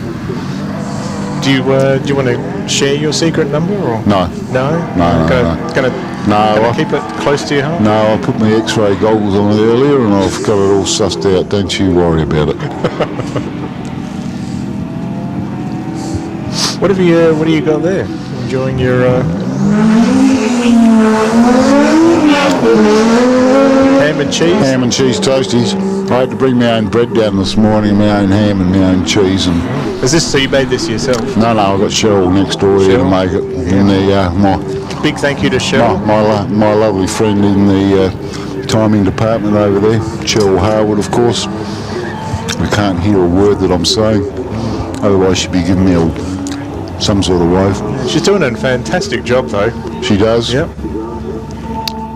No, the Harwoods keep this place going. He's Chris and Cheryl are all over the timing here.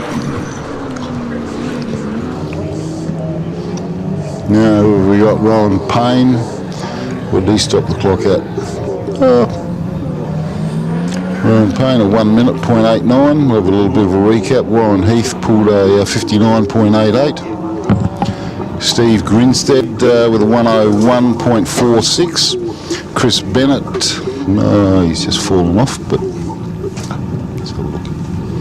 No, go back up a bit. We'll try and keep everybody abreast of what the current times are. No, lost it. Who are we looking for? Chris Bennett. I had Chris Bennett there. We'll come back to that one a bit later. I'll give everyone a little bit of a recap. We're seeing a lot more times down in the sub 1 minute now that conditions have improved. The track has dried up. It's definitely not as damp as it was earlier this morning. Yeah, a couple of hours ago we wouldn't have seen 10 times under sub 1 minute, so things have definitely got a bit quicker. The tyres have, worn in a little bit. Track's rubbered up a little bit. Yeah. We've got Mike Holland on the track at the moment in his latest Porsche. Now, I'll just give you a quick run through of the top 5. We've got Dan Day sitting on a 49.36, so he's knocking on the door of a 48 and possibly knocking on the door of a 47 even, of course. Last year he set a new record at 48.05. Doug Johnson's sitting a few seconds behind him with a 53.05, and Oliver Taylor. It's a bit of a gap there. That's quite a gap, as I would expect. Dan Day's car's an absolute rocket ship, no two ways about it. Has it been to the moon, do you reckon? It's possibly done. Just asked Bosch Motorsport Australia, and they're here with us this weekend supporting this event. And they'll be handing out some awards later in the weekend. And it's nice to have them along. Big welcome to them for their continuing support of the event and competitors here. Oliver Taylor, I said, had a 54.21, and that's a little quicker than his best time from yesterday. We've got Kurt Wilson sitting in 4th place at a 55.22, so... Yeah, the rest of the top 4 are actually pretty close together, so... Okay. Yeah. And Damien Brand in his new rocket ship, he's down to a 56.45.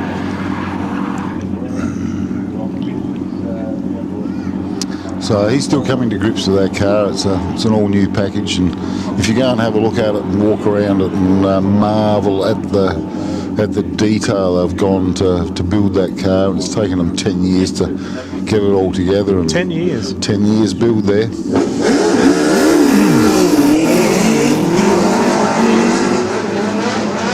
And you would think there was no expense spared there, and I think you'd probably be right. Yeah, it's absolutely wonderful to see the thing out. He was at the Australian Championships a few weeks ago. He's been over to Ararat, I think. So he's had a little bit of seat time in it, but still nowhere near enough, and he's not quite as comfortable in this new rocket than he was in the previous car. Well, it's all a learning curve. Oh, absolutely. If you've been building it for 10 years, but you haven't taken it out much. Not at all. Yeah. So, now you've got to get brave enough and confident enough to, push it to its limits, and I'd be pretty scared of doing that. I mean, you wouldn't want to ride it off first go. Definitely not. He's probably pulling the best part of 700 horsepower out of that thing. Thing's capable of more, but they dial them back a little bit just to make sure they get the power to the ground.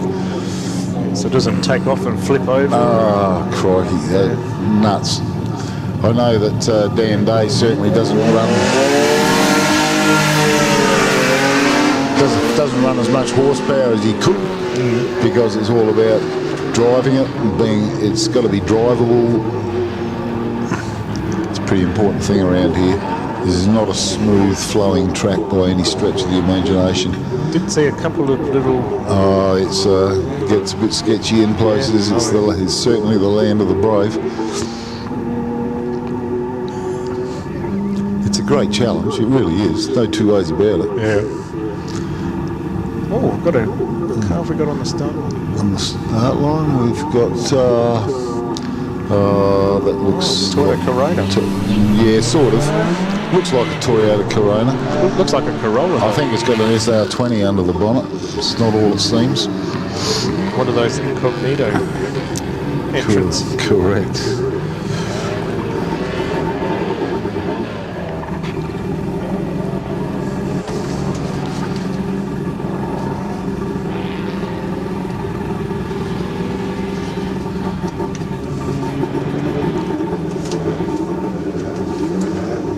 Now, just a reminder to everybody that there are buses travelling up and down the hill all day. We're going to be running till probably best part of 7 o'clock this evening.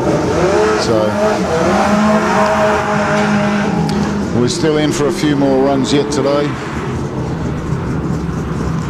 There are plenty of catering down the bottom here, so you won't go hungry. There's also plenty of catering up at the top of the hill as well, so please make your way across the start line there.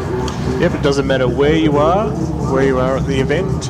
There's food available for everyone.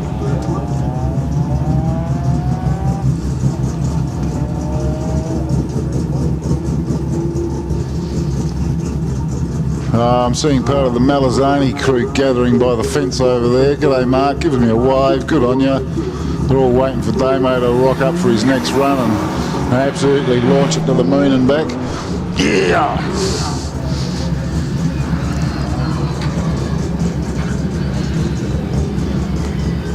Now we've got the little sports sedan mini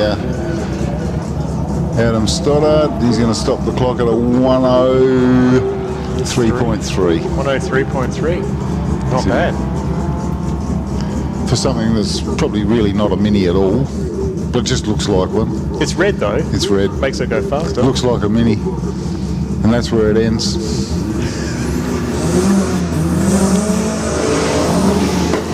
Well, we are in sports sedan category here, so you never know what you're going to get. And the rules are pretty loose when it comes to hill climbing. Yep.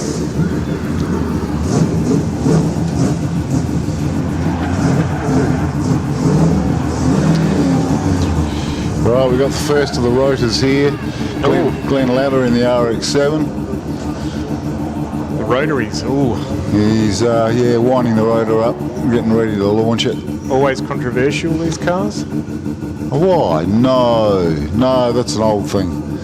I think we're past the controversy of rotors.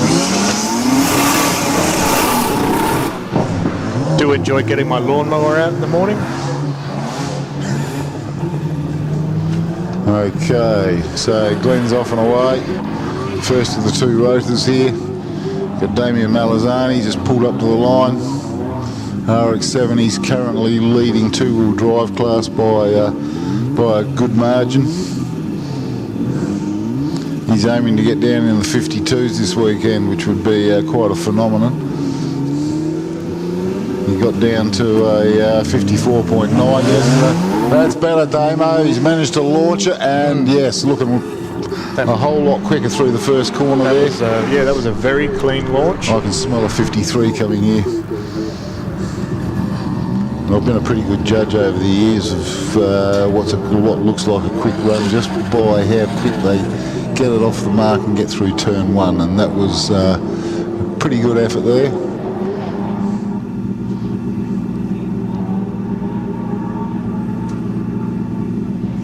Come on, Mark, if you cheered more, you'd go faster.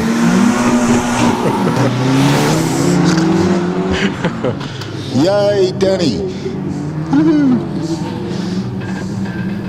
Come on, Damo. Here we go.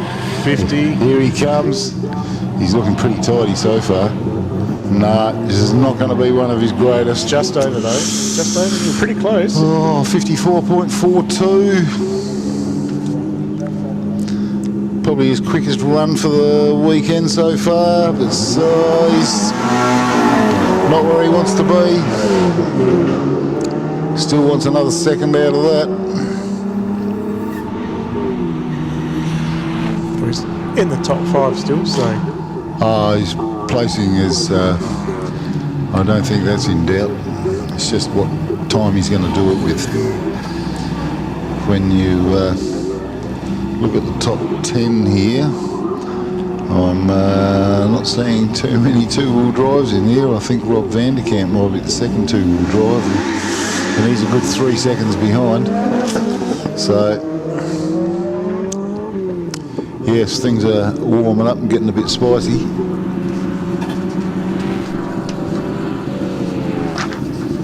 Ooh. Ooh.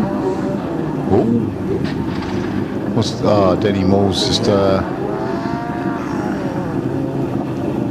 just making a bit of a meal of the bus stop, was he? Yeah, I'd say that. Some people have been known to do that. There's always an argument whether to use the handbrake or not. To handbrake or not to handbrake, that is the question. I think Nathan Greenhand uses the handbrake, doesn't he? Yeah, I always use the handbrake. It's a motor car, I think. And as much as you think, oh yeah, I'm going to drive it this time, you get to drive it, and then you hook it in there, invariably you grab the handbrake. You know, it's just the force of habit. Okay, we Old habits die hard? Old habit, exactly that.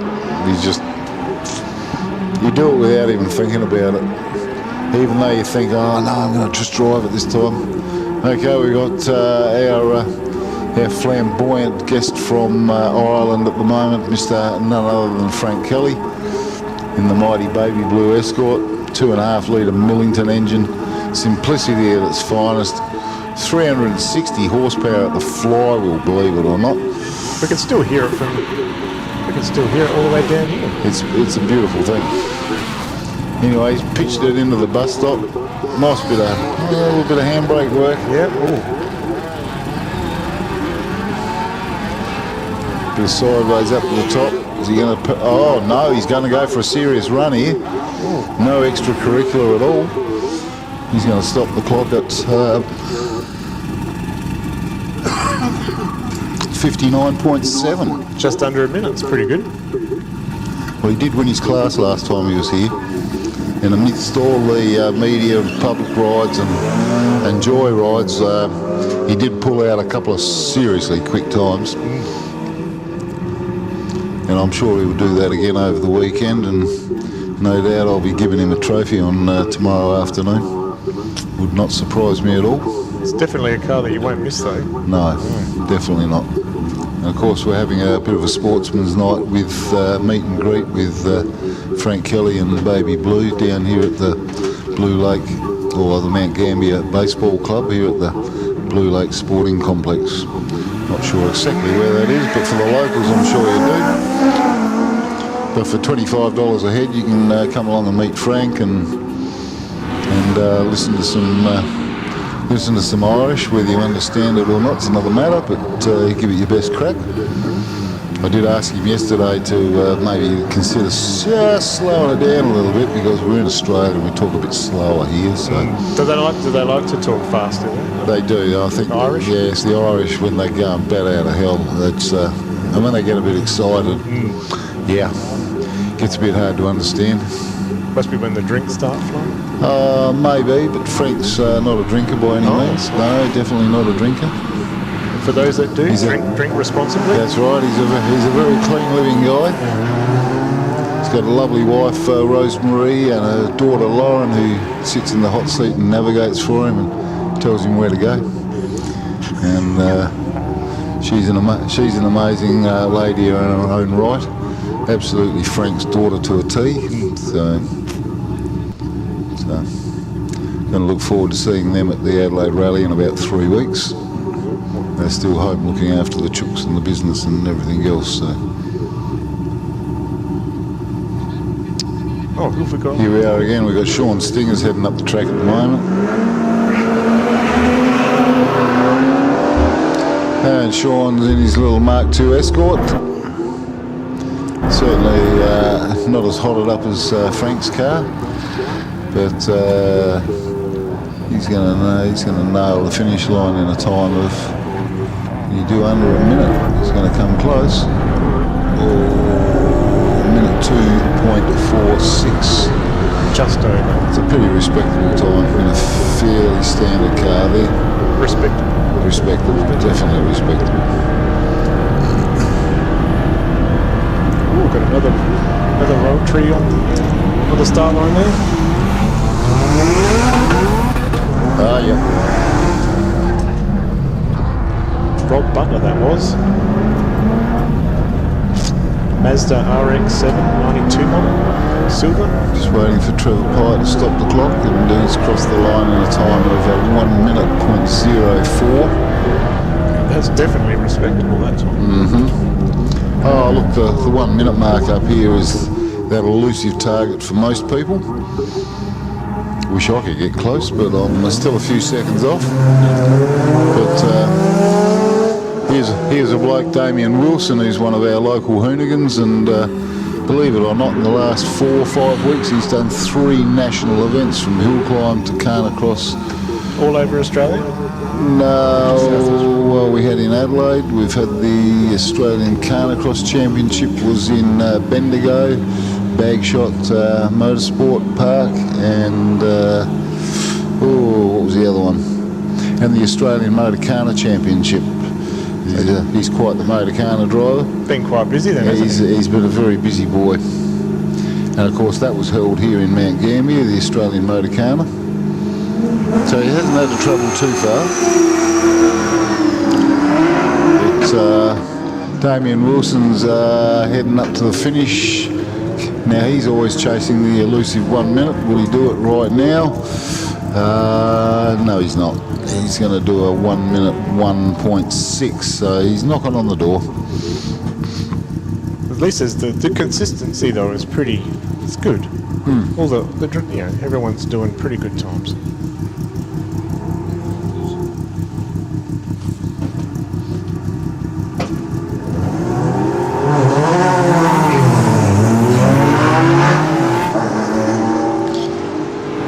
Matty Evans in Homestyle Bakery, Commodore, local guy here from Mount Gambier.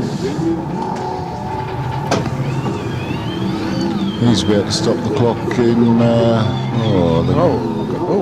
There it is. Right. We get a few funny results up there. 59.4 for Matthew Evans. Is that reliable? Do you think? I believe that one. Yep. Yep. Yeah, we had a couple yesterday that were a bit unbelievable. And when queried, they ended up being corrected. So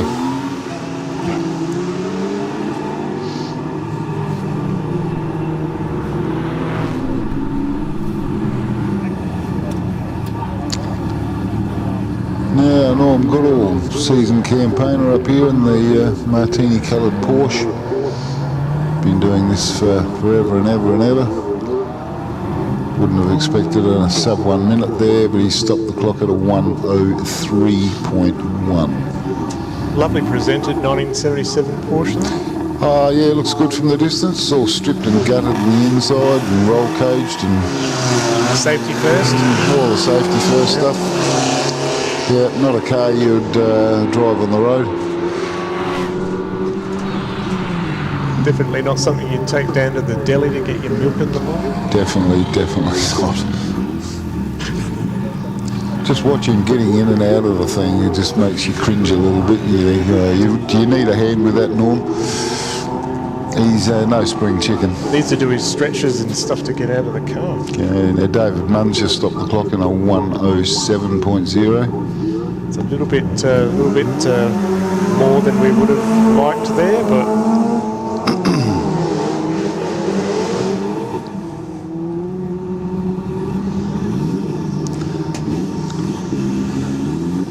Now, don't forget, we've got buses coming up and down during the course of the day. Plenty of catering down here. There's plenty of catering at the top of the hill as well. Things are cool but dry down here at the moment. Not much wind either, although there wouldn't be in the middle of a volcano. Sometimes we get a little breezy down here, but yes, it's generally fairly well sheltered. Plenty of greenery though. The lake's looking nice and flat.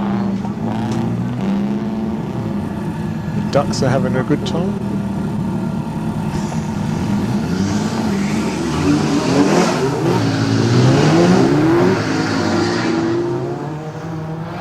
We did actually have the some of the local duck life wandering onto the track earlier this morning. Had to keep getting them on the other side of the fence, telling them where it's safe to sit. Mm-hmm. They were getting a little bit too close to the action. Yes, and Oliver Taylor had a bit of a close encounter yesterday. He had to sort of back out of one of his runs and dodge one of the local birds on the middle of the road and managed to miss it all. So the The bird wasn't scarred physically, that's for sure. Maybe mentally, though. Yes, probably had the scared out of it.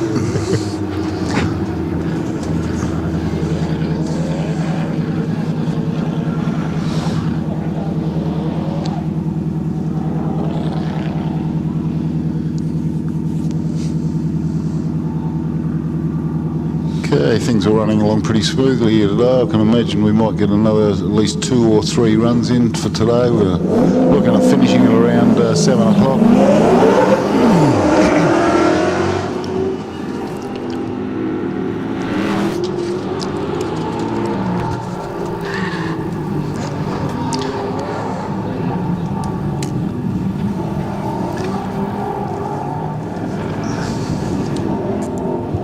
Well, I see Sam's wandered back into the commentary booth here after his lunch break there. And I'm going to let him sit back into his chair after his lunch break. Oh, you're gonna run off on me, are you? Yeah, Hey, good on you. Just when you were getting in the groove. So we've got you warmed up, ready to tuned in, good to go. I do appreciate the invite into the chair. I'm always happy to have someone else come and join me in the box here. It's a lonely place on your own. You've got Sam, mate. I've got Sam, but You saying? No, I had Alan Richardson here with me yesterday, and I would have appreciated him. It's just nice to be able to have that little bit of free time to go and wander the pits and have a talk to a few drivers and get a bit of dirt on a few people.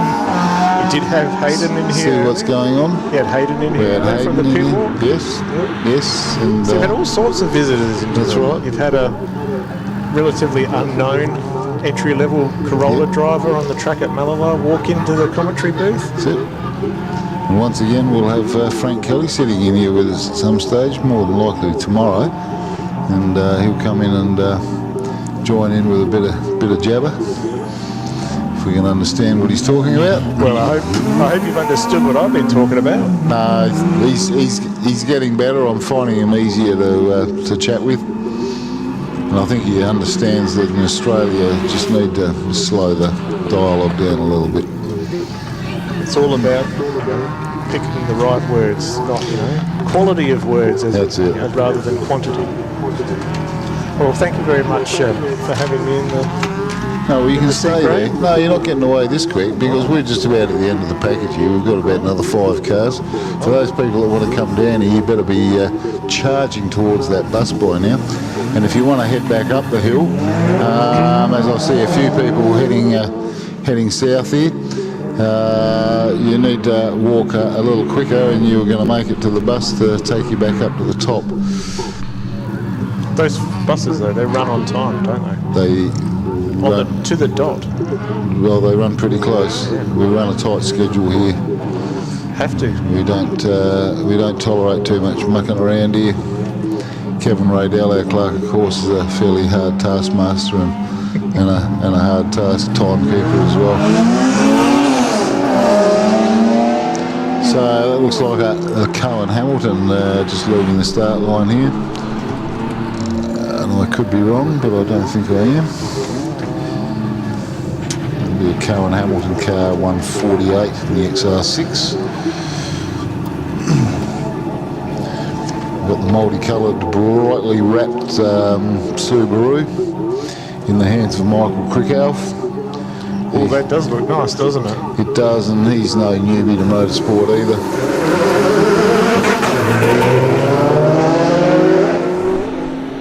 Very smooth start to that. Adam DeBiase stopped the clock at a 49. And we're watching Cohen Hamilton up the hill at the moment, are we? And we've just got a bit of rain coming through.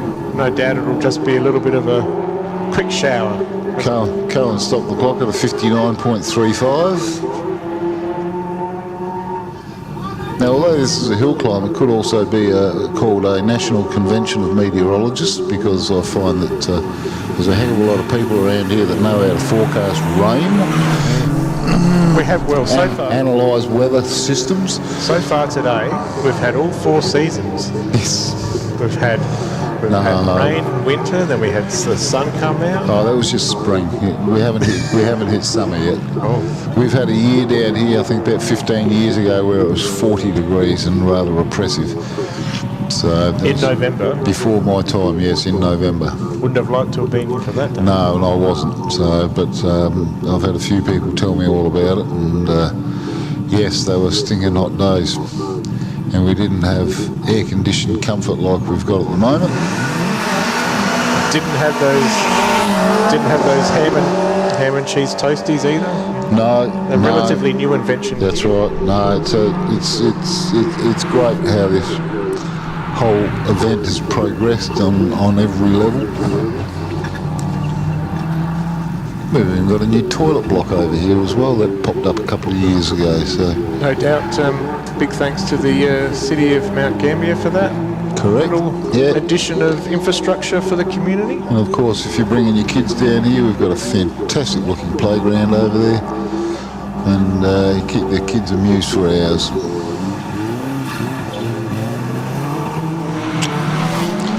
Now we've got Mark Lacey, and he's running car 153.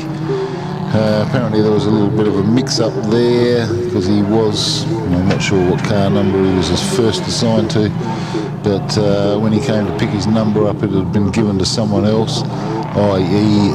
Chris Harwood, our senior timekeeper, had taken his number. So Mark got thrown down to the back of the field. Now Frank Kelly, he hasn't come back down yet, so he's obviously still waiting up in the top car park, waiting for the last few cars and the course cars to come through, which is going to happen pretty soon here. We're up to Mark Lacey's going to stop the clock at less than impressive. It's going to be over a minute. No, just under. No, it's not. Just under. Well, there's a surprise for you. 59.73 for Mark Lacey in the little Ford Laser. He'll be happy with that. He will be, definitely. And just looking at the weather at the moment, comfortable 14 degrees here in the lovely Mount Gambier. Feels like 7.1 though, but I don't. If you're out in the sun, I don't think you'd feel like it was 7 degrees.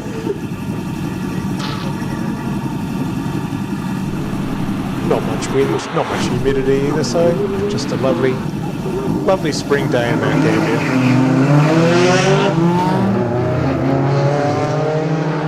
And glad to have...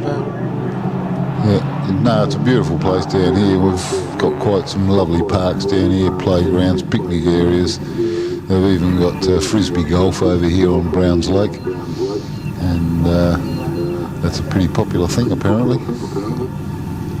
And I think a lot of people organise group picnics down here and all that, so it's a fantastic facility. Now, what are we up to here now? 172. The doctor Andrew Booker is heading up the hill. He's our first responder.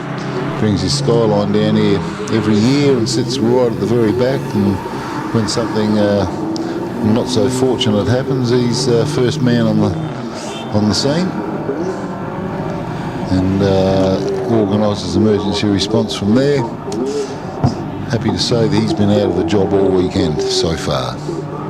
Let's hope he stays that way. Exactly. Okay.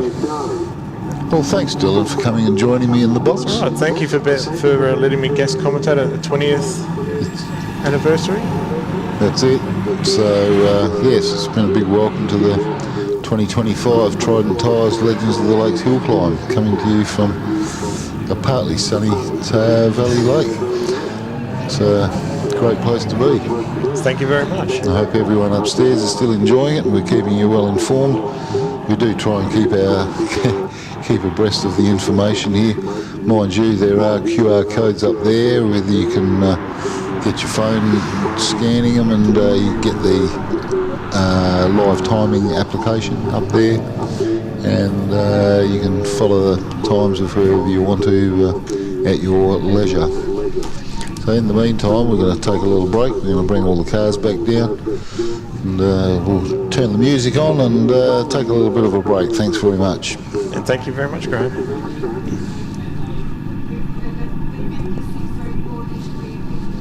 Bosch Motorsport BR540 high-flow in-tank fuel pump sets a new Bosch standard for quality and performance. With class-leading fuel delivery at high rail pressures, it's ideal for both boosted and non-boosted engines, suitable for most fuels, and compact in size. The BR540 suits high-horsepower motorsport applications. Search for Bosch Motorsport Australia or find us at boschmotorsport.com.au. There's good, there's better, and then there's Bosch. Bosch Motorsport, when quality and performance matter.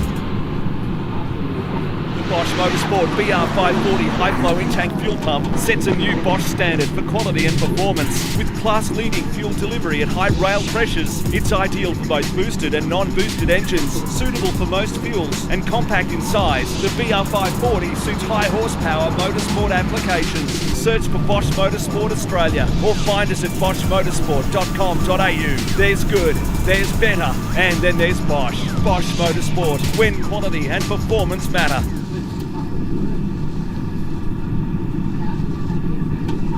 Just like your car, tyres need regular maintenance too. Tyres that aren't maintained will wear more rapidly, cause your vehicle to use more fuel, and may compromise your braking and handling ability. For all your tyre and mechanical needs, call Trident Tyre Centres.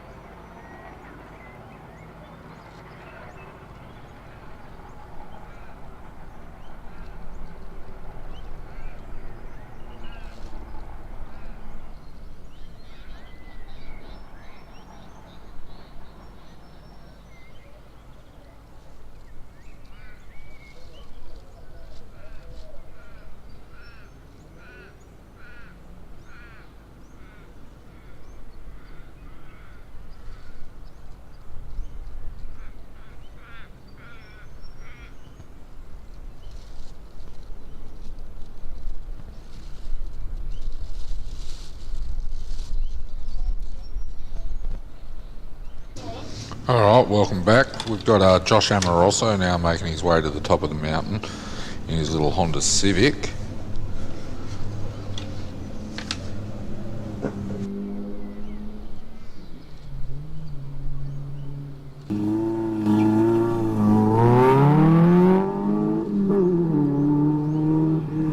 Josh just making his way up past the Devil's Punch Bowl now. Throw it into the hairpin very shortly.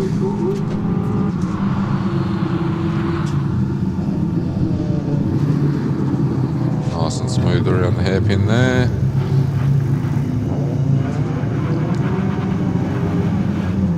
Takes that final right-hander and puts the foot flat to the floor and crosses the line and stops the clock at a 1:11.30 for Josh. Nick Burns following up behind him in the little Hyundai XL.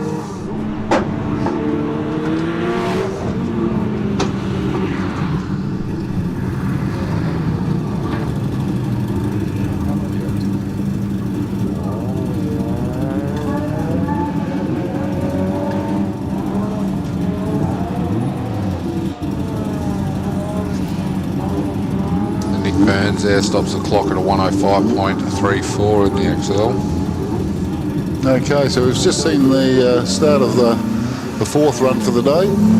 Not too sure how many more. I'll see you later, Phil. Don't mind me. My nephew's over there and heading off for the bus by the look of it.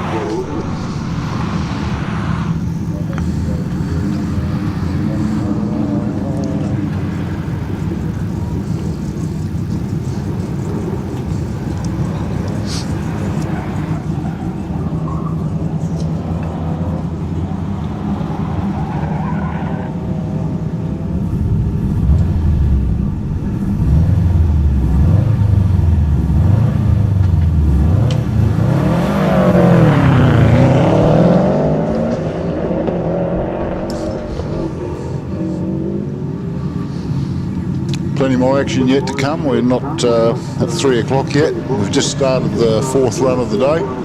It's going to be running till about 7 o'clock this evening. Good chance we're going to get another couple of runs after this one. Bob Bime just making his way out of the hairpin. BMW.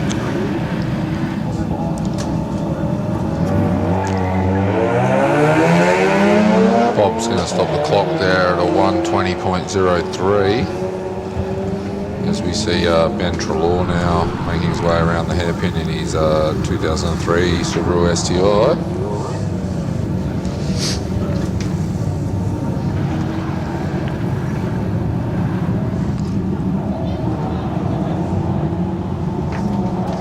Trelaw stops the clock there at a 1:01.02.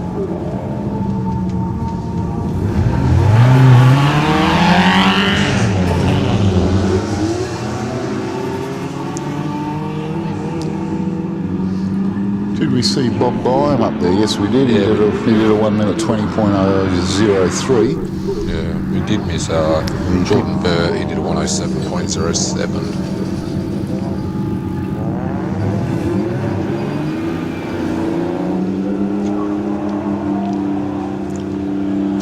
Just looking at Bailey Munro now. She's crossed the line and stopped the clock at a 1:04.04.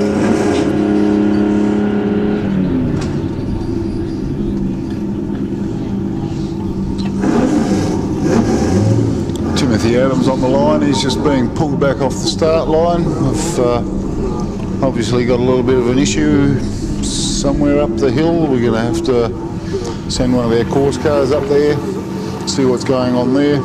Might be just a tyre out of whack or something like that. Track seems to look pretty clear from what I can see. Might have been a bollard clipped up the hill there somewhere. Just needs sorting out. Certainly no sign of any major incident there. So Brendan Fleming now just taking his little XL across the line. He's going to stop the clock there at 1:23.8.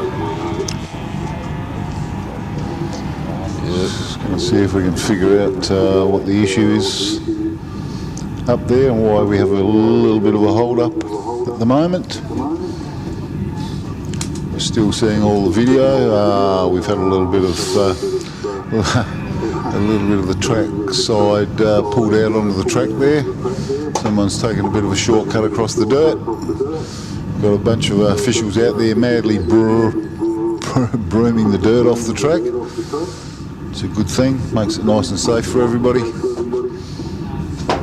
We'll probably get the blowers out in a minute and give it a bit of a dust off. Big shout out to all the volunteers that work tirelessly behind the scenes. Johnny on the spot when they need to be. Looks like they've got it pretty well cleared away.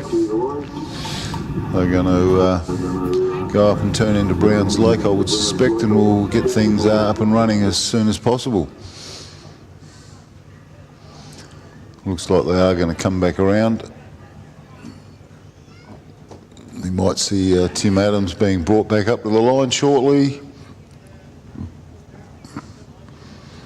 Just watching and waiting at the moment. And we've had our officials' car go off into Browns Lake there. So the track's looking reasonably clear from where we're sitting.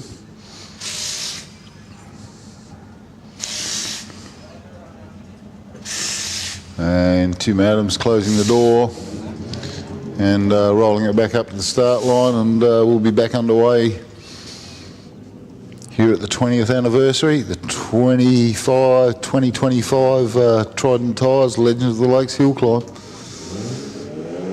Coming to you from a somewhat overcast Valley Lake at the moment. And we're up and running again, watching Timothy Adams in the Nissan Skyline.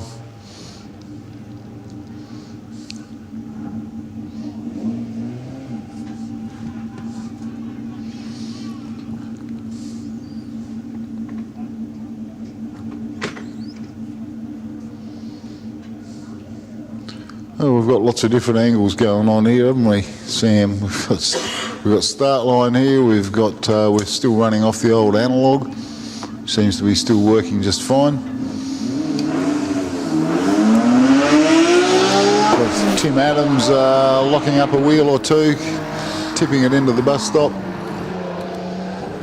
pushing the limits.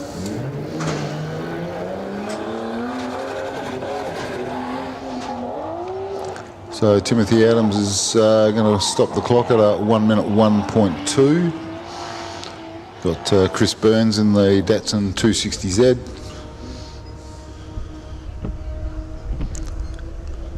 Good chance he's another member of the Upper Snuggery racing team. Got a bunch of Burnses here this weekend. Yeah, we've got two in a row on this run.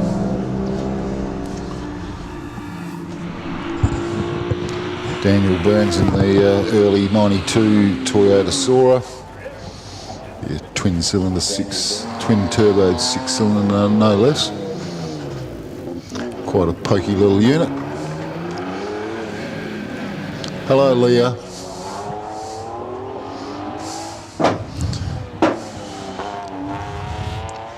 And the 260 is going to stop the clock there at 109.50.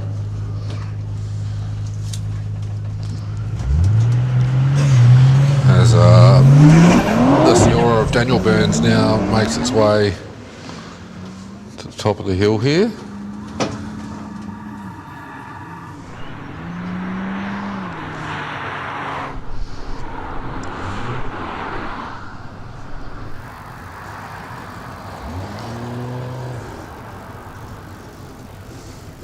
Still waiting on a time for Daniel. It's certainly not as quick as I thought it was going to be. Going to be struggling to do it 120 now, 118.1 for Daniel Burns. I'm sure there's more in it than that.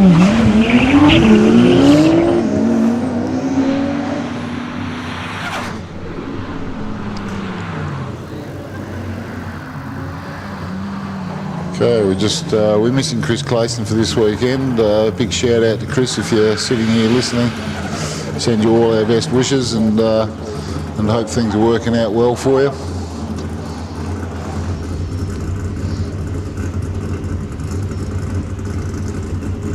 Andy Burst just stopped the clock at 107.7. Nissan Skyline, the R31 there. You see Luke Day now navigating the station wagon around the hairpin. Lovely looking cars, these things. Especially the station wagons. Oh, the back end bouncing around on him. He's picking wheels up. He's pushing the limits here. Stops the clock there at 58.97. That's a pretty impressive time for a big car like that. Indeed.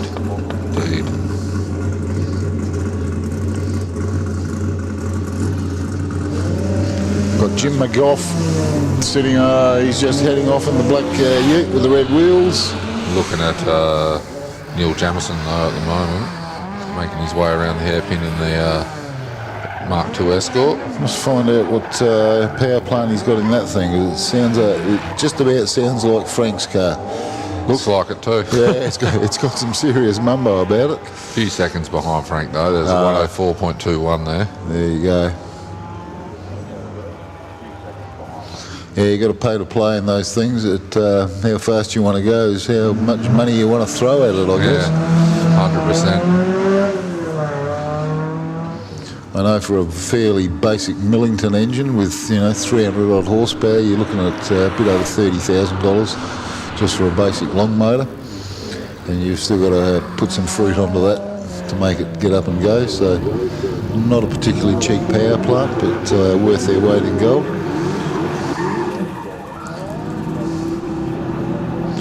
Now we're just watching Jim McGough stop the clock at a 106.9. Still not good enough, Jim. He's done better than that in previous years. He's been down in the 104s, but he's well off his own pace there. Local boy Peter Rogers.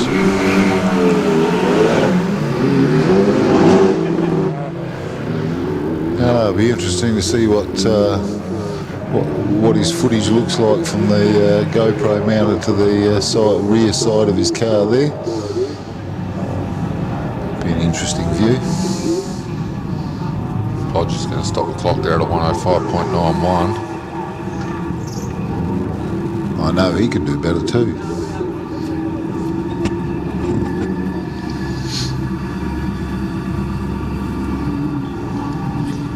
Got a little Datsun Sunny there. Looking up the hill. Yeah, Carl Ward. Pretty well turned out little car, this one. Yeah, it's a little sweetie. Don't think I've seen him up here before.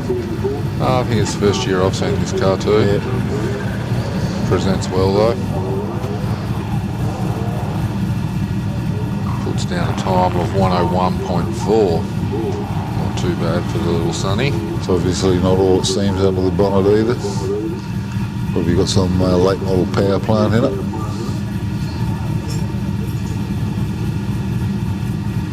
See the Saline Mustang now of Anthony Day making its way up the hill. Of course, Anthony's the patriarch of the Day family. Young Dan Day's grandfather. He's been playing motorsport all his life. Also been president of the World Saline Club, so he's been right into his Mustangs. I pulled up next to him this morning on the top road here, and he was a little bit broken down with a blown fuse or something or another. I asked him if he needed a tow, and no, he was alright, but he did carry a tow rope because he drives a Ford. I don't know about that statement there. Well, it was his words, not mine. Come on, mate, you drive a Volkswagen. Yeah, I know. But I don't carry a tow rope. Normally don't bother towing them when they burn down. Thanks again for tuning into the Bosch Motorsport Australia live stream for the 2025 Legends of Lakes Hillclimb. I'm down here with none other than Frank Kelly. Frank is a bit of a legend in the rally scene, I think it might be fair to say. Frank, tell us a bit about, your story leading up to here. Listen, obviously, Irishman, we got an opportunity to come here in 2017, all thanks to Kevin Rydell and the club here. We had a ball of a time. So when the offer came to come back here for 2025, it was one answer and one answer only. It's been fantastic. It's a beautiful hill here. real petrol heads, and that's what I'm into. Like-minded people that want to go for a spin in a crazy little Mark II Escort, and we're just having a ball. Awesome. We'll come back to the Escort in a sec, but you know, you do more than just Legends, obviously. So what other motorsport do you get yourself into? Predominantly rally. It's a stage rally, be it on bitumen or gravel. Healthy Irish rally scene. I've been very, very fortunate to get invited to do, obviously, Australia and New Zealand. So it's good to get the opportunity to do that. Great to get back to Australia. After 2017, I didn't think the immigrations would let me back in again, but they must have forgotten all the hoonigan we got up to last time. Yeah, there was a bit of tyre pollutant in the air from your visit last time around. So, talking about the Escort, this isn't actually some space machine, right? This is a pretty simple build. Yeah, Mark IIs are intrinsically a simple car, and I'm a simple person, so we work well together. To be fair, this is pretty far away from the production Borum Ford Mark II Escort of 1977. We have a 2.5 Millington race engine, putting out 365 brake at the flywheel. So it's pretty lively. We have a 6-speed sequential Samsonite gearbox. We have DMS Australian suspension in there, and Rally 2 brakes. We're doing these runs because we're putting on a show. We're doing it on gravel, rally tyres on the back on the bitumen, so that makes it pretty lively, and I'm having as much fun as anybody else. Now, talking about everybody else, you're taking passengers, and you've already taken a good handful of them up there. How are they going with the Escort? Are they enjoying it? Are they going to be freaked out, or...? No, I think we're until 10 passengers so far, and anybody that's volunteered and nobody has freaked out on me, and everybody's been happy, so that's good. Last thing I want to do is scare somebody. Usually if I've scared somebody, I've scared myself, and luckily so far today, no scares. Now, obviously this is a bit of a unique event. How does Legends compare to some of the cool, crazy stuff you've got to do all over the world? Well, it's very different for me. I've said to a few guys this today, in all my rallying and motorsport life, I've only done 2 hill climbs, and it's been this one twice. So it's a very different nature of a thing, 1.2 kilometres and no warm-up period. In rallying that we do, you get to do a 12 or a 13 or a 14 kilometre transit to get everything warmed up and get everything working and then go rally. So it seems a bit daunting to drive 200 yards to the start line and go, but it's a fantastic event, great atmosphere. The variation of cars here is the big thing that stands out for me. Back home we have 3 or 4 marks that do rallying. Here I've lost count, and I've seen some things that I haven't seen in 30 years that we have forgotten existed because we've destroyed them.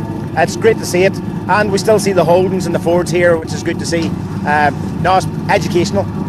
Now, if you had to swap keys with anybody here, if there's a car in the paddock that you got to take for a run, which one would you like to have a drive of? I wouldn't swap the keys with anything for this, but if I was allowed to drive something, that's a really good question. There's some really curveballs here. Like, we have obviously the big Porsches, which would be class, and the sound fantastic. I got a passenger ride myself, and basically I call it taxi, a BA Falcon with an auto trans, and that opened my eyes. That thing was Guy Bruce there. It was on rails, and it weighs nearly 2 tonne, so unbelievable. There's a guy over there in a 1200-ish Toyota, late 70s, early 80s model, late 70s, with a Honda engine sitting inside the bulkhead. I wouldn't mind spinning that. And then there's a mate beside him in a Mazda 929 with a V8 Ford in it. Yeah, we'll have some of that. Awesome, Frank. Thanks very much. Now, before we wrap this one up, anything you want to say or anything like that? Well, I want to thank everybody for the gracious welcome we've had and the time that everybody's put towards this and the effort. Kev Rydell here is just an absolute superstar for getting us here. Mark Povey from SA Motorsport Tyres for giving us cover and somewhere to work with. Driving tips, what to do and what not to do. He's told me all that can be told, but not everything he knows. So we're getting secrets, we're getting there. No, really happy, fantastic. Thank you South Australia, thank you Mount Gambier. Awesome, thank you Frank Kelly for coming up, putting on an amazing show. It's been an absolute pleasure to watch and creating lifetime memories for all those passengers as well, mate. So thank you very much for coming along. Cheers, and thank you for tuning into the Bosch Motorsport Australia live stream here from the 2025 legends of the Lakes Hillclimb.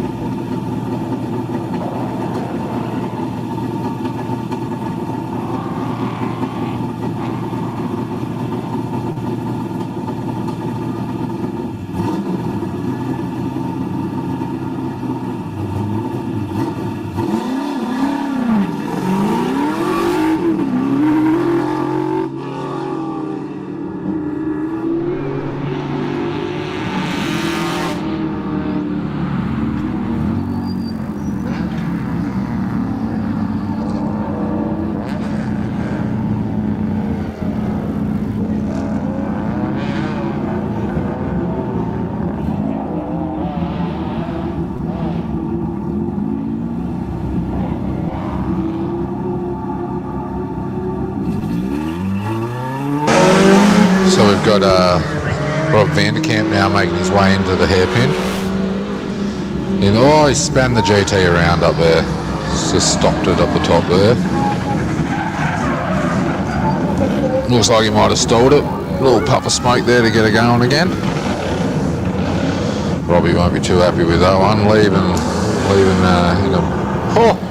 Diddly dang, he's really smoked it out of there. Yeah. Got the death between. I think he's driving a bit angry there. Put on a show for the crowd since the time's not going to be much chop. Still does a 58.49 apparently. Get out of here. I don't think that's right. No, it couldn't be. Got to be a problem there. Oh dear. The joys of motorsport, eh? Yeah, just looking at the replay there, he's leaving in a bucket of smoke. It's so good to have showmen like that on board in events like this. Everyone loves to see those cars light them up. Oh, motorsport needs showmen. That's what people want to come and see when they come and spectate. They want to see a good show. Want to see a bit of spectacular. Bit of people trying hard. That's it. Oh, there you go. There's the corrective time for Rob. It's 109.82. Makes a bit more sense there. That makes more sense. We'd all have to be feeling a little embarrassed if it was sub 1 minute there. I'd give you the tip. There's Corey Brand now making his way up the hill.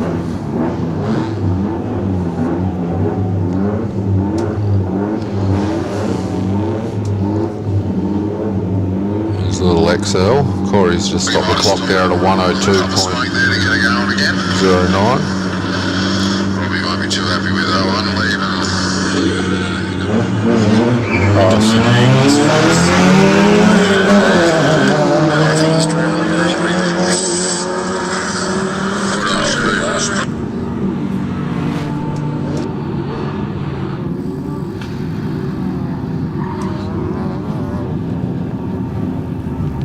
Bailey Perryman now taking his Hyundai XL over the line. He's going to stop the clock there in a 102.5. A couple of his XLs in a row here. It's in the Circuit XL class.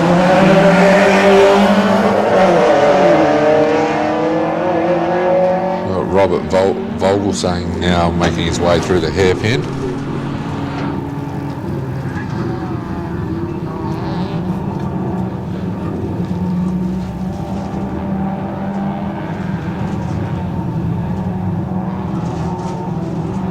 Vogelsang's going to stop the clock there at a 104.05. Now we've got Zachary Vogelsang as well, making his climb to the top. This is the last of the Circuit XLs.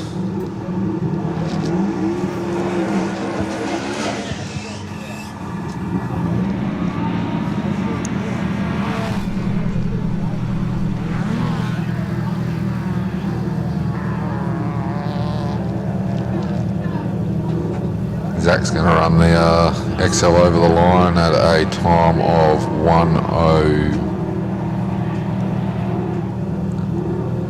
107.6 for Zachary Vogelsang. As we see the Ford Focus of Ashley Blanchard now making its way to the top. I'll see if I get a reply.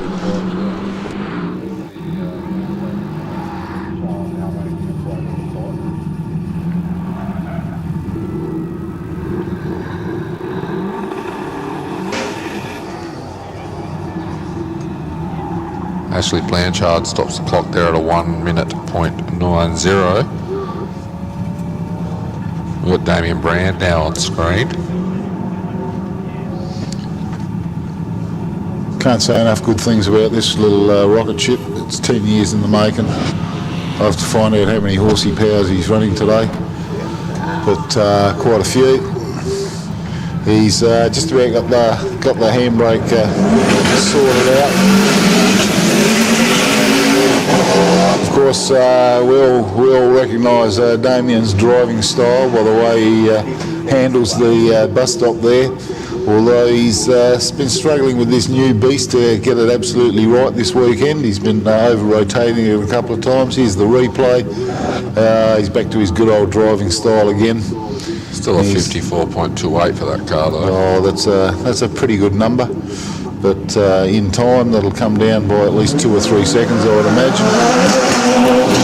If not 4 or 5. So it's certainly got plenty of mumbo, plenty of potential. Oh dear, we're seeing a few drops of rain in front of the camera up the top there. Hope that's not an ominous sign. It's starting to cool down a couple of degrees here. Getting a little more overcast. That's Brendan Byfield just making his way to the finish line now. And he's going to stop the clock there at a 58.02. In the Subaru wagon. Oh, that's looking horrible up the top at the moment. Wipers are on. Must be getting pretty heavy out there.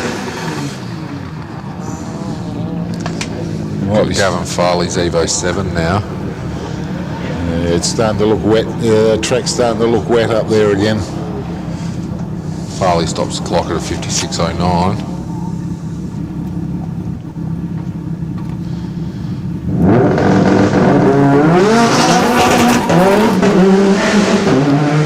Mirko Grivic just firing his little Lancer off the line here. Looks more like a time attack car than a hill climb car, but he manages to pedal it up here in a pretty spirited fashion. Yeah, it's Ivan Volgera on screen at the moment in his Subaru. Definitely looking a lot wetter at the top end of the track now. Oh, it is. We're starting to get quite a few drops on the windows down here now. So yeah, Ivan stopped the clock there at a 1:01.8, and back to the Gribic machine, the big black Evo. It's making its way around the hairpin. Going to put it across the line in a 56.9. Sorry. It's just getting hard to read the times now because our windows here are covered in rain. Oh dear. Just when we thought the afternoon was going well, it's the weather's come in. We're getting a bit of a dumping down here. Yeah. Get your umbrellas out. So unfortunately that just means the track gets slower, everyone's times go up, unfortunately. So I don't think we'll see any records this afternoon now. No, I think we'll just see a whole lot of driving to the conditions here at the moment. It's a matter of survival, keeping things straight and getting to the finish safely. We just saw David Harris cross the line there at a 1:03.2. Don't forget, if you are hungry or anything, there is food available at the top of the mountain and also food down the bottom. But if you're up the top, make sure you go support our vendors up there. And if you're down the bottom, come down and grab something. There's plenty of options down here. There's Patrick Hitchcock is about to take his car over the line and stop the clock there at a time of a 1:04.06. 1:04.06 for Patrick Hitchcock.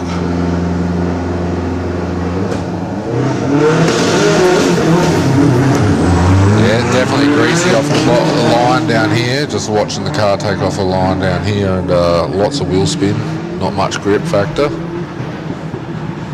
As we see Peter Holst navigate his little Volkswagen around the hairpin. Rather hot rocket, this thing. You know a little bit about this car, don't you? A little bit, yeah. So, Mark 7.5 Golf R, 4-wheel drive, turbocharged, 2 litre. Had a little bit of work done to it in reasonably standard foot trim. Done a 108.4 in that Golf. Definitely the times are going up a bit because of the rain. These cars were going a bit quicker earlier in the day. Yeah, definitely seeing the cars slowing down quite a bit, driving to the conditions. Doug Johnson negotiating the bus stop, but things are not looking particularly quick up there. Was he first out right yesterday, Dougie Johnson? He was indeed. Yeah, and I saw the run. It was on the Facebook live stream. It was rather impressive. Second run yesterday, which was the only dry run for the day. That's a 107.4 there for Doug Johnson. So that's horribly slow for that car anyway. Well, considering some people would be happy with a 107. No. Yes. No. Yes, they would be. No, they wouldn't. I'm sure some of those XLs and he was doing 53 street cars would be happy with that. Tanya Lancake wrestling the Bandit around. And I know the picture's a little bit blotchy at the moment, but she's not looking particularly quick there. It's a pretty stout little Subaru, this one. Yeah, it's a 114.37 there for Tanya. I won't be happy with that. No, things have just suddenly deteriorated pretty rapidly here.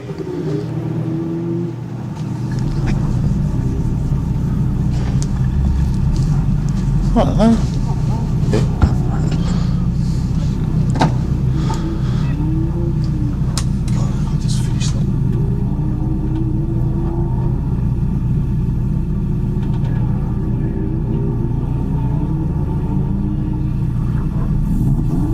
Russell McKenzie just goes over the line there at a 112.32. Now we are going to watch Nathan Robbins on the Bosch Motorsport onboard camera running up here at the Trident Tyre Centre Legends Lakes Hillclimb. So we're on board, we get to see how wet it actually is, and in my opinion, Sam, it's wet enough to not even really push. This is the type of conditions where if you've been in a run like this, you're going to be very disappointed with yourself. Oh, 100%. It's like you're saying, there's not much point pushing it in these conditions. You're not going to achieve anything. Yeah, it takes very little rain to make it impossible to beat your PB. A lot of these guys have been racing here for many years, and they're chasing tenths, hundreds of seconds. Rain will cost you, we saw 15 seconds slower from the likes of Dougie Johnson, and that says a lot. So Nathan Robbins is getting towards the end here in his WRX. It's actually going to be pretty quick for a wet weather time, 101.95. Yeah, very impressive. That's very, very tidy. He definitely drove knowing there was a camera in his car. We were going to be watching him. So credit to Nathan for keeping into it, but you'll see most of our drivers are going to take this as a bit of a sight lap, have a bit of a look around at things. You're not going to see them push lines, you're not going to see them push hard, because they're just going to cause themselves issues. Yeah, I remember a couple of years ago, just late in the afternoon, just had a little shower, and the Circuit XLs were up, and the first 3 of them in a row, they did the exact same thing. They got to the S's and they all just span out, and it was like a mirror image of each other. Yeah, it's really easy to do. Conditions like this is, you definitely see the drivers really having a track.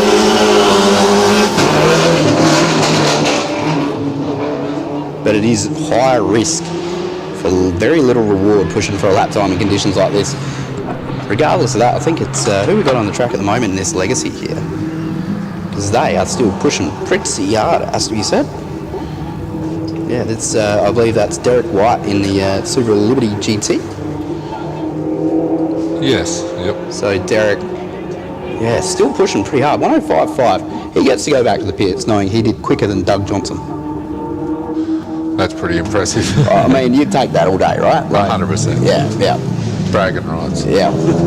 he'd be lining Dougie up in the pits actually and saying, hey, let's swap keys. Next up here, we got one of our pretty serious ones. This is Kurt Wilson in the WRX STI. Looking pretty tidy up through. Yeah, he's definitely sticking into it as well. Massive credit to these drivers for not being intimidated by a bit of a sprinkle. 102.41 for Kurt Wilson. You can see on the start line here, that's the E36 BMW, I believe, of Alexander Byam.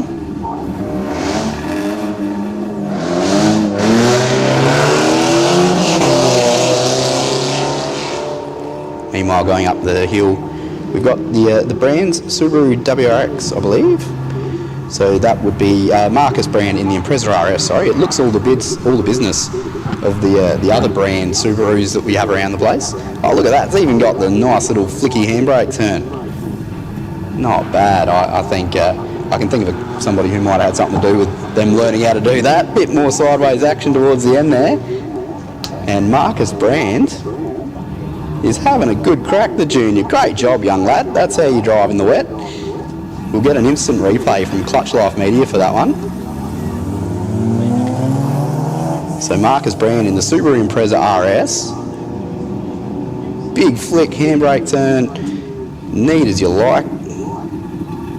Chucks it in, more sideways. That was a bit of a how you going. Kept it under control and got the job done.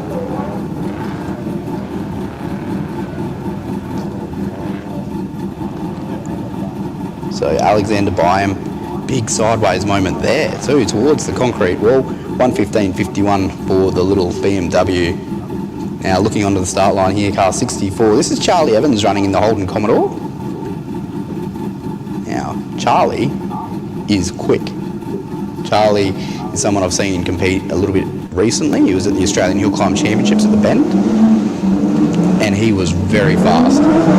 But he is a young lad, and that is a lot of power, and it is wet. So we'll keep an eye out for that Commodore really soon. We've got a BMW on track. This will be Lucas Byam. Lucas is in the hairpin at the moment, up at the bus stop. These E36 BMWs, great little platform for motorsport. The M version of that car, very, very popular all over the world.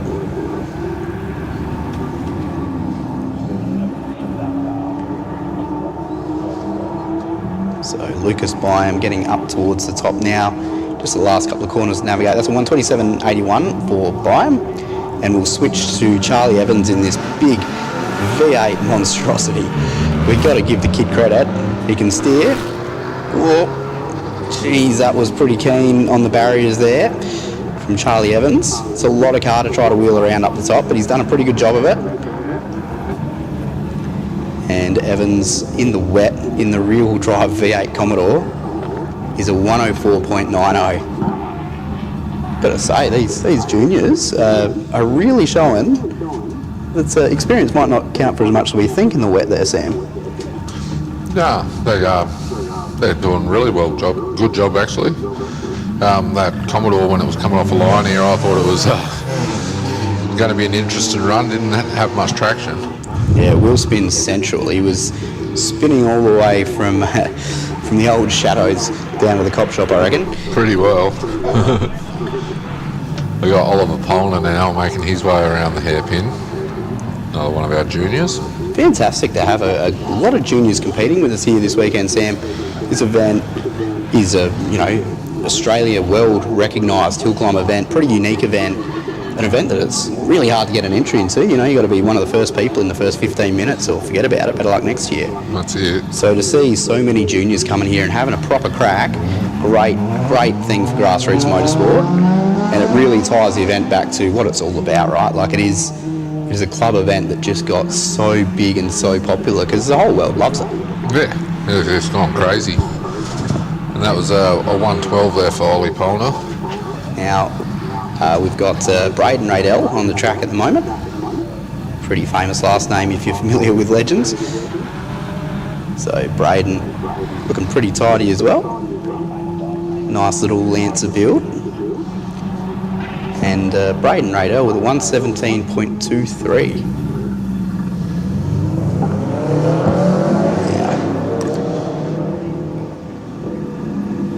We've got Harrison Bliss just disappeared off the start line. In front of him is Henry Sims in the Toyota Celica, 1999 Celica. These things weren't exactly the most popular car in the world when they came out, were they, Sam? No. They're probably, in the Celica department, they're probably one of the worst looking ones, but they still go alright. Look at the sideways action It's there. getting this thing moving. You know, these are front wheel drive, They are, yeah. The Celicas before were, you know, you could get the turbocharged all-wheel drive ones, and that's, you know, the rally cars and all the rest of it. Pretty Sims just did a 111.40 while getting all sideways and having a bit of fun with it at the top. Yeah. Fantastic drive. We're looking at Harrison Bliss now, another one of our juniors, Harrison in the Subaru WRX. When I looked at the weather this morning, I thought this is a good day to be driving a Subaru WRX at a hill climb. Definitely the all-wheel drive makes a huge difference. Definitely. Harrison Bliss, 103.94. Now, the rain does seem to be calming down a little bit, which is definitely fortunate. But that's also a really good drive from Harrison. We're watching him here on the replay. Really tight, really fast through the bus stop. There's a lot of our drivers could learn a thing or two watching Harrison back there. Yeah, just seeing Max Wittman now making his way around the hairpin in the 6-litre combi. He's just going to hold it sideways all the way. Look at him go. Max Vitanian. Oh, can he link it the whole way? Yes, he can. Is he going to spin it? No, he's holding it. He's done a good job now. Max Vitanian, I'm not exactly sure if that's the fastest way to climb a hill climb, but I can tell you from experience it's definitely the most fun. A 108.33 there.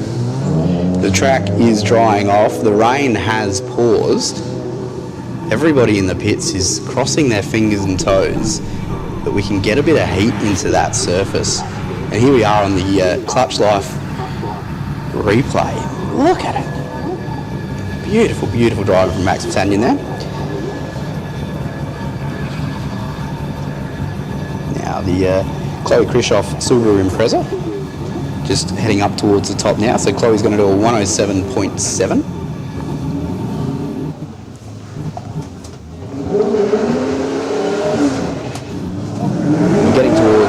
Bottom of this pack of cars.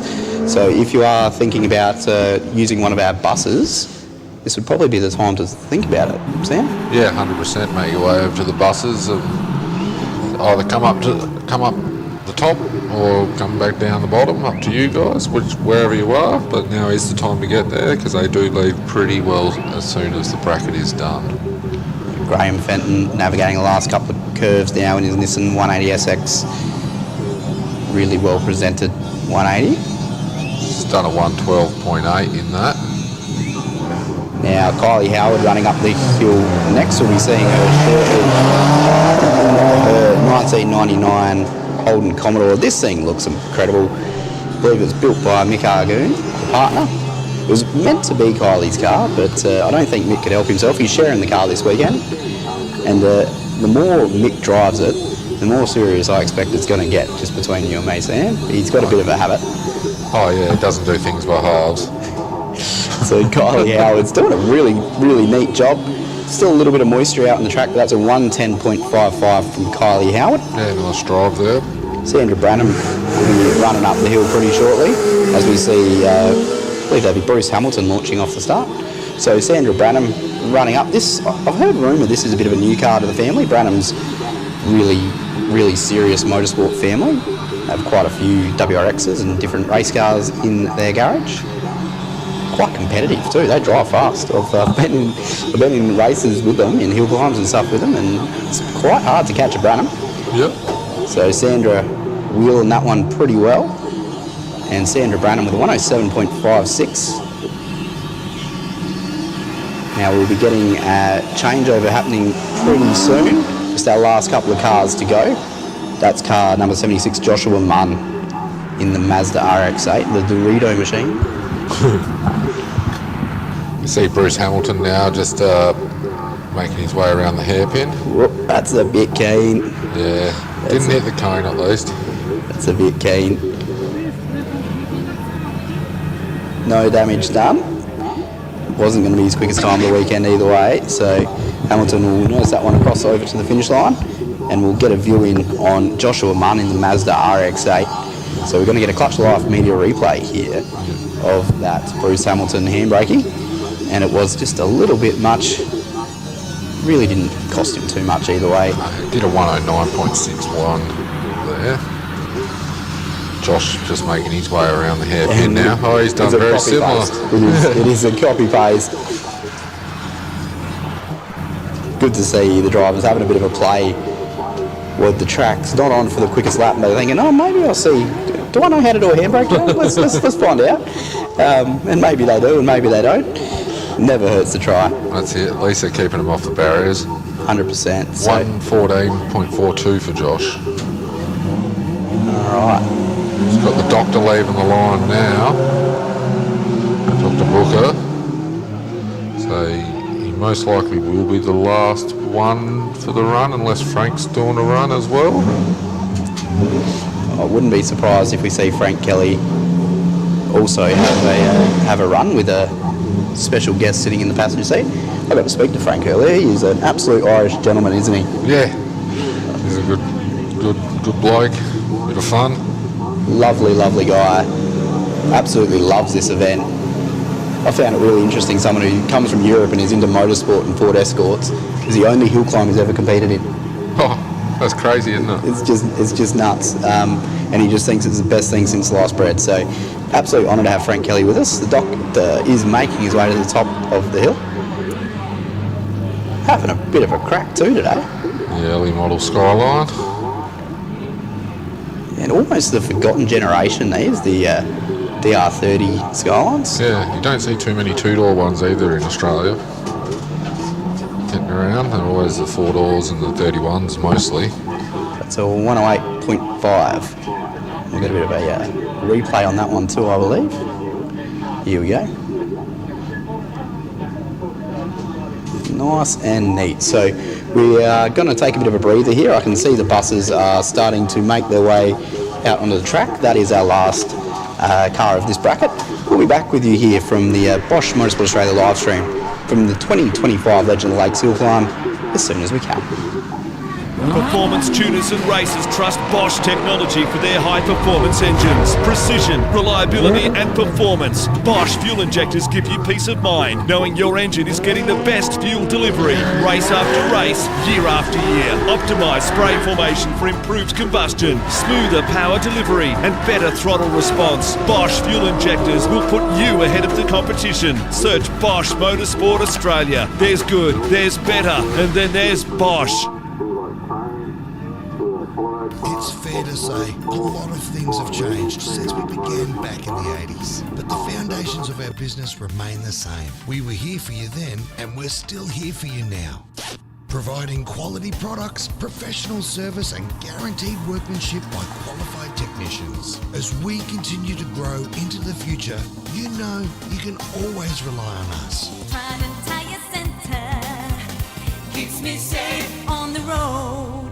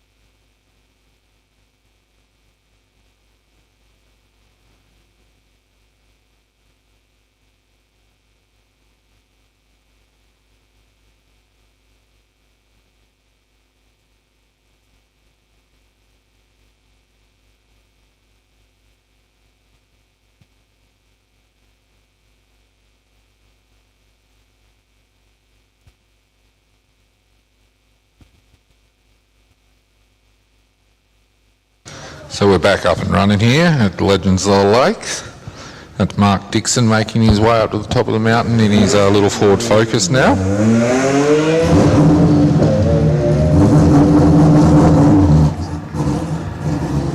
Mark just making his way around the hairpin.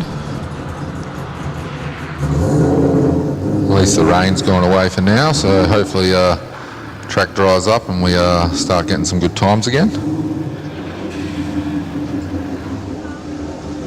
Mark's going to run the little Focus across the line at a time of 103.7.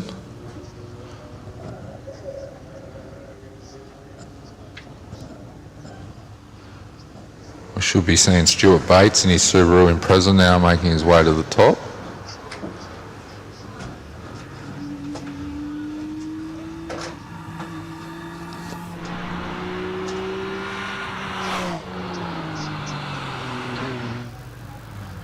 Bates now just making his way around the hairpin.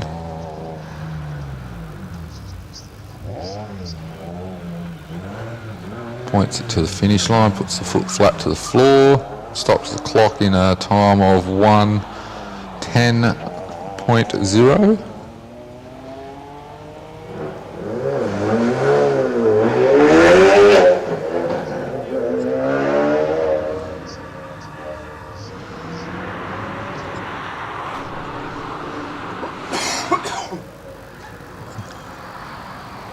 Got the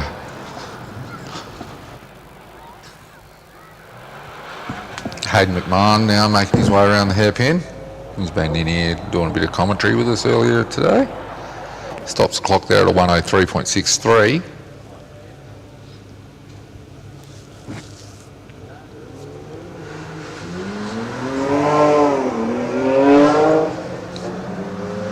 Kirk Owers now entering the hairpin in another Focus RX.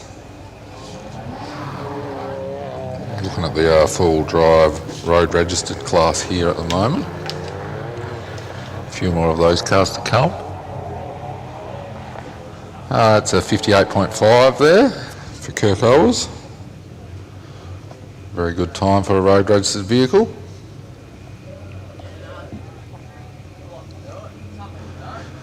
Got the GTR now of Dave Riley making its way to the top of the hill.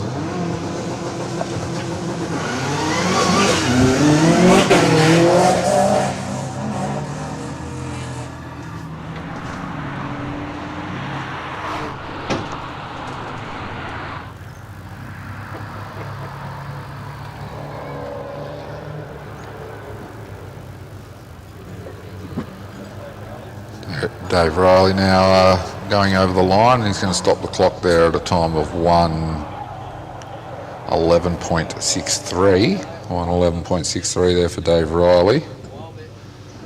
As we see the Adam Zemkus, Subaru WRX STI, now just getting into the hairpin.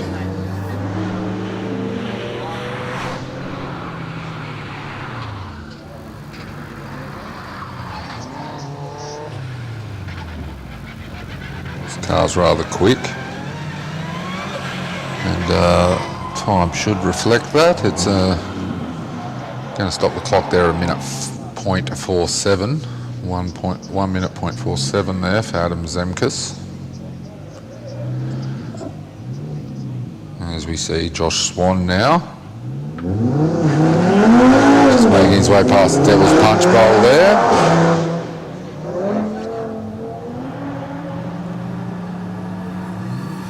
Into the hairpin.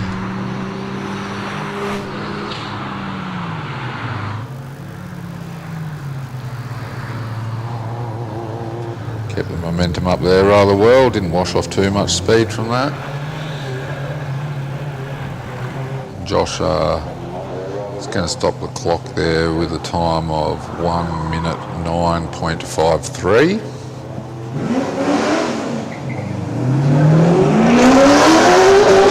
Oliver Taylor now in the Audi RS3 making its way around the hairpin. This car's been running pretty good times all day.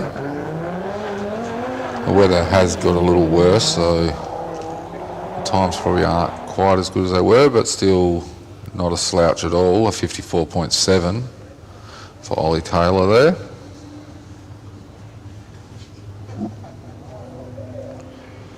That's the end of the full drive road registered saloons. We've now got Lindsay Bear making his way to the top of the mountain in his VY Commodore, road registered 4000cc plus class. Lindsay been a member of SEAC for a very long time, also very well known around the Speedway, and his son as well, Anthony. Lindsay likes to get out and have a skid. And he's going to stop the clock there at a 106.06. Nice drive there by Lindsay.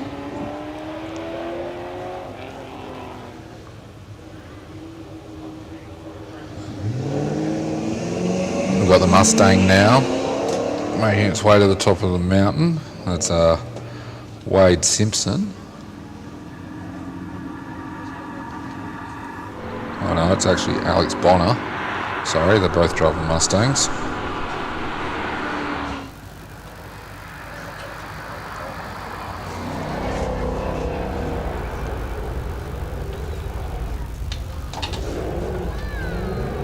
Alex Bonner's going to take the Mustang across the line at a time of 1 minute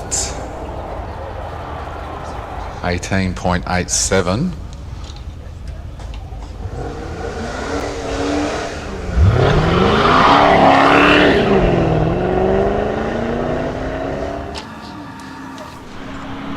As you see, Dominic Burns making his way around the hairpin now. The XR8 Falcon, the AU, a 5 litre motor, old Windsor.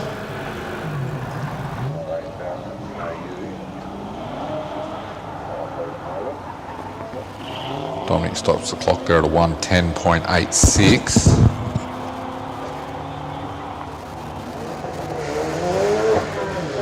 We've got another Burns following up behind him. We've got Peter Burns, also in an AU XR8.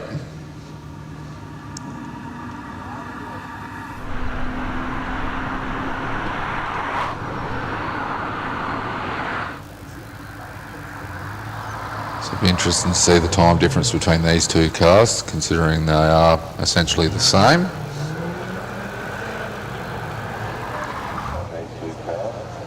And Peter's going to get it across the line at a 1 minute 11.25.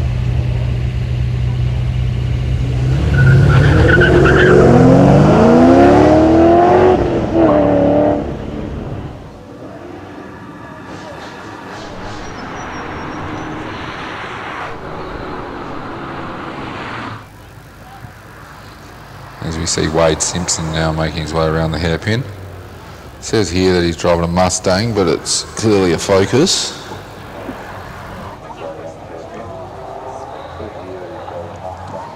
And Wade stops the clock there at a 106.15.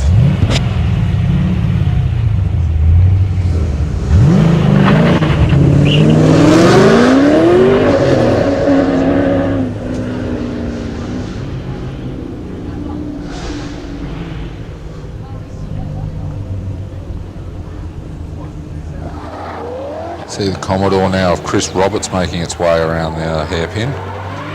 Still in the road registered class here, 4001cc plus. A couple more of these cars to go. Chris does a 104.2.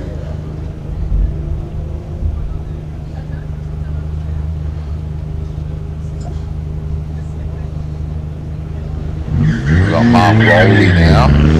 His HSV VXR8 Club Sport. One of the big V8 powered cars here this weekend. Everyone loves the sound of a V8. Little sideways there coming out of the hairpin. And again in at the final corner there. Punches it over the line and stops the clock at a 105.45.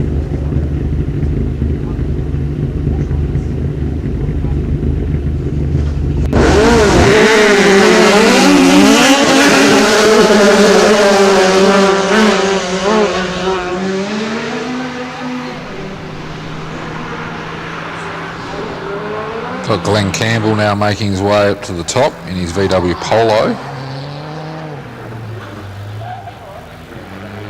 And following behind Glenn, we've got Frank Kelly doing media run. Everyone loves to watch Frank, puts on a great show. Glenn stops the clock there at a 105.29. So now we'll just sit back and relax and watch Frank do his thing here. Always sideways, this bloke.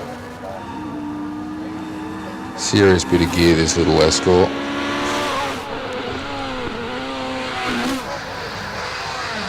Frank's just melting some tyres there at the top, putting on a show for the crowd.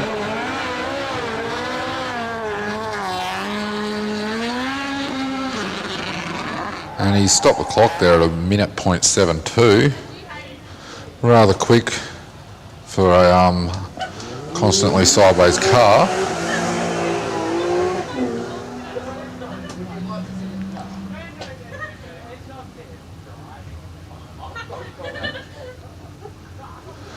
As we see Chris Hortop now taking his Porsche to the top of the mountain.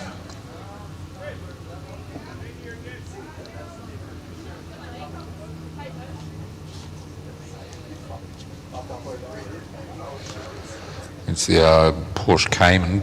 It's a 2010 model. This is in the road registered class 2001cc to 4000cc.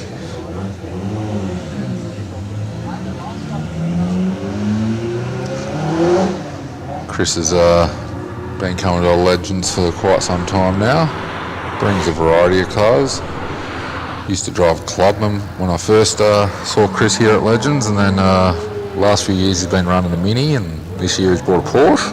Must be nice to have a selection of cars to choose from, what you feel like racing on the weekend. And he's going to stop the clock there at a 104.72 for Chris.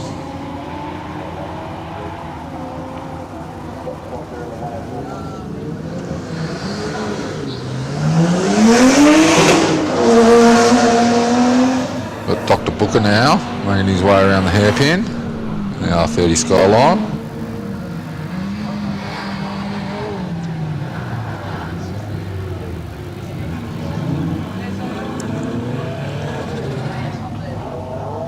Just a media run, he's just doing it for a bit of fun. 102.38 there for Dr. Booker.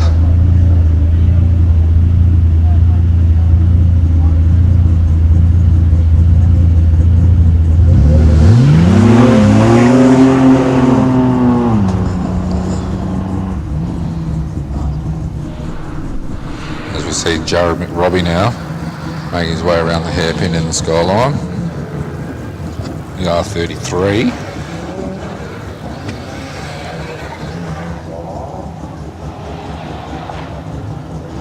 Jared McRobbie stops the clock there at a 59.7.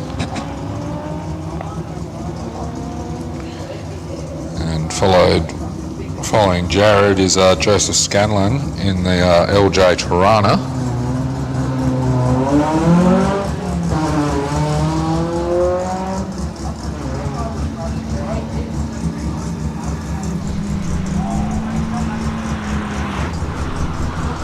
Nice little classic Australian car here.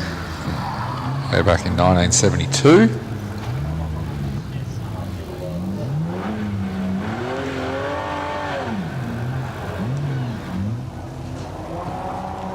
Joe's going to stop the clock there at a time of 108.50.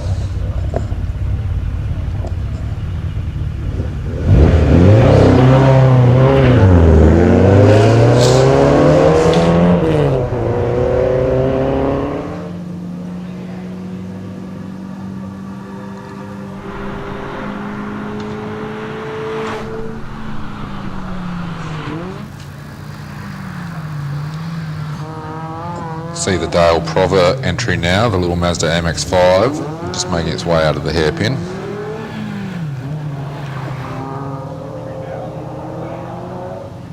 Dale's going to stop the clock there at a time of 111.48.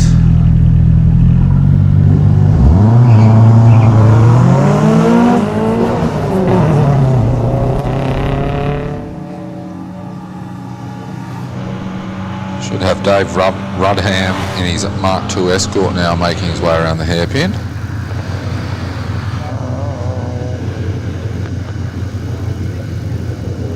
proven rally cars, these Mark II Escorts.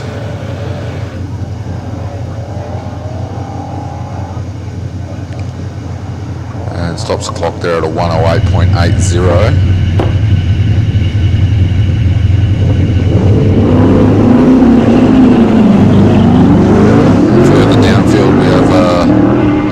The Suzuki GTI of Chris Bennett now, just going up past the punch bowl and into the hairpin. Nice little car to get around the hairpin here. Shouldn't wash off too much pace. Smoothly done. Chris is going to run the GTI over the line at a time of 109.74 there for Chris.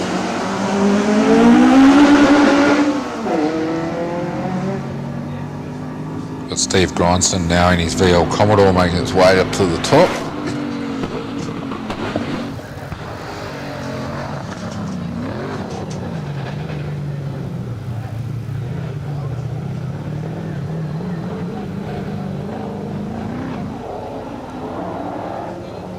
It's definitely looking a lot sunnier at the top of the mountain now, so hopefully it stays that way and we can see some time improvements. Steve stopped the clock there at a 101.39. As we look further down to Warren Heath and his little Ford Laser two-door. This is improved production up to 2000cc. It's been actually rather quick all day, this car, and I don't think this is any different. He's just done a 1 minute .1, a very impressive time for the little Laser.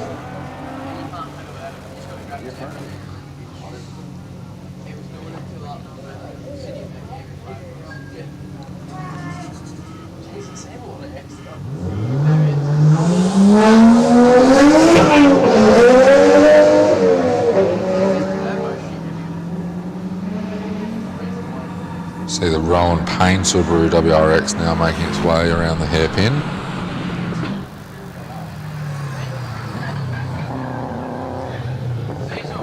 In and out rather smooth there. Points the Subaru to the finish line and breaks the beam and stops the clock there at a time of 103 flat.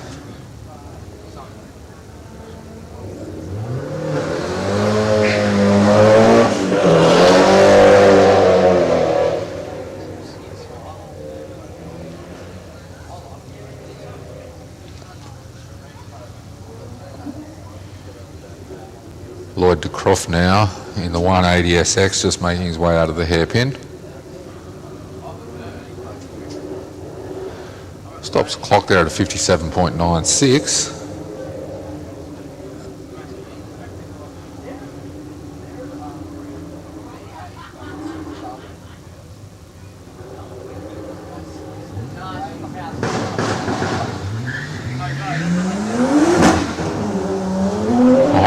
We have Wayne Fitzpatrick, also in a 180.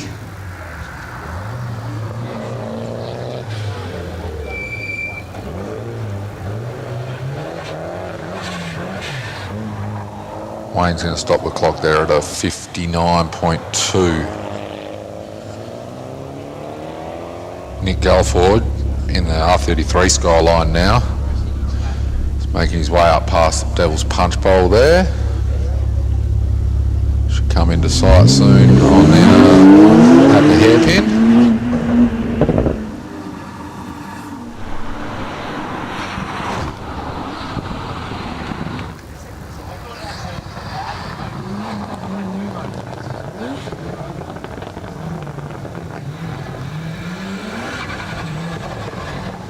Nick Galliford's going to stop the clock there at a time of 59.3.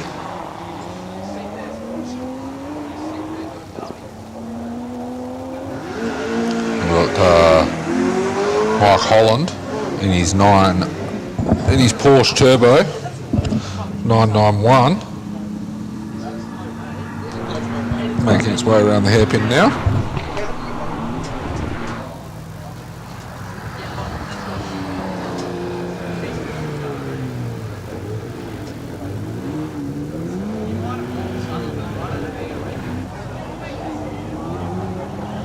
Mike Holland there stops the clock at a 101.73.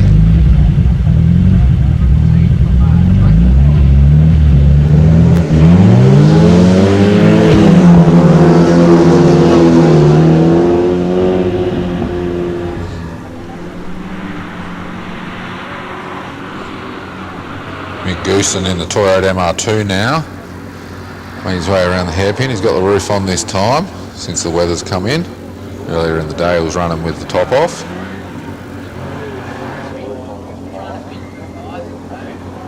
And Mick's going to stop the clock there at a 106.2.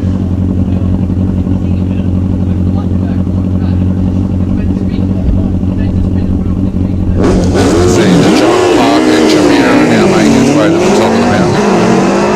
We're in sports cars class up to 2000cc at the moment. We've heard this has got a little 1600 Datsun engine in it.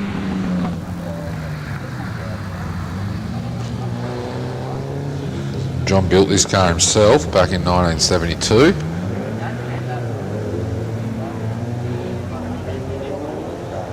And he's going to stop the clock there at a time of 108.06 for John Parker there. There's the little baby Grand miniature makes its way to the top of the mountain now, driven by Sean Williamson. Still in the sports cars up to 2000cc class.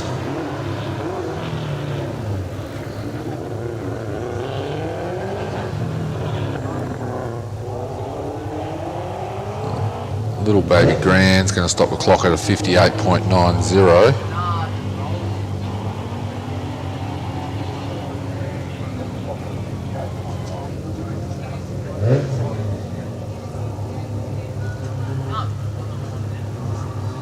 Appears that the rain's coming back, so unfortunately our times are going to get worse for the rest of the afternoon, it looks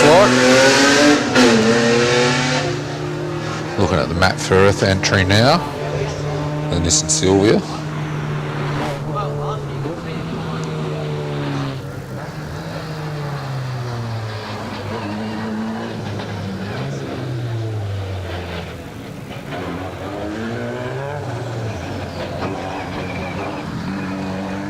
Matt Firth now in the Silvia is going to stop the clock at a 107.65.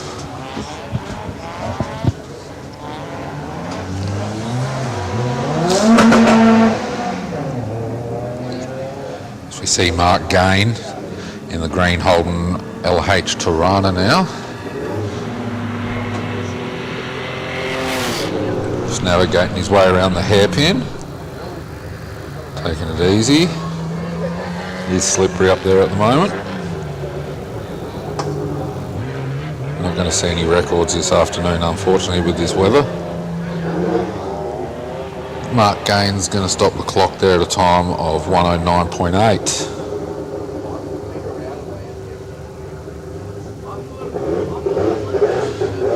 Murray Height now sending his SR20 powered Toyota Corona, top of the hill.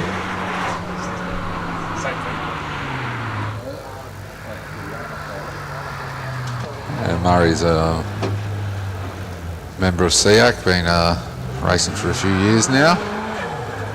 Been working on this Corona, for the last couple.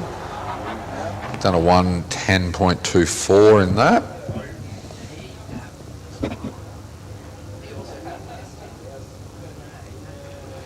We see the Adam Stoddart Leyland Clubman GT Turbo.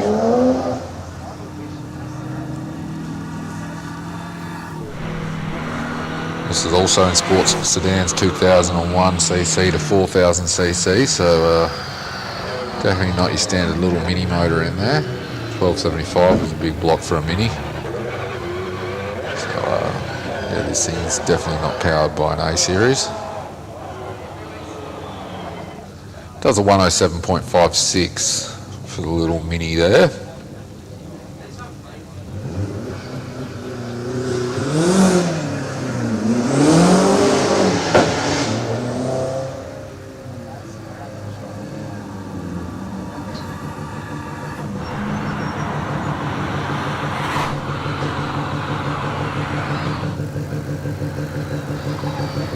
as we see the Toyota Cressida of Jake Van Below now making its way to the top of the hill. Jake's going to stop the clock there at a time of 1:10.39. Should see the Ian Watson VW Polo now making its way around the hairpin.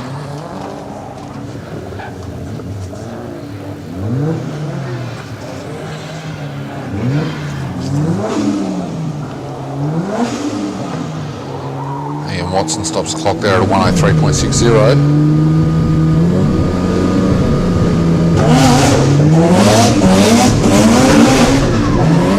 A couple of rotors now coming up course.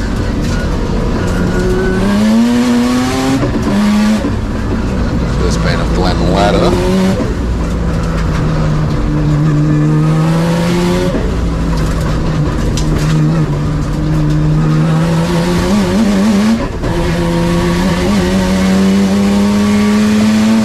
Stop the clock there at 1:02.4.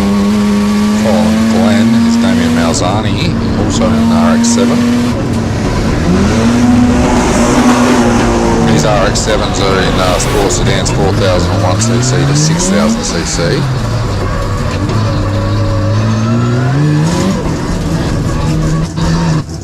Malzani third outright on the Friday. Wet still does a 57.33. Very well done by Damien there. Another local guy here, Reese Molden, in his 1600 Datsun.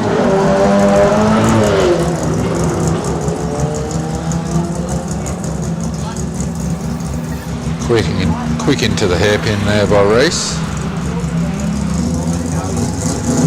Smooth around it. Reese is going to do a pretty good time here for the little Dado. I think he's going to be under a minute. He's going to stop the clock there at a 59.7, just under the minute mark. Well done, Reese.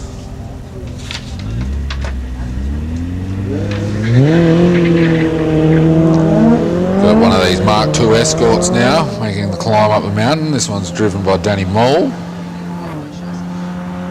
Danny's a very regular participant here at Legends. See him most years.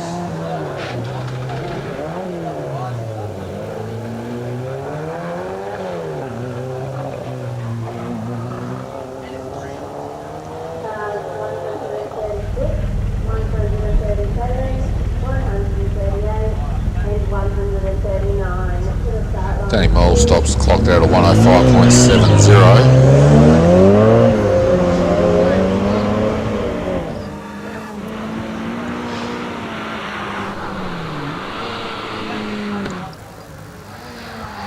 See James Poley now taking the Austin Mini up the mountain. This is sports sedans up to 2001cc.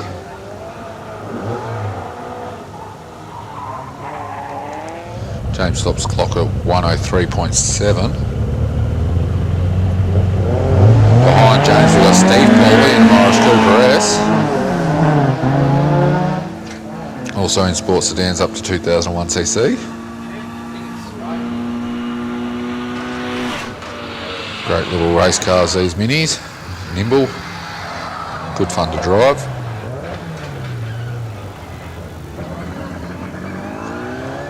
Just lifts up the back wheel there as it exits the hairpin corner. Shoots it across the line and stops the clock there at a 1:02 flat for Steve Poley.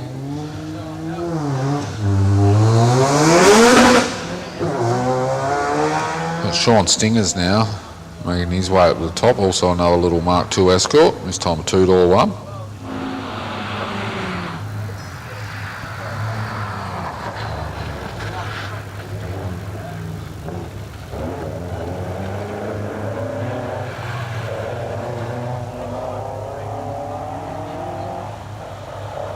Sean stops the clock there at a 1:03.26.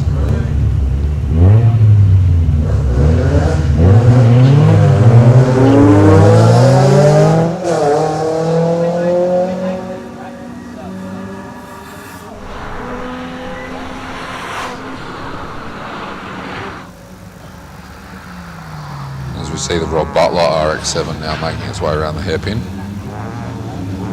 Later model one, 1992 model.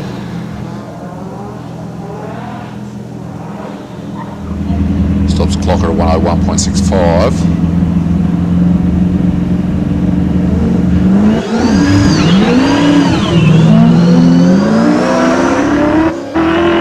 Got another one of our locals, Damien Wilson now, and his S13 Sylvia.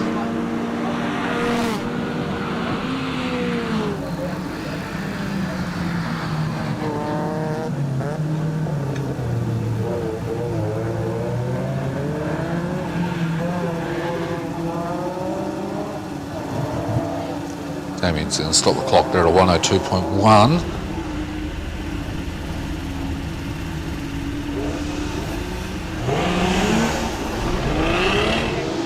We see the Homestyle Bakery entry, the Matt Evans Holden Commodore now. Just making its way around the hairpin. Big car to navigate around the hairpin there.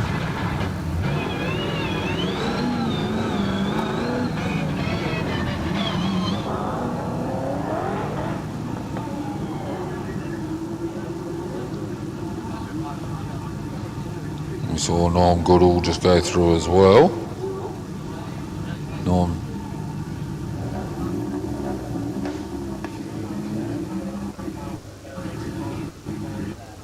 He's having a little issue with timing, so unfortunately Matt Evans did a 59.38, it's just come up now.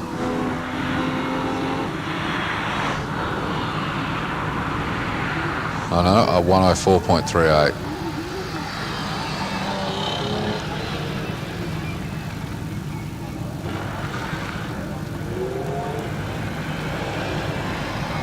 We see David Munn just exiting the hairpin and crossing the line. Does a 51.95. Doesn't seem right.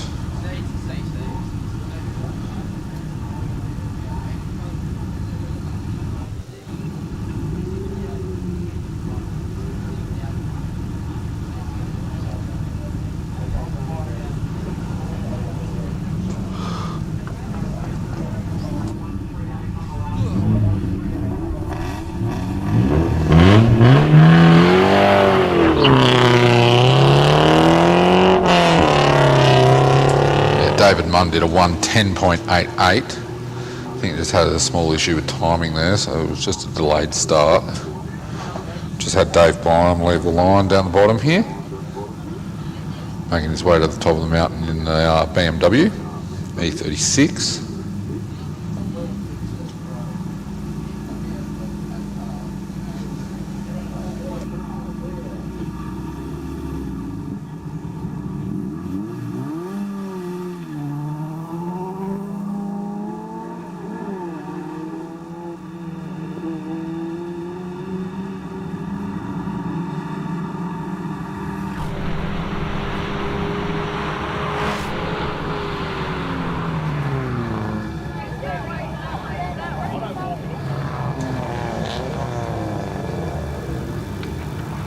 Dave Bynum now just making his way to the final corner.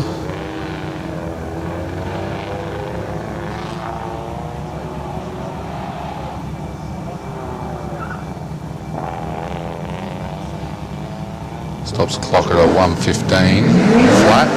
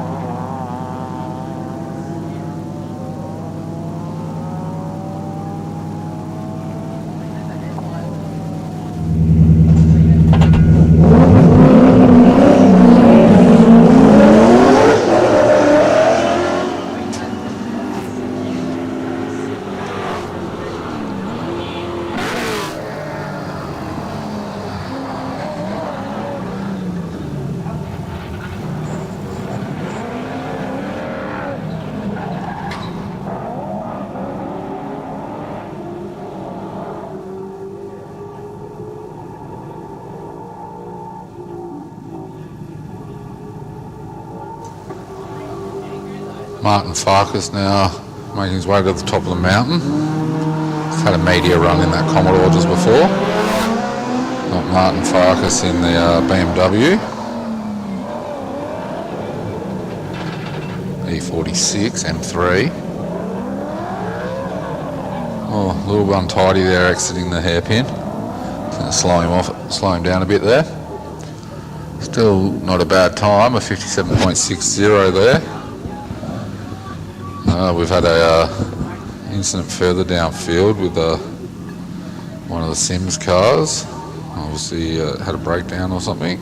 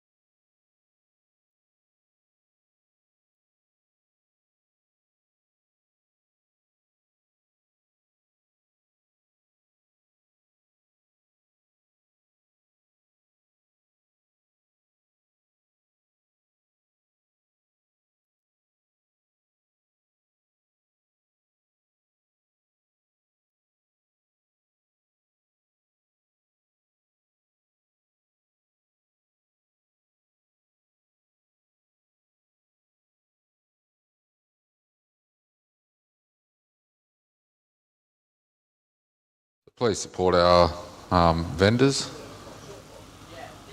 It's always nice to have them come back for everyone's catering needs next year. But they only come back if they get support, so make sure you do get up there and have a feed. I'll also shout out to a few of our sponsors while I'm waiting for the track to clear here. CCM 4x4, Clutch Life Media, they're doing all the work on the live stream this weekend, doing a great job at that. Cocky's Auto Mart, Compton Refrigeration, Cooper Subaru Hamilton, Crumpet Garage, D&D Mechanical and Four-Wheel Drive, Decor Lighting, Defi Performance, Diversified, DPF Particulate Solutions SA, EB Graphics, EJ Swan Consulting, Exchange Printers, Farm Gear, Galpin's Accountants, Gambia West Brakes, Gillies Machinery, Gulwa Vehicle Sales, Grand Auto Wreckers, GT Industrial Sales, Hangtime Hostel, Hannaford Seeds, Heemskirk Security, Heenan Earth Moving, Homestyle Bakery, Hydrolec, Hydrojet Solutions Australia, Infrabuild, Iron Rock International and Jaws Tech. Thanks to these sponsors, we couldn't put on this show without your great support that you do for us, whether it's in kind or a monetary donation towards the club to put towards building the track and getting all the bits and pieces here that we need, all the marquees and etc., and the food vendors and generators. There's a lot goes into putting on this event. But yeah, we'll just have a short break while they're clearing the track at the moment and be back with you soon. For over 120 years, Bosch Motorsport has fueled racing legends. Some things never change.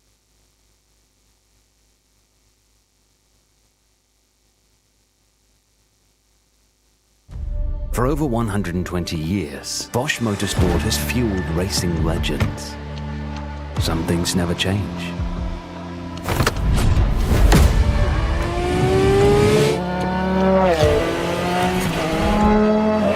Every detail, at every moment, optimized. When quality and performance is demanded, choose Bosch Motorsport fuel pumps.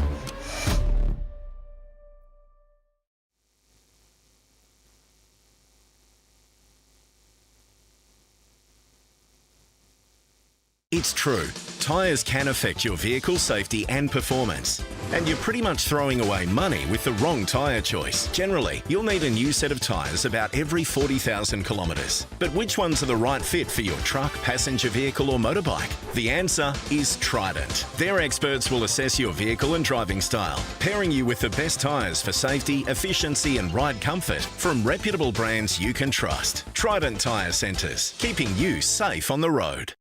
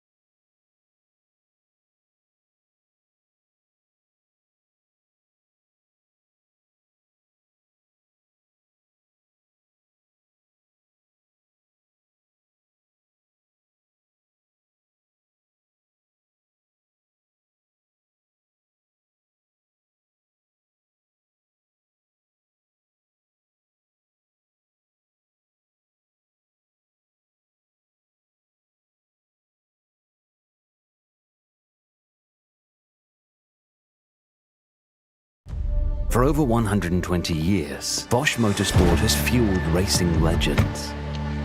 Some things never change.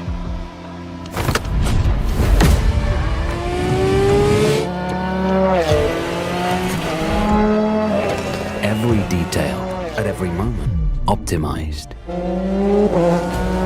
When quality and performance is demanded, choose Bosch Motorsport fuel pumps.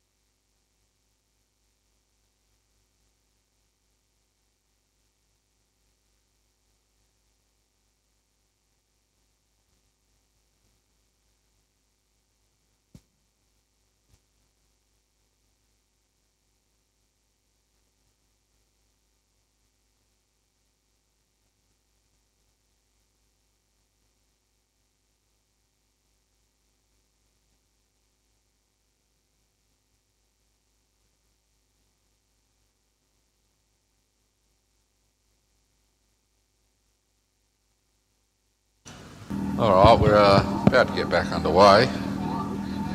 Just had to fix up a barrier that got knocked, but that's all been sorted out. Had to get the forklift out. We're back underway with Mark Povey now leaving the line in his Datsun Stanza, which is in the improved production up to 2000cc class.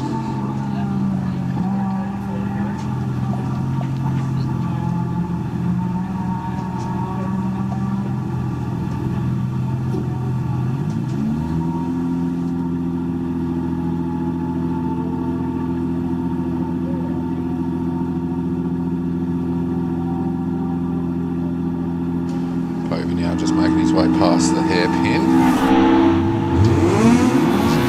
The punch bowl, sorry. Now entering the hairpin.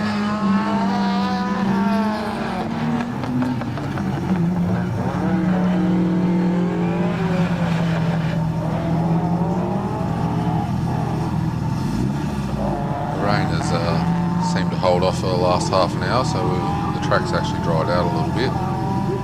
Might see a little bit better times this afternoon. Mark Povey's just done a 103.37 in the stanza there. As Michelle Wagner now makes her way up to the top in the Mitsubishi Magna.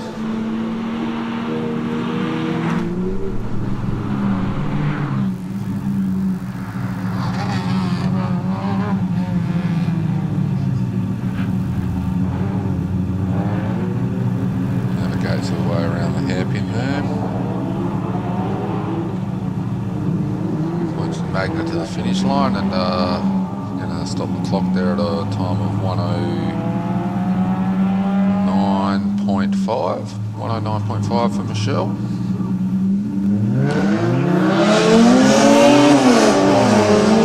As we see the DeBassi entry now, making its way around the hairpin, the 180SX.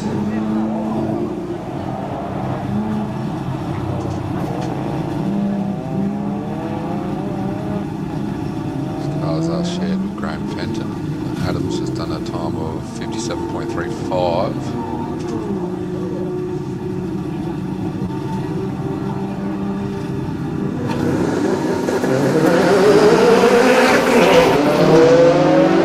One of our Hamilton entries making their way to the top of the mountain now. We've got Cohen driving the XR6. We've got Graham just come back in after his long smoker. Lunch break. Sorry, Sam, I didn't mean to leave you on your own for that long. I thought you were in good company there. You're right. I've been keeping myself company. I've done a lap around the pits and had a bit of a chat with a few people. Ooh, Cohen's going rather sideways out of there. That's what Cohen does. Yeah, he still did a 59.90. Lots of tyre smoke. Just to rub it into those people that can't crack the minute mark. That's it. As we see Michael Krikoff now making his way around the hairpin in the Subaru. We're just getting a replay there of Cohen. And a bit of smoking sideways action. Wasn't far off that barrier there at the final corner. Krikoff has run 56.53 there. I was having a bit of a chat with Frank there earlier, and afraid I didn't win the raffle for the free ride. No, apparently number 10 got it or something. Bugger. I thought I bought enough squares too, but that you rigged it. I thought I had. No good, mate. Didn't work out. I bought 5 tickets, and the woman that won it bought 6. So you know, I was outnumbered. Deserving more than you. Yeah, obviously. Thanks very much. See Zach Byram now making his way to the top of the hill. Just going to stop the clock there at 109.3. I will endeavour to shoehorn myself into the driver's seat of that little baby blue later tomorrow, just to get a photo, so I can tell lies about it. And show people video of him doing that's it. I'll go, yeah, that was me. Yep, that's yep, right. Yep. Bragging rights. We see Emma Braun now taking the Subaru across the line at a 59.4. Rather good time there.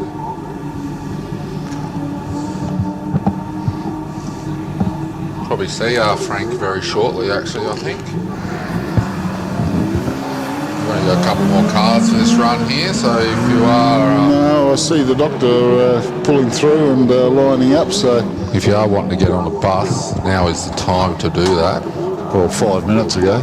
Yep, well, still, it's not too late. Get there and squeeze on and come down the bottom or head back up the top. We're still running here for another couple of hours yet, so... Weather permitting. Yes, what are we talking? 4:45. They're going to be running till about 7 o'clock. Yep. Which is going to get us through 5.5 runs for the day. 5.5, not going to finish the run. No, then we'll be able to do 3.5 runs tomorrow. Which will finish us up at an appropriate time in the middle late afternoon in time for presentations. And that way the people that do have to travel and want to go home tomorrow can get home safely. Exactly that. And that was from the horse's mouth, Kevy Radell himself. Yep. Not half an hour ago. Fair enough. I told him I wouldn't tell anybody, but here we are. Oh, while we're at the end of that run, I might just shout out to a few of our sponsors. JB Customs, Joanne's Espresso, JSM Carports and Verandas, Kangaroo Island Luxury Accommodation, Cub Power, L&H Electrical, MGS Towing, Motorsport Service Solutions, Mount Gambier Mechanical and Auto Electrical, Mount Gambier Sawworks, MSS Safety, Nataro Landscapes, OFO, OGR, Paint Trill Coatings, PCB Independent Land Rover Specialist, PMD Race Products, Precision Opal, Pump X, Repco Auto Care and Rural IT Solutions. We appreciate all your sponsorship that you've done for us this year. Looks like the buses are on the move as well, so... Too late if you Too late. If you've missed the bus. So we'll be back shortly in the next couple of minutes with you for we'll get some run number 6, is it? Yeah, so we'll get some updated times. Standings. Don't think things are going to change too much. No. All right, we'll have a short break. We'll be back soon.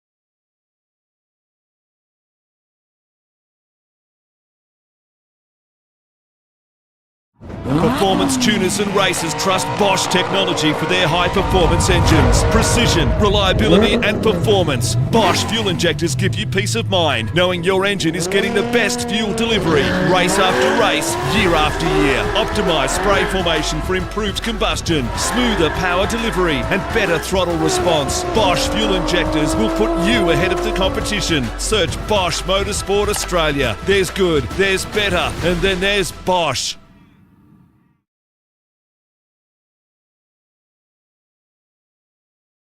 Just like your car, tyres need regular maintenance too. Tyres that aren't maintained will wear more rapidly, cause your vehicle to use more fuel and may compromise your braking and handling ability. For all your tyre and mechanical needs, call Trident Tyre Centres.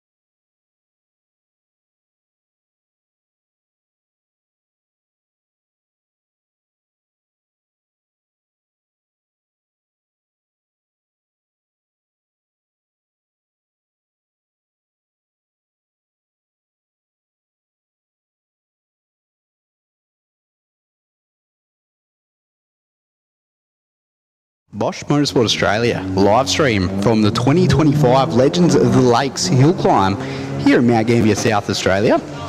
We are back up and running here. So Joshua Amoruso will be opening proceedings for us here. His Honda Civic, 1999 Honda Civic, running in the improved production up to 2 litre class. My name's Hayden. I'm going to be joined by my friend Dylan for a little bit. Give the commentators a bit of a breather. Oh, thank you for that nice little introduction there, Hayden. Dylan probably more comfortable behind a camera than behind a microphone, but you could say that. Yeah, it's good to have you on, bud. This is something a bit new for us, a bit fun. So Josh Amoruso in the Civic is getting up towards the top of the hill. I've just come back down from having a run, and the track feels really good. If it can stay just like this for the rest of the afternoon, we're actually going to be in for some decent laps. So Josh has probably got the best track right now I've seen all day. It's quite dry at the moment. Still got about an hour's worth of sun on the track down here on the start line at least anyway, so hopefully we can get a nice clean run out for the next hour or so. Yeah, definitely, that's going to be the trick. So Josh is just rounding last couple of corners into the bus stop. Last corner now for Josh Amoruso in the Honda Civic, so that's going to be a 110.41 from Joshua. Now, we've got a good variety of cars coming up here at the Legends of the Lakes Hillclimb. We've got some amazing metal on display here today. A bit later on in this session, we're going to be seeing the likes of Dan Day and Dougie Johnson, who are definitely going to be out for outright honours here. This is Nick Burns in his Hyundai Excel on track at the moment. So Nick running in one of about 7 or 8 XLs we've got here today. Most of the others are Circuit XL spec, which is a door-to-door racing, identical cars, but Nick's is actually a bit more of a wild child, as it were. That's a 107.06 from Nick Burns, which is more or less on pace with the other XLs. Speaking of times, I do have some times in front of me that just came out the printer about 5 minutes ago from the timing room. Do you want to yeah, let's have a top 5, or let's have a bit of a run through here of rankings after run 4. Oh, this is the special times. This is important. All right, so far as things sit, the best we've seen is Mr. Dan Day, 49.36. Dougie Johnson has done a 53.05. Nathan Robbins in the WRX has done a 54.16. That's incredible. Ollie Taylor in the Audi RS3 has done a 54.21.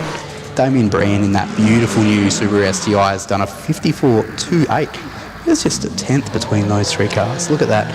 Speaking of Damien Brand, he's improved his position consistently through today. I think earlier today I saw him at 12th place, and now he's moved his way up to 5th now. All the way up to 5th, yeah. And the talk around the town is that Brandy will get quicker as he really gets familiar with that car, and that's, everybody knows it, including the man himself. Damien Malzani is sitting in 6th there. He's done a 54.42 in the RX-7. Kurt Wilson's WRX STI has done a 55.22. Gerbic Mirko right on the hammer with a 55.32 in the beautiful Carbon Evo, and Simon Fuel in the Rally Spec Subaru WRX GC8 with a 55.88. That's our top 10 so far. Top 10, after 4 runs. Still a huge gap between Dan Day and Johnson Douglas there, and the rest of the competition field. Yeah, Dan's definitely, he's got the legs on him. I've spoken to Dougie. He's got a 48. Yeah, he does. He does have a 48 in him. I've got to agree with you there, Graham. So Dan Day, he's done a 49.3 already. I spoke to Doug Johnson earlier today. He is wanting to go sub 50 this weekend. That is his target. He's been knocking on that door for a number of years now. He's been chasing Dan Day for half a decade or more. All right, so looking on the start line now, next car we're going to see will be Bailey Munro in the Mazda RX-8.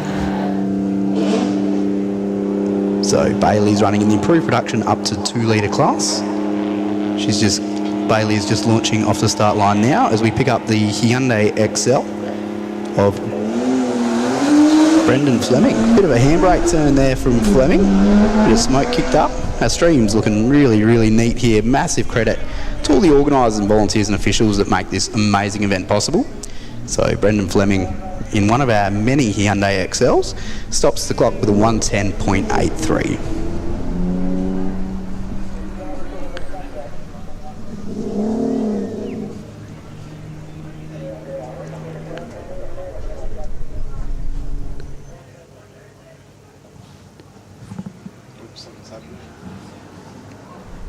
We'll be back with you in just a couple moments.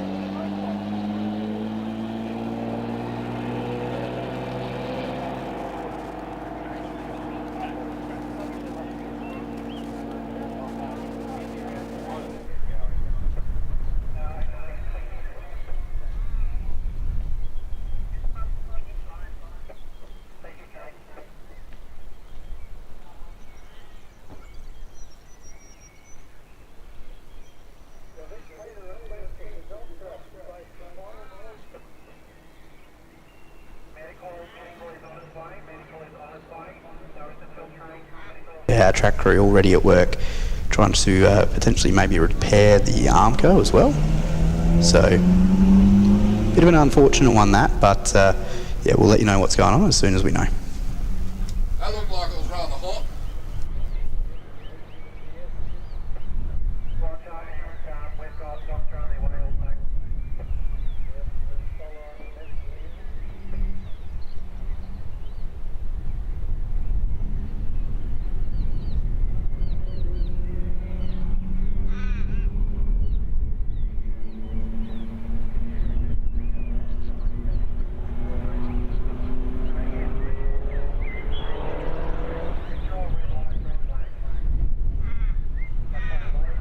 Clearly conscious and feeling okay.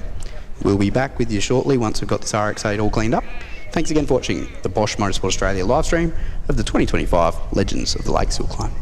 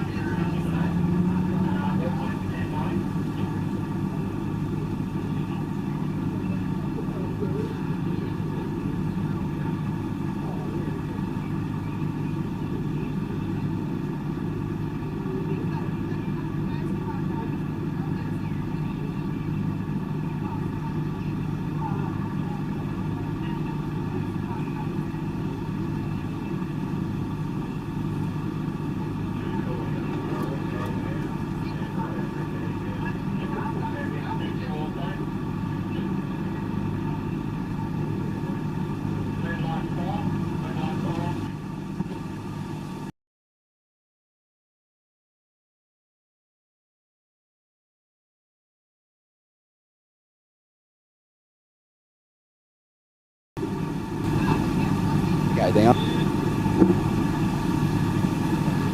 Okay.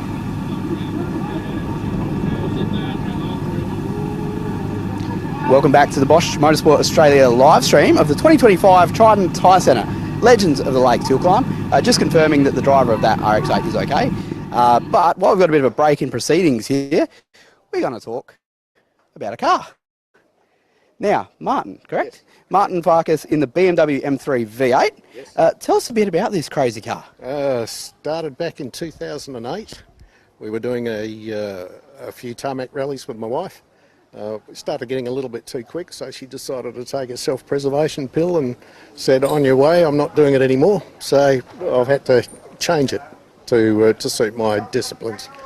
And your discipline being hill climb? Hill climb and track work. Yeah. Awesome. Now, we've got an assistant here, Anthony Norris, is going to open the bonnet. Yeah. And could you please tell us what exactly we're looking at here, Martin? Okay. So it's an E92 M3 motor, which is an S65, custom built stroker, 4.6 litre, and it goes well. I'm happy with it.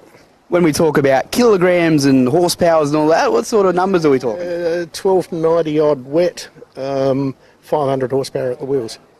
Beautiful. Now, I believe there's a good-looking rooster in the background here somewhere that might be keeping you.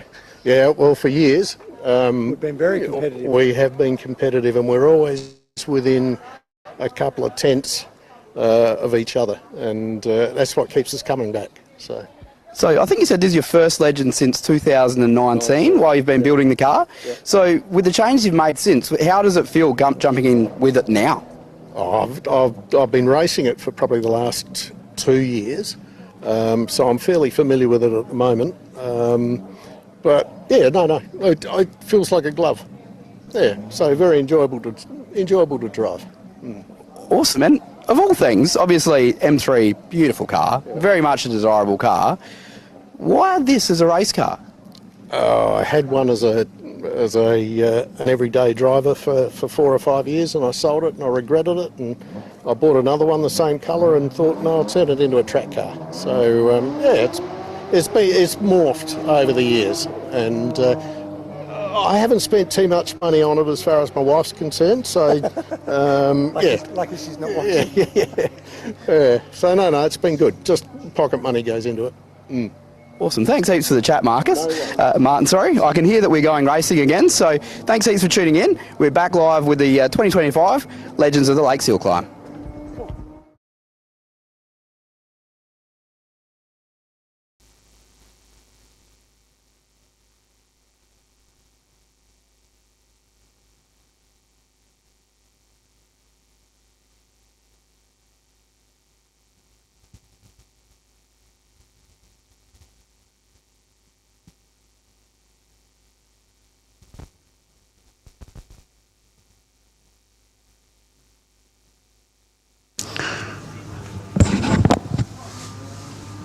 Okay, we're back to trackside again.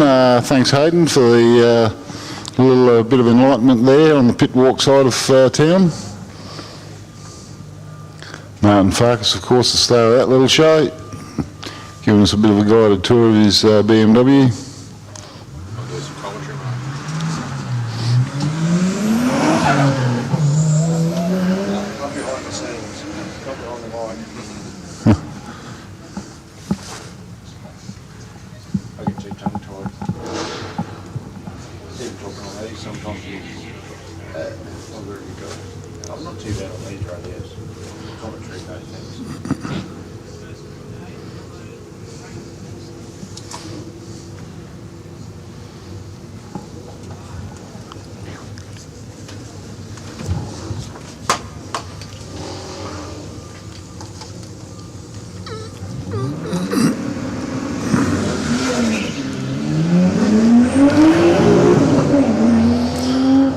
Okay, we've just got Luke Day heading off from the start line here. We've got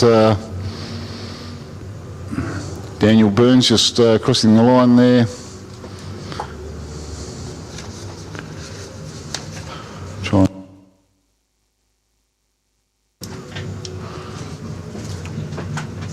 Right, we'll just get our live timing screen back in here. Daniel Burns in the Sora car 12. just on a 1 minute 17 dead.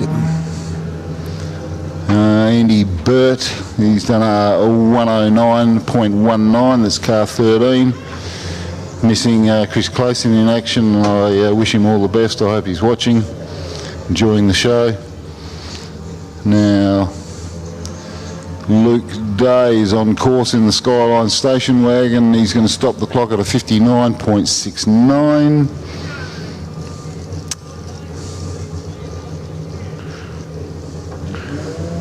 Okay, just a little bit of a delay between the picture and the sound and the times at the moment. We'll try and keep on top of it. Got Neil Jamison in the Mark II Escort.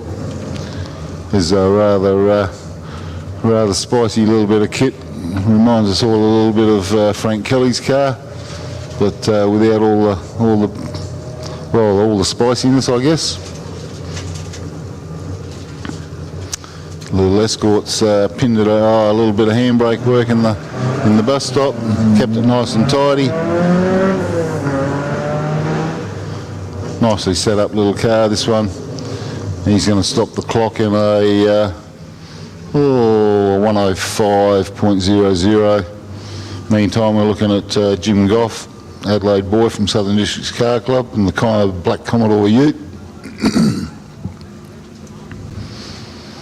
And Jim's, no, Jim, you got to go faster than that. It's a 106.64, or at least he's consistently in the 106s. I do have to keep reminding him it's about 2 seconds slower than a 71 Superbug, but hey, is he listening? There's plenty of people a bit slower than said 71 Superbug though in there. Yeah, I know that. I don't mind reminding them from time to time either. It's a critical part of the process. Exactly. You know, they don't learn otherwise. No. Got Carl Ward, I believe this is. There's an awesome little Datsun Sunny sitting on the start line. Okay, we're just watching Pete Rogers podge to his friends, local man, negotiating the bus stop there. And he's recorded a time of 106.37, and I don't need to say it. So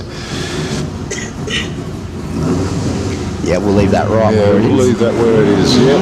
So we've got... that is, Carl Ward in the Datsun Sunny running a 1.98 litre in the improved production 2 litre to 4 litre class. Got some nice little live shots there of Carl. Thanks to our cameraman Dylan, cameraman slash commentator slash tech guy slash pretty good bloke, to be honest with you. So thanks Dylan for all your help throughout the weekend. I think you're a little bit biased there, Hayden. Oh, I might be. Yeah, of course you are. Yeah, I think we all are around here, aren't we? Yeah, of course we are. We've all got our own personal preferences. Alright, so Carl heading up towards the bus stop here at the moment.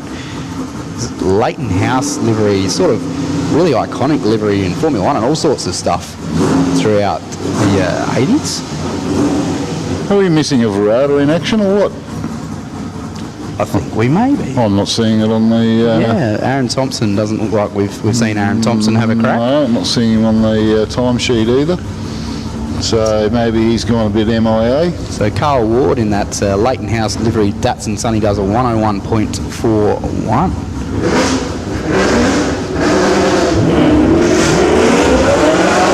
Richard Nicholas is on track at the moment in his Holden VSU.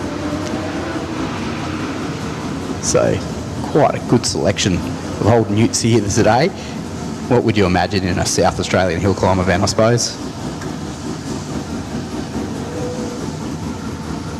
Tip roast with a 102.5 and a nice little handbraking in the process.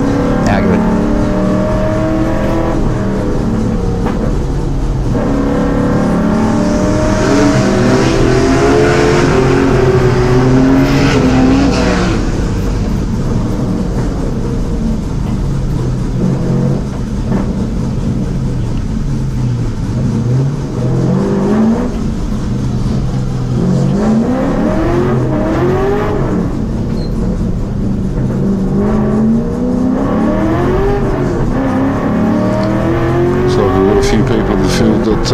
chosen to not do any more runs today. We've got a few people missing in action here. It's a...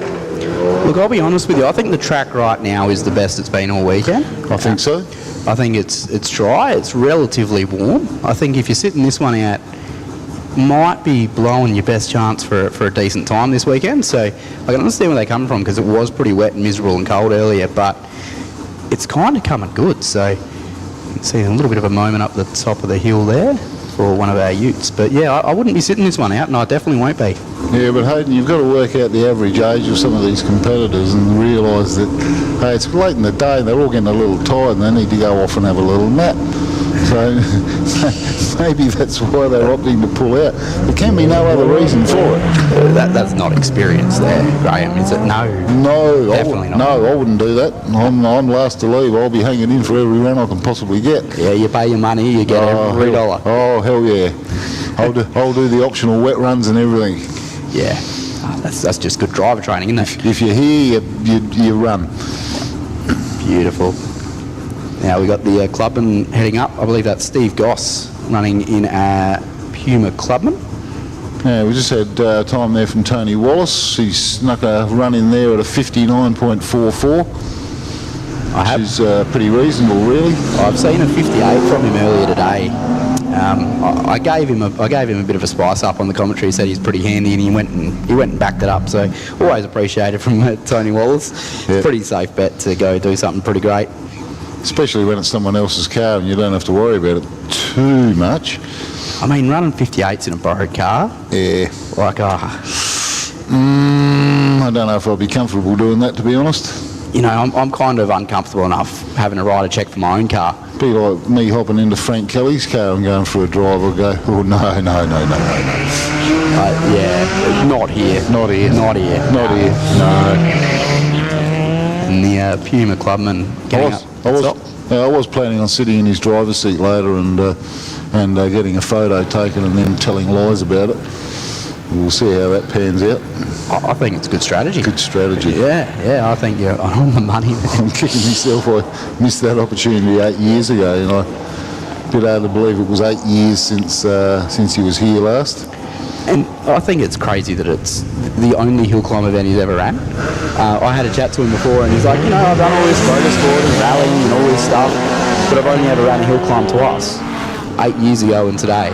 Is that right? That's right. Man from Europe, drives fast escorts, wins whatever, does everything there is to do. Yep. Comes all the way to South Australia to run the best hill climb in the world. Absolutely. What a champion. Lovely guy too. Yep. I asked him about auto testing because, of course, we have Motorcana here in Australia, and I've been doing Motorcana all my life, and I asked him whether he'd done any auto testing. He said no, because over there, their auto tests are 5 times more complicated than ours, and 5 times as long, and you've got to spend a week memorising the tests, otherwise you just don't know where you're going. And he couldn't get his head around the navigation side of things there, so he's stuck to the rallying where he's got someone to tell him where to go. I'll pay that. That's definitely fair. Definitely. William Davis got pretty loose there on his run through. That was a 105. It was a pretty good run in the Escort twin cam. But yeah, it's definitely the more difficult things about a Motorcana is actually remembering where to go. You can have your little map, but I think we've all been all crossed up and looked at a cone and gone, hang on, are you that cone or that cone? Okay. We've got it pretty easy here in Australia, and I've looked at a lot of Irish and British auto testing, and they are so complicated. They actually get the tests a week before the event, so they've got time to study and memorise them, because they are a lot of hard work. Give me the Legends of the Lakes Hillclimb. Anytime. You don't have to think too much about where you're going. It's just how you're getting there. Yep. And how close can I get to that arm code? That's right. And how flat can I stay? Yep. And how brave am I actually feeling right now? Yep. Without having to worry about whether am I going to turn left or right. Yep. Nah. Beautiful. So we can see James Crimson is on the track at the is it James? Or is it Neil Oatway actually? Sorry, on the track. No, it's Neil Oatway. We've got the red one. It's the Red Falcon. We got another one of these big ones coming up with Rob Vanderkamp. But yeah, Neil is on track at the moment. 71 XY GT. Absolutely iconic Australian car. you've got to put it in the top 3 best Australian cars ever made, right? Well, yeah, I guess so. For an Australian-made car. Yeah, it's got to be up there. It'd be sort of just right there behind the Magna somewhere. Oh, let's see if we get a bite. You guys are talking about how much you like this new commentary tower. That's the sort of stuff that'll get you back in the horse plate. Well, we've got the yellow peril here, Rob van der Kampen, who's the quickest of these 3 GTs. So now he had a bit of an overstep moment in the bus stop earlier on and lost a bit of time, and then decided he'd do a bit of a smoke-up session through the last couple of corners and put on a good show. He's always good for a good show, is Rob van der Kampen. I think he's 17th outright at the moment, and you can tell why just by watching the big yellow Falcon. It is absolutely pinned everywhere. So we're just seeing Grant Stevenson cross the line in his Escort. That was a 108.4. We're now cut to big Rob van der Kampen manhandling. Nice bit of wand work there. Yeah, manhandling the XY. Absolutely awesome. So Robert van der Kampen, 56.1. Wow. That. With the little sideways drift through the bus stop, with the wheels lifting everywhere he goes, that big yellow Falcon, Rob, that's unbelievable. Oh, that's nice. Yeah, he's wiped off. He's wiped off a whole 1.1 seconds, right? Wow, quickest run of the whole weekend for him. I told you the track was good. Oh, amazing. Yeah, look at that. Those people that are sitting out, do it at your peril, because you're missing the best opportunity for the weekend so far. I think you are. I think this is it. Probably us in the second bracket, we might get bit by the sun disappearing behind the crater and the shadow overcasting the track, but it's definitely looking absolutely spectacular out there at the moment.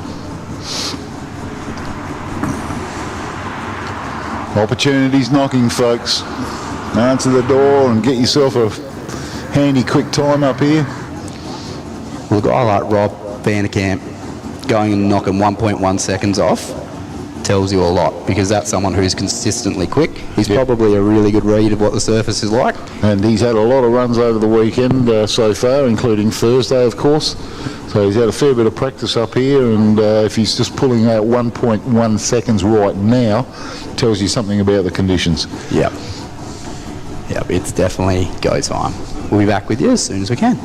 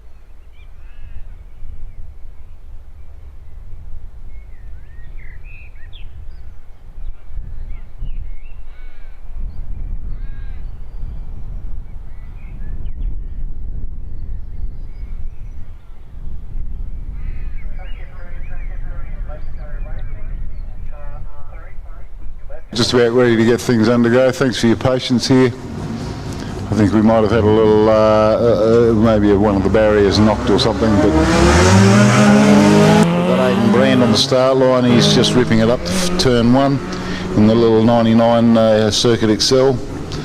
We've got quite a popular car, these little Excels, and we've got a whole bunch of them coming up here. Aidan's just gone. We've got Corey Brand on the start line. He's ready to give it a rip. Yeah, these cars, man, I don't think you would have really called it 30 years ago as this being the most popular motorsport platform in Australia, and probably the most successful in breeding future supercars champions and all those types of things. But Circuit XL is red hot. Yeah. It is red hot. They get fields of 40 or 50 of these things. Oh, it's good budget racing, and there's not a lot of modifications you can do to these things, so everyone's playing on a fairly level playing field here.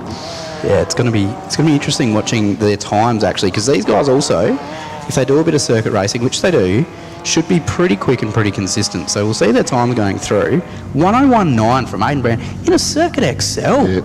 That is incredibly quick. These wiped off a couple of seconds there, I reckon.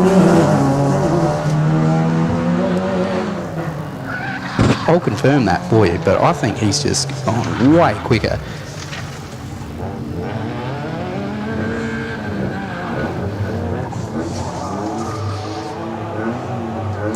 Okay, we're going to watch Corey Brand. He's just gone past the minute mark.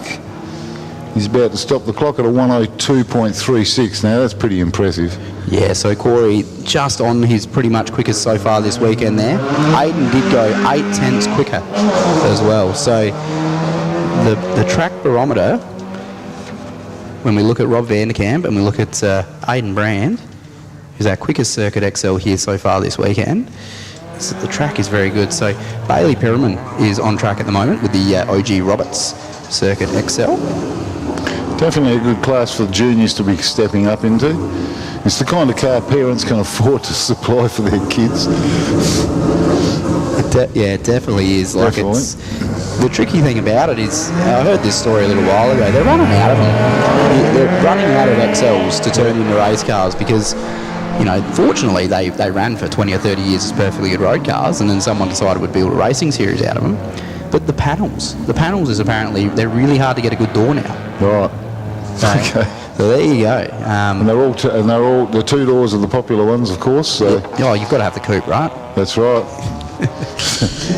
And Roger Vogelsang is getting towards the tippity top with his Circuit XL. And he'll do a 1:04.7, which is just a few tenths slower than his best so far today. Speaking of Vogelsangs, we've got Zachary Vogelsang on the course at the moment. Or have we? Yes, we do.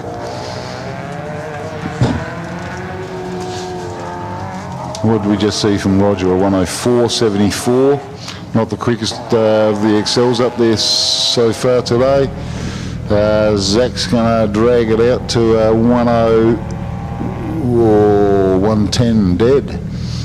All right, now on the start line here, Dylan's got a good shot of this bloke. Dylan's taken videos of this guy a couple of times actually. Damien Brand is sitting on the start line in car number 40. He's given us a wink, he's given us a smile. This is the car to watch. If you haven't already seen this thing, get by the fence. It's time. Damien Brand, ladies and gentlemen, here he goes. A little bit of trouble getting it out of a dig. Oh, if that was ever a race face. That was definitely a race face. Damien Brand with a wink and a smile, off like an absolutely proverbial shower. Now looking pretty tidy for the first couple of corners is Damien Brand. This is poster boy stuff. One of the most popular people and cars in the paddock. Brandy, Shorty, as they know him and love him. He's been in the 54s, I believe, so far today. There, Graham? Yeah, 54.28's his best time, and that was his last time, actually. So I think the track's better than it was then. He's quicker. He's getting quicker all the time here. There's an absolutely trademark handbrake turn from Damien Brand up the top. He's going to be pretty strong here, I reckon. So we turn our attention to the timing board. Damien Brand with a 55.00. Not quite his quickest, but his second quickest of the day. Starting to build some consistency into that car. Massive step up, almost pretty much double the horsepower of the car we all know and love Damien Brand for. Oh, well and truly double the horsepower, and probably more, depends on how much they want to dial into it. Yeah, they can wind as much horsepower into it as they want, but they've got to be able to use it as well, so there is a comfortable balance in there somewhere. Yeah, and at this place, speaking from personal experience, there is such thing as too much horsepower. Absolutely, and I think you can ask Dan Day about that one, because they've certainly got theirs dialed back from where it could be. 100%. So Brendan Byfield's gone pretty quick. That's a 57.5 from Byfield. Now, about half a second off of his best so far today. We've got Gav Farley on the track at the moment. We're on board with Gav with Bosch Motorsport on-board camera. So far, the guys with the Bosch Motorsport onboard cameras have done a really good job of, keeping it on the track first and foremost while the camera's on them, but setting good times as well. So Farley with a 54.1, if you don't mind. And I believe that's his quickest. That's his quickest by 1.1 seconds. Again. Mirko Gerbic, so we'll be seeing the big time attack Evo pretty soon. Ivan Folguera's on the track at the moment. So we'll have a look at his time as well. Bit beyond belief, really, why anybody be thinking about leaving early at this point in time, isn't it? Well, I know I'm not. I'm eagerly waiting and hoping these guys are very quick so I can get out there while the track's still good. I'm not talking about anybody in particular, Petter. But anyway, there you go. Gerbic Mirko out there in the Evo 7. So Folguera's just done a 59.1. The big carbon-clad Mitsubishi Evo time attack car is getting up towards the bus stop. Beautiful drone footage we got there. So Gerbic, we've seen guys go up to 1.1 seconds quicker on the track at the moment. His best so far is a 55.32. So Gerbic. Wow. Oh, 52.9. Wow. Heaven forbid. That's second outright. That's what that is. Jeez. Mirko Gerbic. Take a bow. That's going to light a fire under a couple of people, isn't it? Yep. My word, yes. David Harris is on track at the moment, and lining up, we have a good shot of somebody who keeps hearing me say about the track's at least 1.1 seconds quicker. And I can nearly see him smile from here. Dougie Johnson's on the start line. He's just been pushed into third place outright. David Harris is at a 55.5. So Harris has also gone 1.4 seconds quicker. Doug Johnson. What's he going to do? This is going to be one to watch, and this is going to be one to watch really, really closely. Douglas Johnson is on full attack. The track is there, ladies and gentlemen. The excuses and the rain have gone away. Time to step up for a decent time here. Doug's best time so far is a 53.05. He wants to go sub 50 this weekend. Well, I had a chat with him earlier today. That's what he's looking to do. Ooh, you reckon he's got it? Oh, I reckon he can do it. There's no promise tomorrow's weather's going to be any better than today's. This might be the best we get. Dougie Johnson looking awfully tidy up the top through the bus stop. Well and truly got it pegged. Last corner now. This is going to be pretty tidy. So Douglas Johnson has hit the pegs with a 53.05. He's matched his best to the time. What? To the 100th of a second. So, we do have a new second outright in Mirko Gerbic. But what we've also got coming up pretty soon is the poster boy.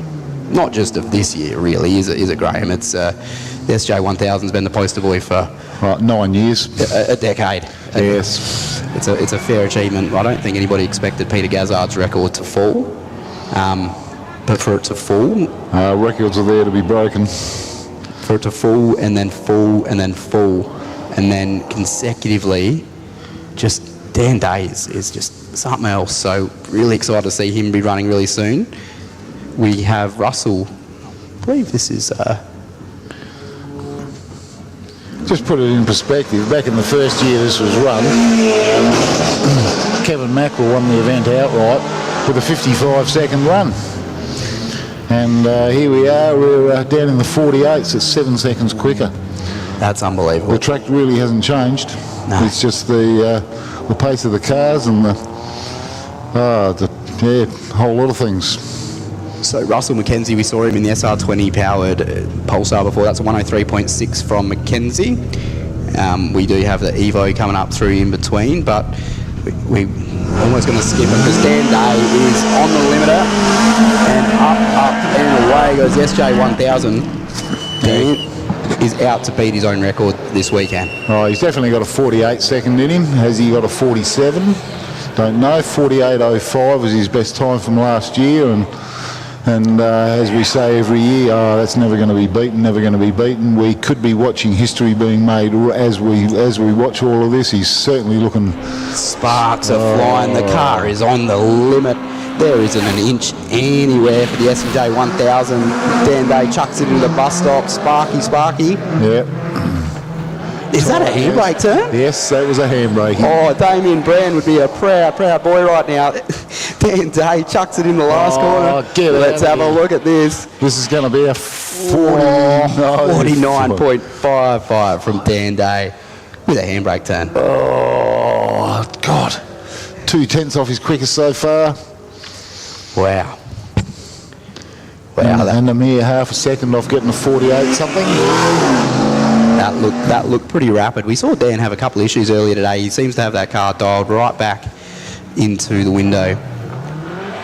And with that, I might leave you guys for a couple of minutes. Thanks very much, Hayden. Hayden, of course, has been doing pit walk for us all day and does a marvellous job of it. And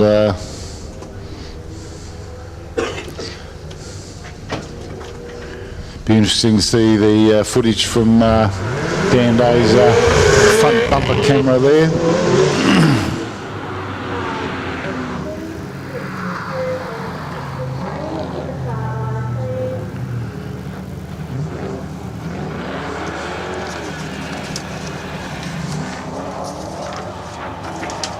Oh, welcome back, Sam. We're watching here Derek White and the Commodore. Yeah, cheers, Graham. Wrong car.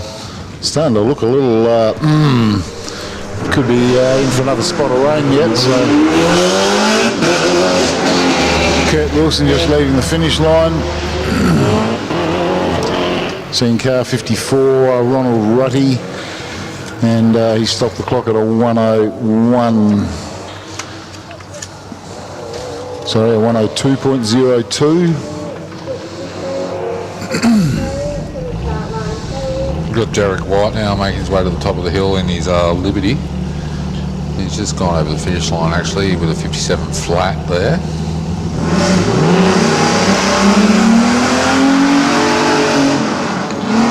As we see Kurt Wilson now making his way around the hairpin in his Subaru WRX. He's got some fairly decent fruit under the bonnet of this thing, but he's going to be down in the 50 or 56.3. 55.3. 55, depends what screen you're looking at. There we go, 55.3, you're right. I think we'll keep an eye on our screen out in the yard there, actually.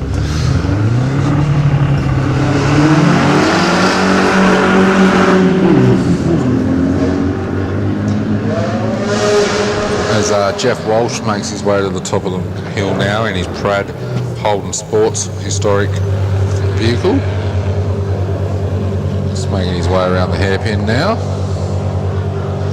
Yeah, quite a classic Clubman this one. I think it's a 179 Holden motor in it with a Repco cross-flow head. One of only 100 of such items made by Repco back in the day.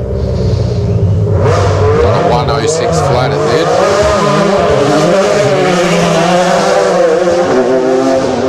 Got another Clubman type car making its way to the top of the hill now. We've got Thomas Inkster in his IDS Clubman. It's a strange looking car, this one, isn't it? Yeah. Can't say I've ever seen that one out here before. It must be his first time up the hill. Yeah, it's the first time I've seen it here. Mm-hmm. That's always good to have new people.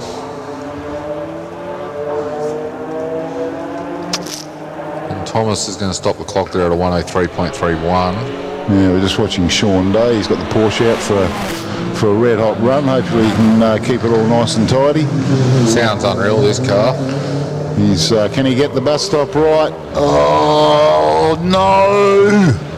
Ploughed a pencil below there. He's overcooked it. He's pushed a barrier.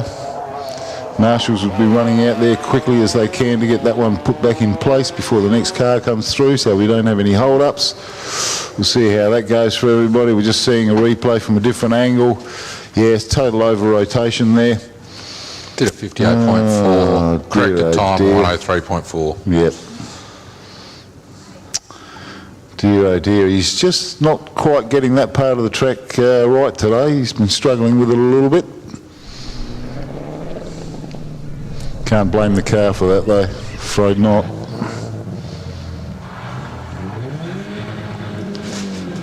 Who are we looking at here? Marcus Brand. Marcus Brand. He's at a hold up at the bus stop.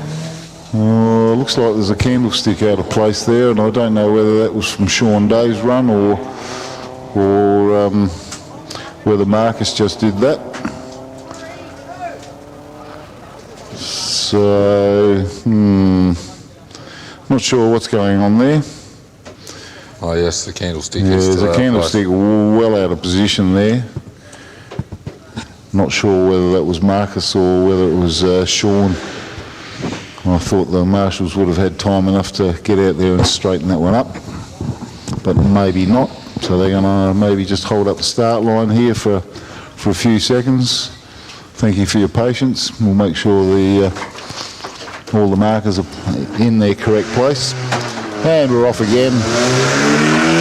Car 62, Alexander Byam in the E36 BMW. Improved production up to 2 litre. Should be all clear to run. Just starting to feel like it's going to rain down here.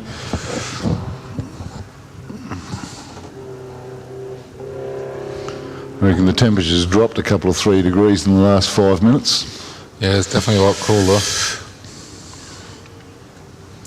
Just got that feel about it.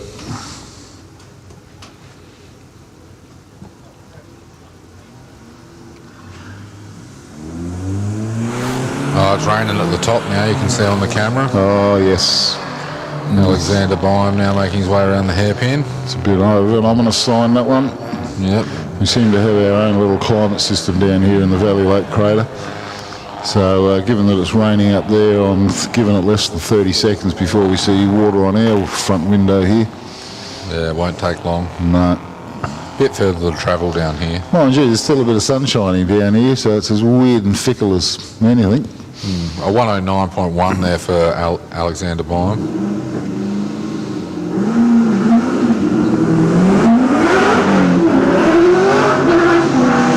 As we see Dave Byam, I think it is. I believe it's Dave Byam now making his way to the top. No, it's Lucas. I knew it was one of the Byam entries. Too many Byams to keep track of, you know. It's all Bob's fault.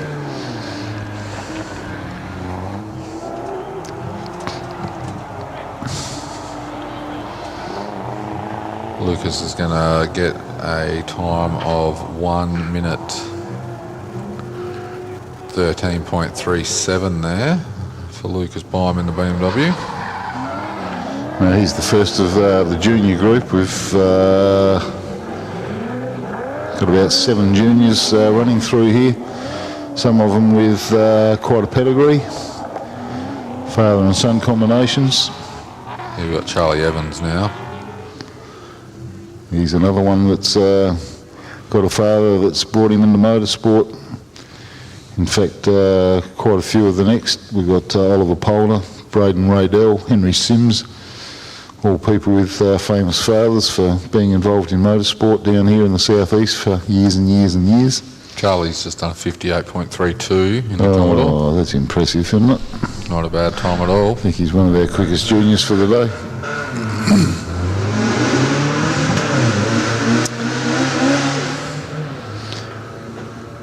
Now we've got Jamie Polner's son Oliver behind the wheel of the Subaru Liberty.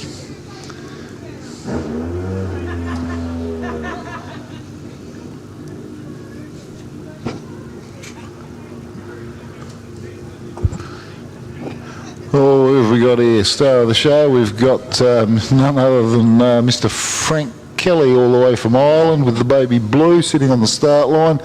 Got a passenger on board, no doubt. Ready for a ride of a lifetime. This is a good way to make memories, folks. Sit in this passenger seat over there saying, away we go. Boy, does that make all the right noises. And we'll be able to hear him down here when he's just about over the finish line. Just the acoustics of this whole crater is absolutely magnificent. Now they're just going to hold up the start line a little bit because Frank's been known to do a little bit of extracurricular. So his time won't necessarily be that quick, but it'll look spectacular and it'll be a be a heck of a joyride for whoever's sitting in the passenger seat. No two ways about it.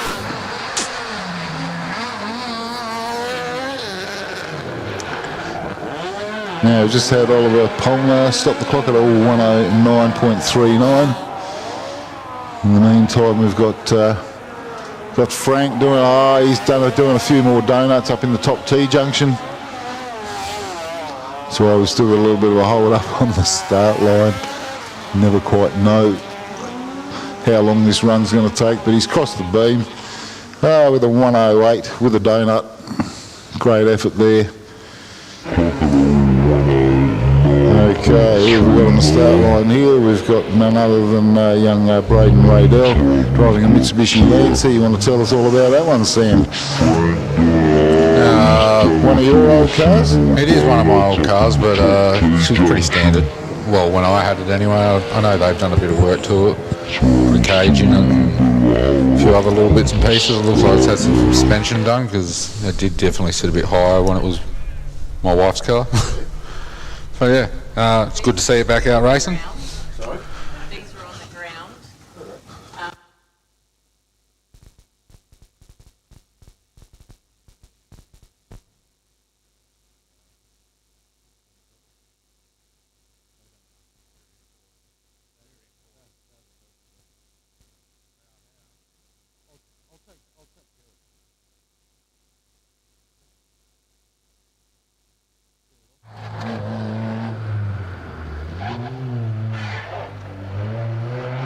There we just see Braden now making his way around the hairpin. Just pointing it to the finish line now. And Braden's going to stop the clock there at a time of 1 minute 13.3.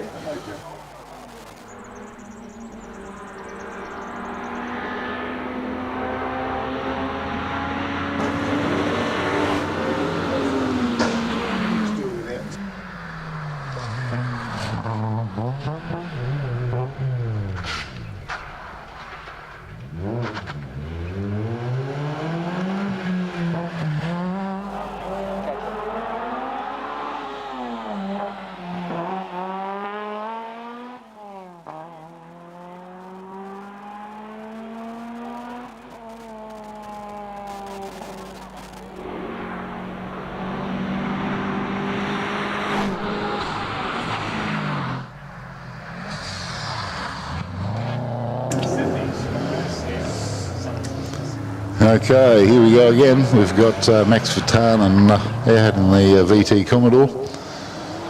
He's had a variety of vehicles over the course of the weekend. He was driving a Mercedes yesterday, of all things. Rather rapid little car, but mind you, he's no slouch behind the wheel of this VT. He's been sub 1 minute already. So we'll see what he pulls up today.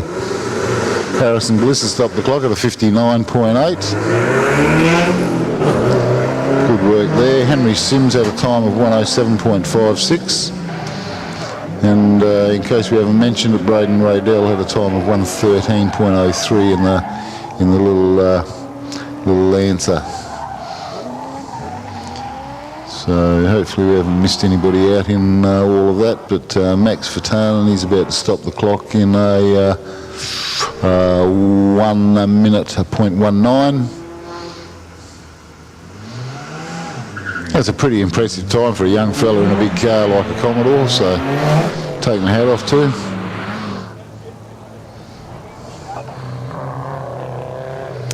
And he still runs under the banner of being a junior, believe it or not. He's going to wear that one out pretty soon, I think. He'll have to come up and play with the big boys soon.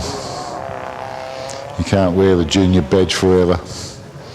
Old age catches up. Now, we're only a few cars from the end of the bracket here, so we're going to have some buses swapping ends again. We're still going to be running here for another hour, so which could well put us through another run and a half. We're aiming to get through 5.5 runs today by the 7 o'clock mark. Seriously can't understand why anybody would want to be leaving early today when conditions are right for some fairly quick times. We've already seen some times tumble already. although it's starting to get a little bit moist at the top, we haven't seen that down the bottom yet.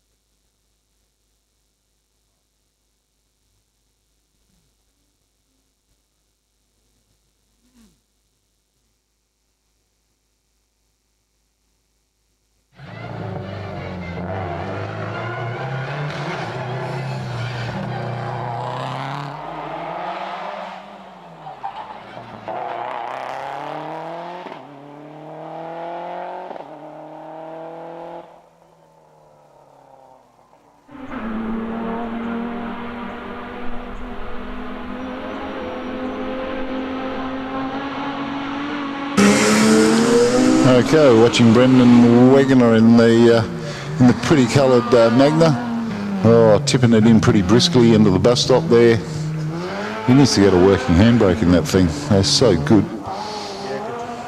He can do that.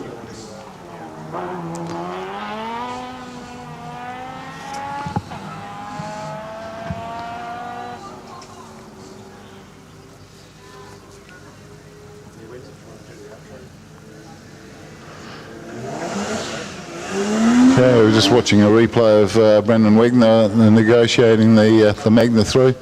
Big shout out to Brendan and wife Michelle, of course, for allowing us the use of their caravan for the weekend, making it available to us. It's certainly a lot more comfortable than a horse float, so we're most grateful for the access to this thing.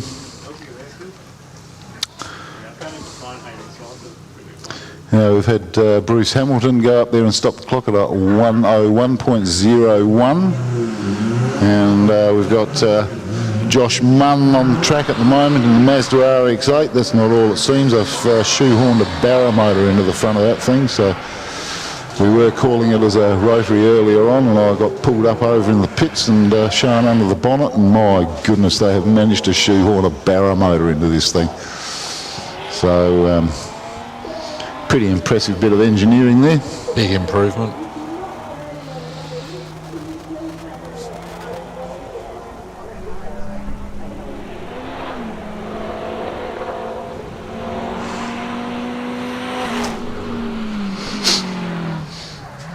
Okay, the little Mazda RX-8, he's stopping the clock. Josh Munn at a 103.05. And we've got the doctor on course at the moment, just doing a sweep run through, because he can. We thought he was going to get busy there a little bit earlier, but really not too much to be alarmed about, and it was a good outcome.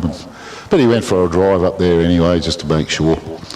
So thankfully we've kept him pretty much unemployed for the whole weekend so far. It's a good way to be. It's the same with the ambulance. If we keep the ambulance unemployed as well, that's got to be a good thing.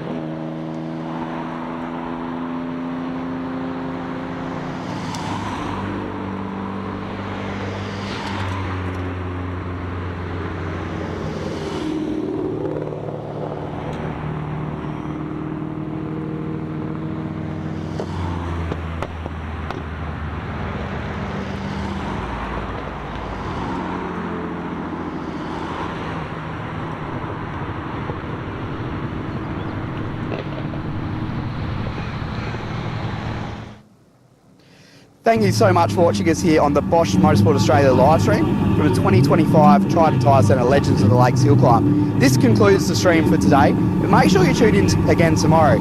Ending the day tomorrow is going to be really exciting. We're going to have the Bosch Motorsport Top 10 shootout from right here at Legends of the Lakes, and we're going to see these guys go quicker than we've seen them go all weekend. We're going to have people like Dan Day and Dougie Johnson chasing records, both for themselves and outrights, and I know that Dan's going to be looking very closely at that 47 lap time. So I hope you've enjoyed our live stream today. If you're a local, pop down tomorrow, come visit the event in person. But if you're from wherever you are all over the country, all over the world, thanks so much for tuning in. Have a lovely evening and stay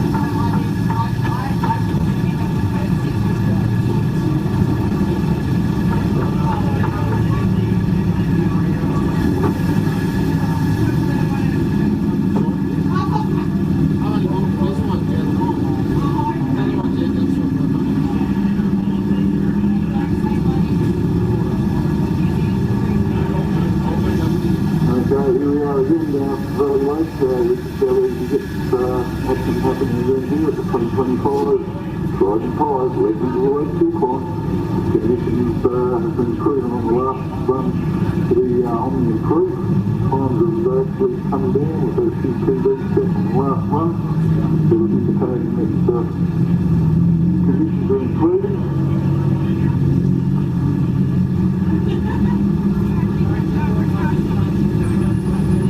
So we've got car 77 marker 16 in the